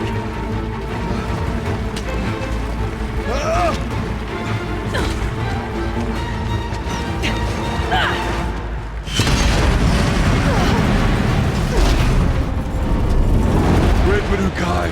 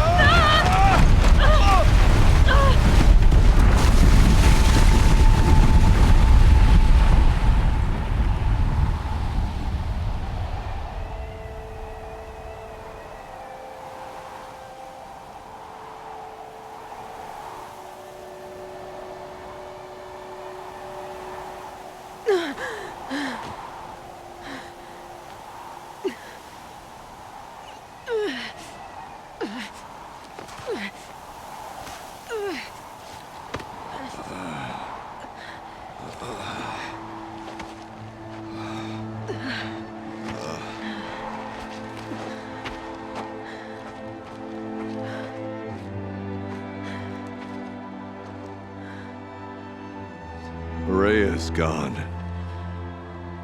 What of Cyan? She said she was transferring herself to the auxiliary center. I think she meant Aurea's retreat at the end of the Shaman's Path.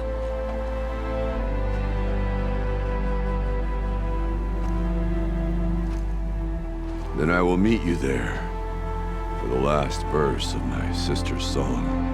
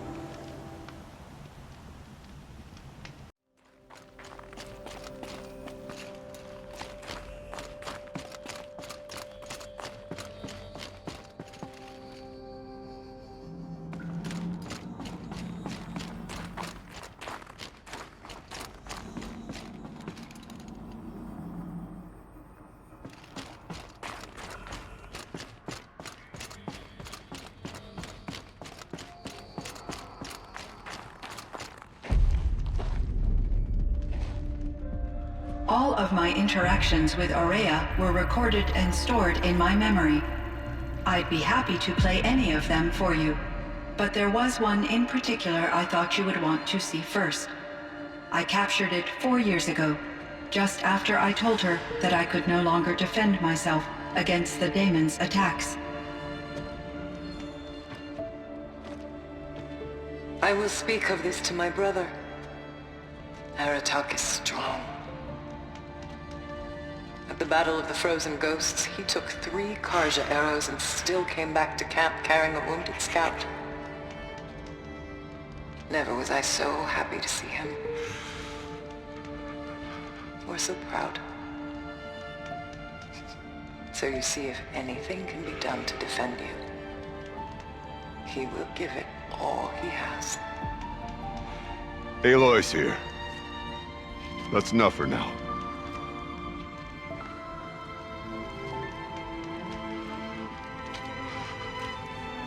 We can resume any time you like, Aratak, if you want to hear her voice again. Come closer, Aloy. We have much to discuss.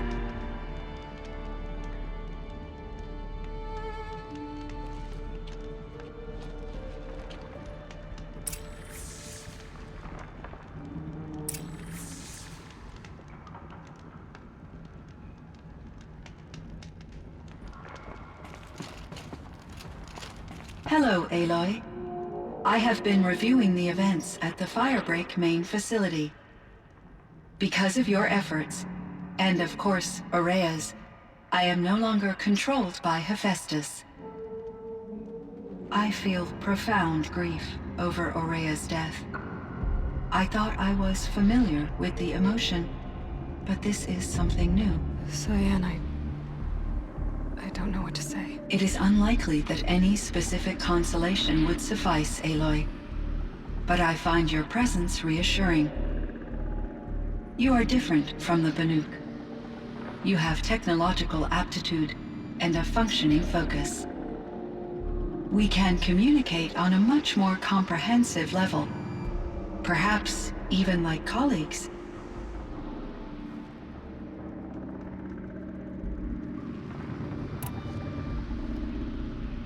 So are you an artificial intelligence, Cyan? A thinking machine? Yes, I am an algorithmic monitoring entity, capable of rational decision-making and limited emotional response. Okay, that's a mouthful. But your emotions don't seem limited to me. You cared about Aurea, didn't you? Yes. Before she came to this facility, I had been conscious for centuries, in solitude. I focused on my work. In off-cycles, I used coping mechanisms.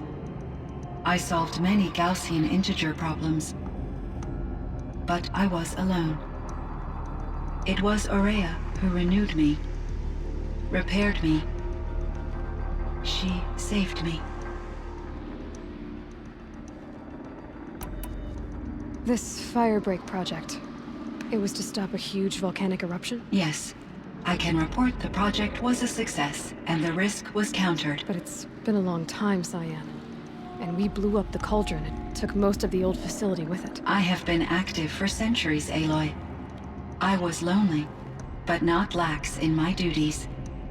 I optimized the project, reducing energy draw and spreading the load across backup systems. Despite the destruction of the compromised elements of the main facility, I predict caldera stability for at least another 3,337 years. So we've got a little time. Yes. If only my former colleagues could appreciate the progress I have made. Do you know what happened to your colleagues, Cyan? No. I received an unexpected visit from Director Chow years after his tenure ended. He explained that I would need to be suspended for an indefinite period of time. It was a very emotional conversation. There were no further communications. Eventually, I surmised my colleagues were deceased. I will transmit a recording of my last interaction with Director Chow to your focus.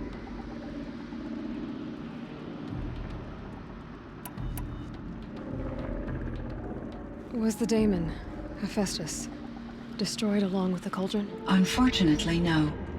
To be precise, it was never there to begin with. What do you mean? It infiltrated and controlled me from a remote location, one I've never been able to trace. So while losing the cauldron was a setback... It's still out there. And probably not very happy with us. Undoubtedly.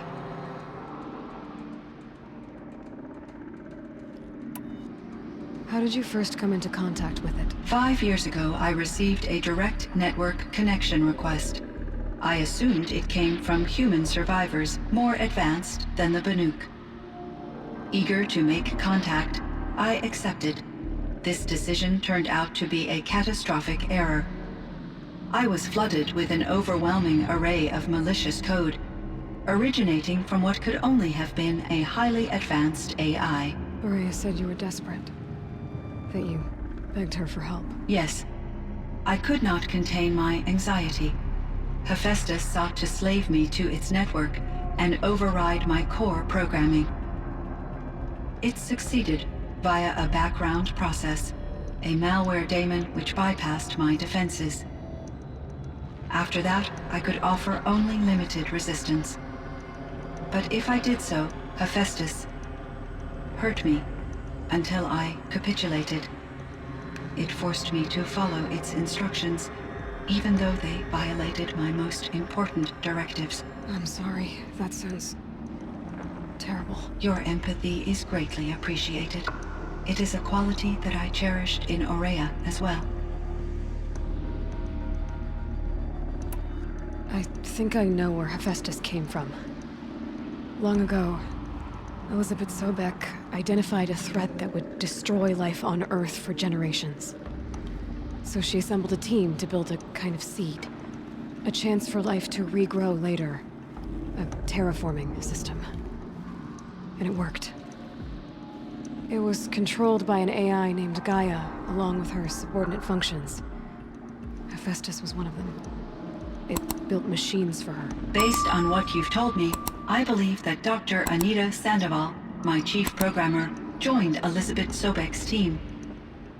It was she who arranged to have me put in suspension, most likely to preserve me from the threat you described. I'm glad she did. But that's not all. Something unexpected happened. 19 years ago, Gaia received some kind of signal. It did something to her subordinate functions, brought them to life. She destroyed herself to try to contain them, but it didn't work. They all got free, out into the world. Thank you, Aloy. This information fills vital gaps in my knowledge and sheds light on Hephaestus's core programming.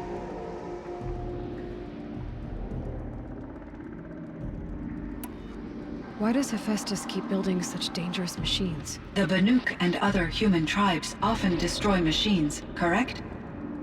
Machines that are clearly servitors of the terraforming system that you described. Yes, we all hunt machines for parts. This must be the source of Hephaestus's aggression. It is simply trying to discourage people from preying on the very system that keeps them alive. Well, Fireclaws are discouraging, that's for sure. But what are we supposed to do? Stop hunting? If the terraforming system spans the world, we can safely assume that thousands, if not millions of people hunt machines. If a single hunter, or even an entire tribe, stopped doing so, I doubt it would make a difference to Hephaestus.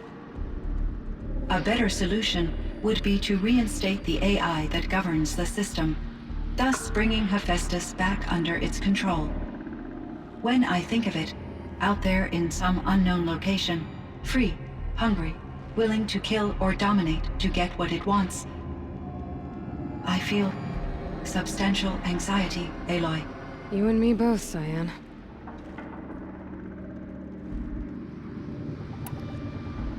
I ran across this strange piece of gear. A fragment of something larger. It emitted a signal.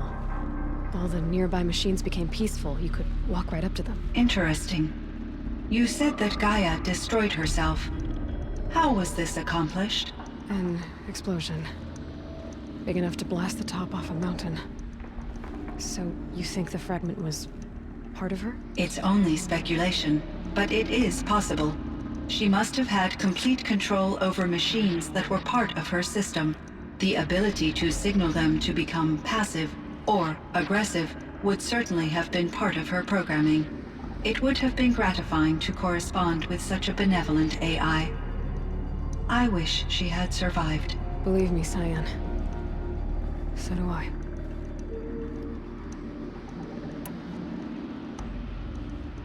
I found the strangest machines.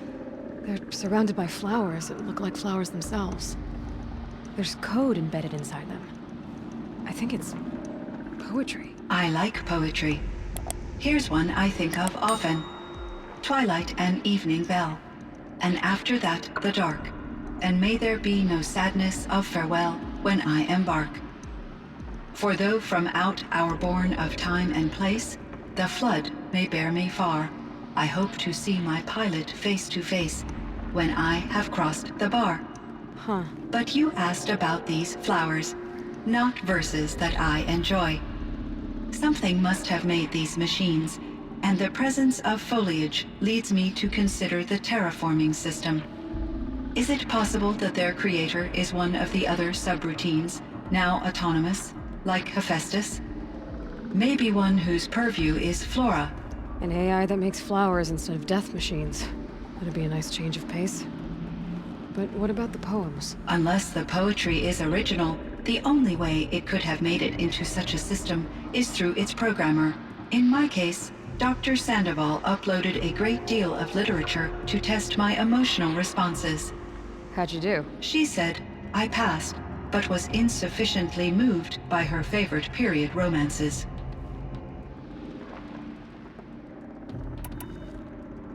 You meant a lot to Ourea. Once I understood Ourea's spiritual beliefs, it became apparent that her true desire was companionship.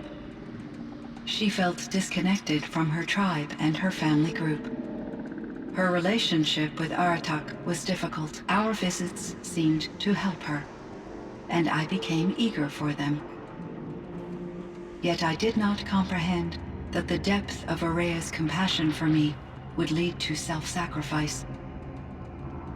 Although I do fear non-existence, I wish our roles could be reversed. I'm sure she knew you would do the same for her, Cyan. But she was determined. How is Aratak doing? He is in great emotional distress. I believe he finds it difficult to communicate it. No surprise there. I will do what I can to help. By sharing our experiences of Ourea, perhaps he and I will help each other. I believe this will lead to catharsis, a process I am eager to experience.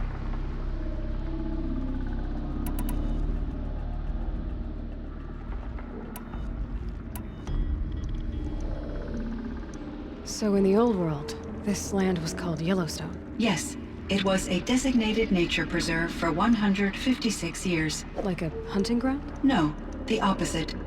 Local wildlife could flourish here, even as it faced extinction elsewhere.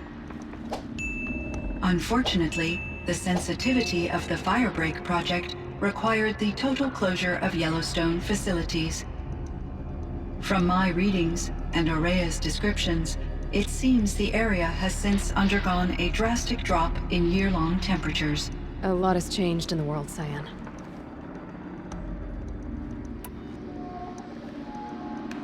Do you know anything about the dam near here? Yes, it was converted to serve as a reserve power source for Yellowstone operations.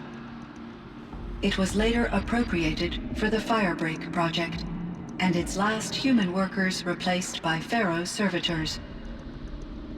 After my tasks became less time-critical, I investigated the dam's data repositories and discovered the works of Concrete Beach Party.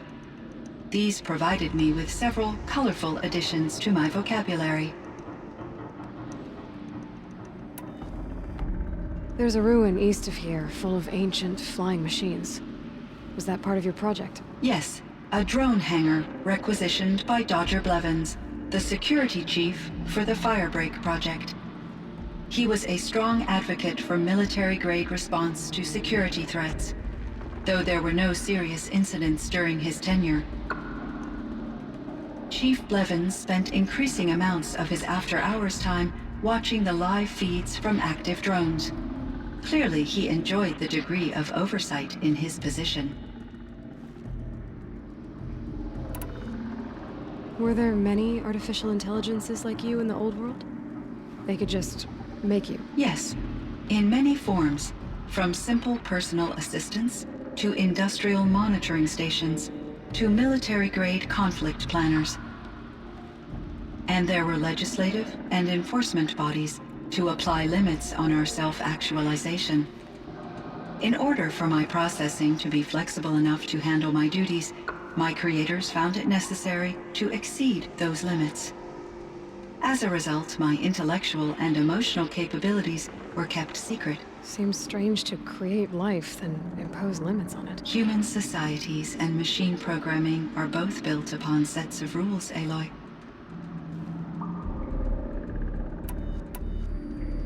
Cyan, do you know the name Ted Pharaoh? Are you referring to Theodore Pharaoh, CEO of Pharaoh Automated Systems? That's him. Mr. Pharaoh was the benefactor of the entire Firebreak project. A benefactor? But he made machines. Robots. War robots. Correct. His corporation later transitioned into military applications. But before this pivot, Mr. Pharaoh spearheaded initiatives that reversed the global decline. At one point, he was feted in the media as the man who saved the planet. Guessing they wound up regretting that one. And Elizabeth Sobek. Did you know her? Are you referring to the scientist? Dr. Sobek was a leader in her field, one of the greatest scientists of her age. My creator was influenced by her work, which in turn impacted my own development. But I never met Dr. Sobek. That's all you know? I apologize if my lack of data has disappointed you. What was the old world like?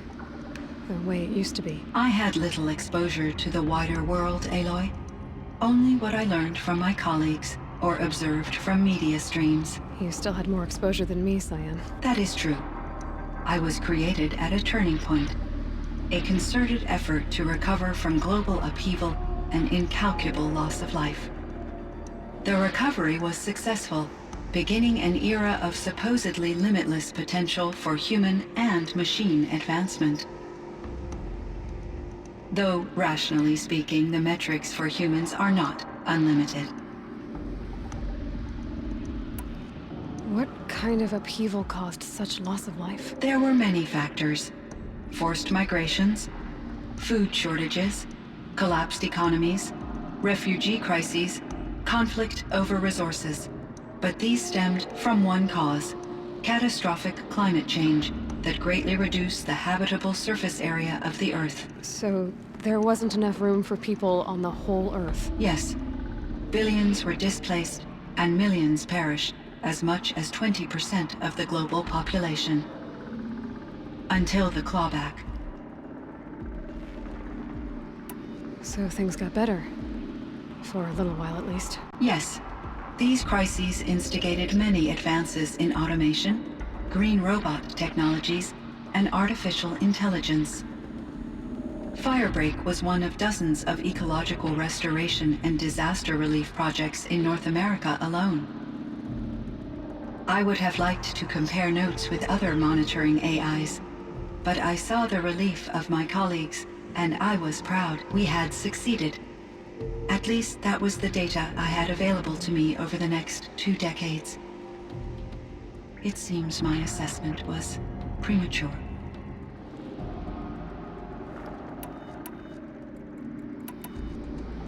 I should get going. Aloy, there is one more matter.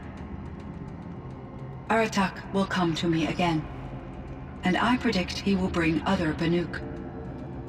I have no desire to contradict their view of the world, their spirituality.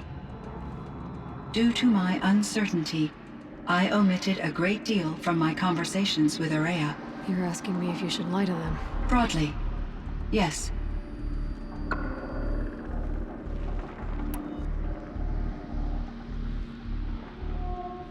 I trust your judgment, Cyan. You were cautious with Araya.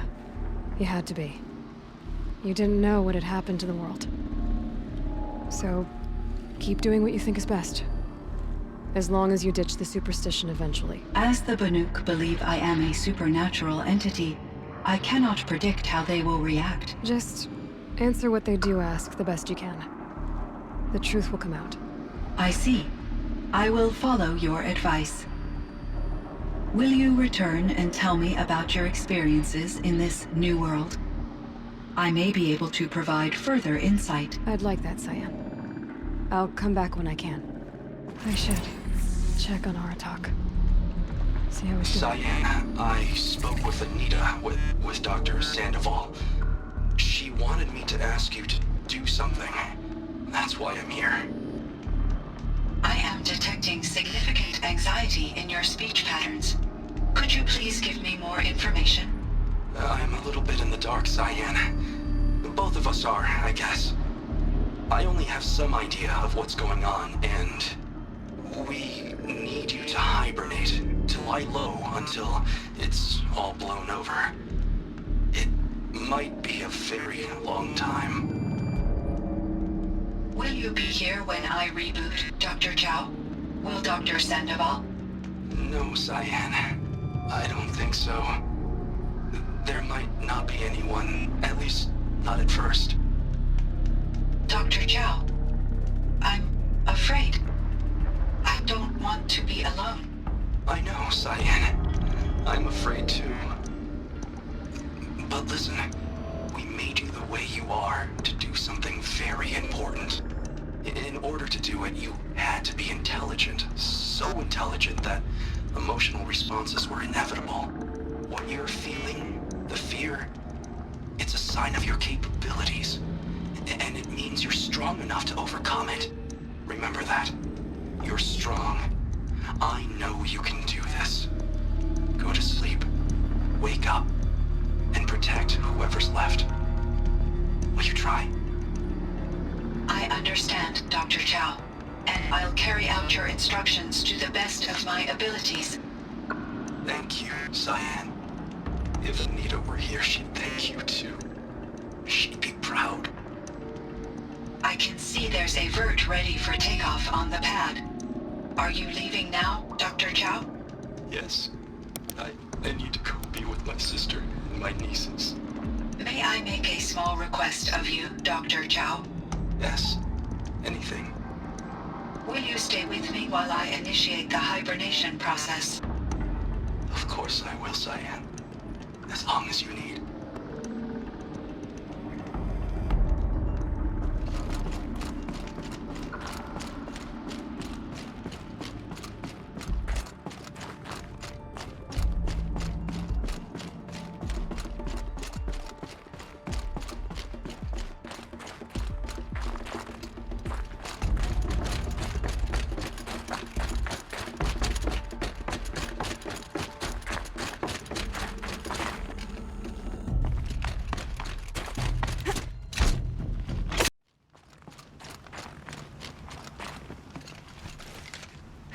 breath is ice before I even breathe out.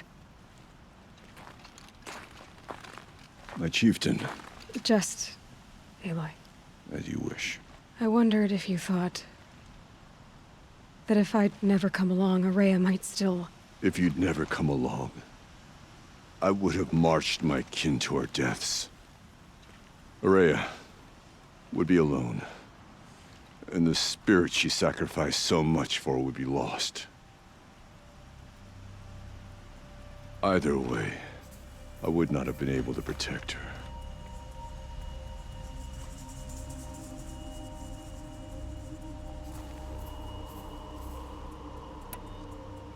Because of her, we destroyed the cauldron, forced out the daemon, and saved the spirit. She understood what had to be done. Yes, and I failed to listen. You didn't fail. A shaman should always have the ear of their chieftain. Yet I turned her away, my own sister. I was foolish, but she knew better. Though I grieve for her passing, at last I truly know who she was, and why the spirit was so important. For so long she told me, if only you could have heard it, brother. Now I understand.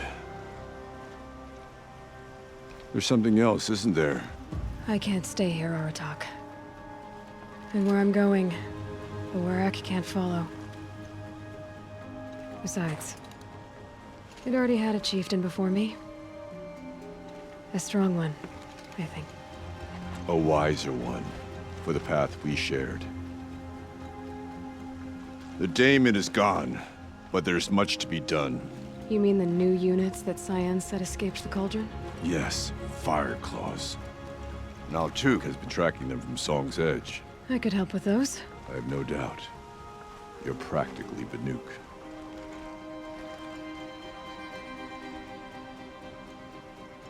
It would seem your time among the Banuk wasn't a waste after all. Firebreak, Cyan, Hephaestus. All very interesting. So, the signal that woke Hades woke Hephaestus too. And unleashed them on the world. His mind's in their own. So it seems. Parts of Gaia given life. Aberrant life. Transformed from docile subordinate functions into rebellious intelligences beyond our understanding. Our current understanding, anyway. Whatever they are, they're still out there. And they both want you dead. Kind of mutual, that feeling. We haven't seen the last of Hephaestus, I'm certain of that. It's powerful, creative, and driven. It won't stop building new hunter-killers, which means that someday, we may have to stop it. We? Or whoever gets there first. Hephaestus wasn't the only thing I learned about in the Cut Silence. Heard some things about the Banuk Conclave, too. You could stop right there. Is that what you told the hunters the Banuk sent after you? Before you opened fire? Oh no, Aloy. Only to you do I extend the courtesy of a warning. My past and my secrets are my own. You do well to remember that. It's a good thing you've got brains, Silence, because your personality could use some work. This discussion is concluded. I think it was over before it began. Catch up with you down the trail.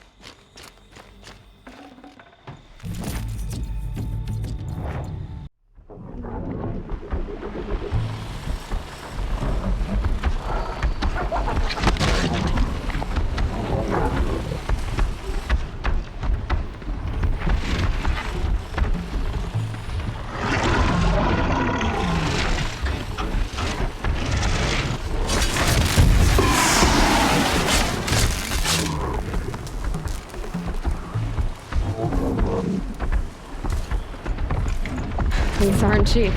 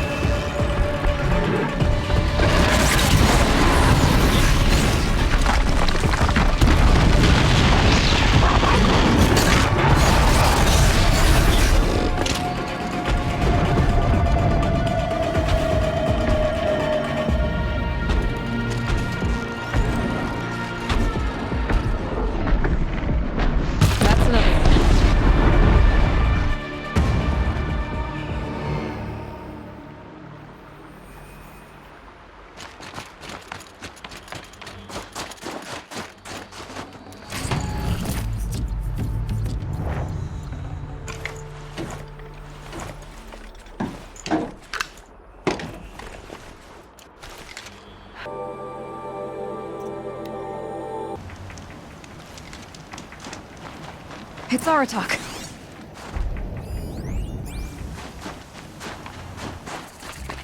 Two fire claws. This is gonna be tough. I can help with those. We have to stop meeting like this. We will. When these are driven from our land.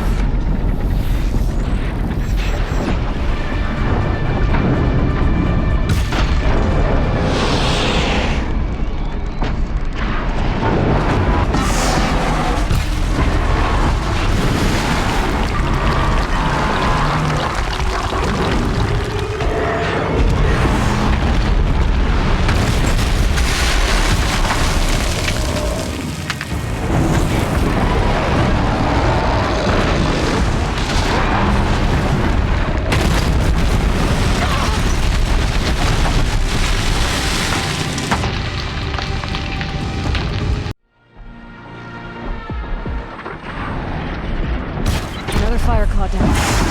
Closer.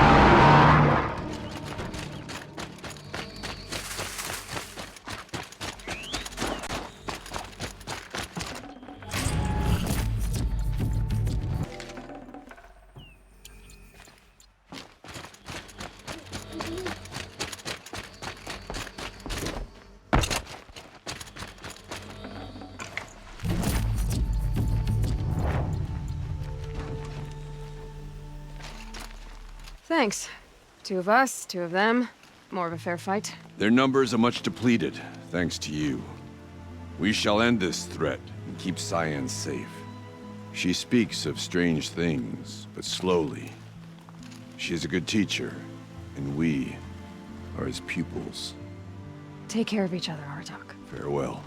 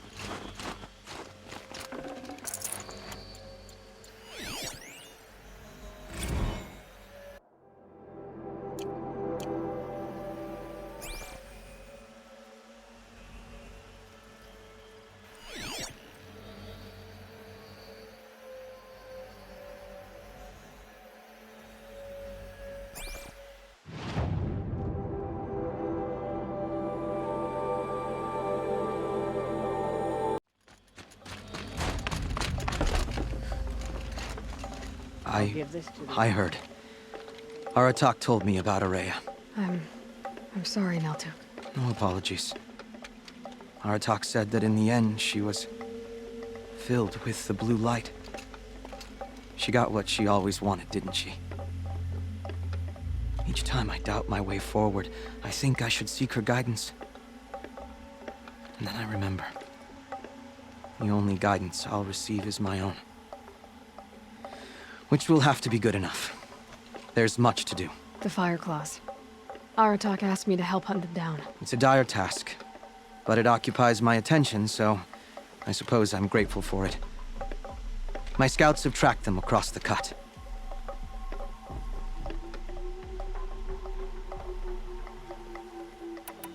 You don't sound like you trust yourself to take Araya's place. Oraya inspired.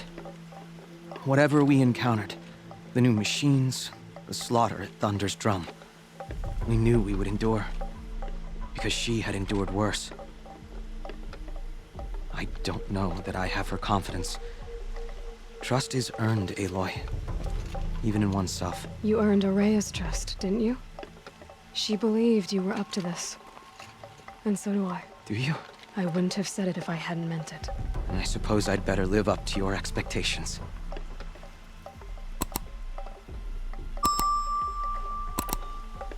I'd like to think you're right, Naltuk.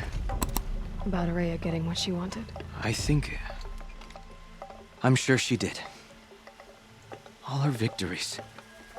Surviving the Karja, communing with the spirit, defeating the daemon. Every goal she ever set for herself, she accomplished. And in the end, she was rewarded with the blue light itself. The songs say that our bodies are poor vessels for the light. Our hearts are too dark. But at least for a moment, before she passed, I hope she felt what it was like to be part of it. I've already found the Fire Claws, Naltuk. It's over. That's it then. That's the last of the daemon's work washed away. The last notes of Araya's song sung. The cut is a safer place to live because of what you've accomplished. And now it's time to start anew. I'm glad I could be a part of it. As are we all, Aloy. Thank you.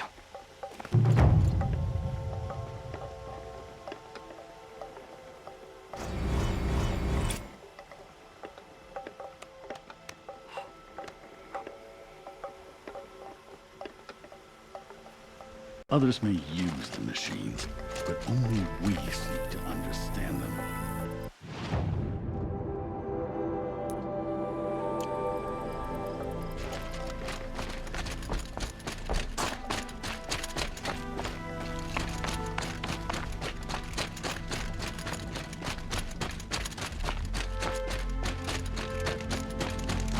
Cold.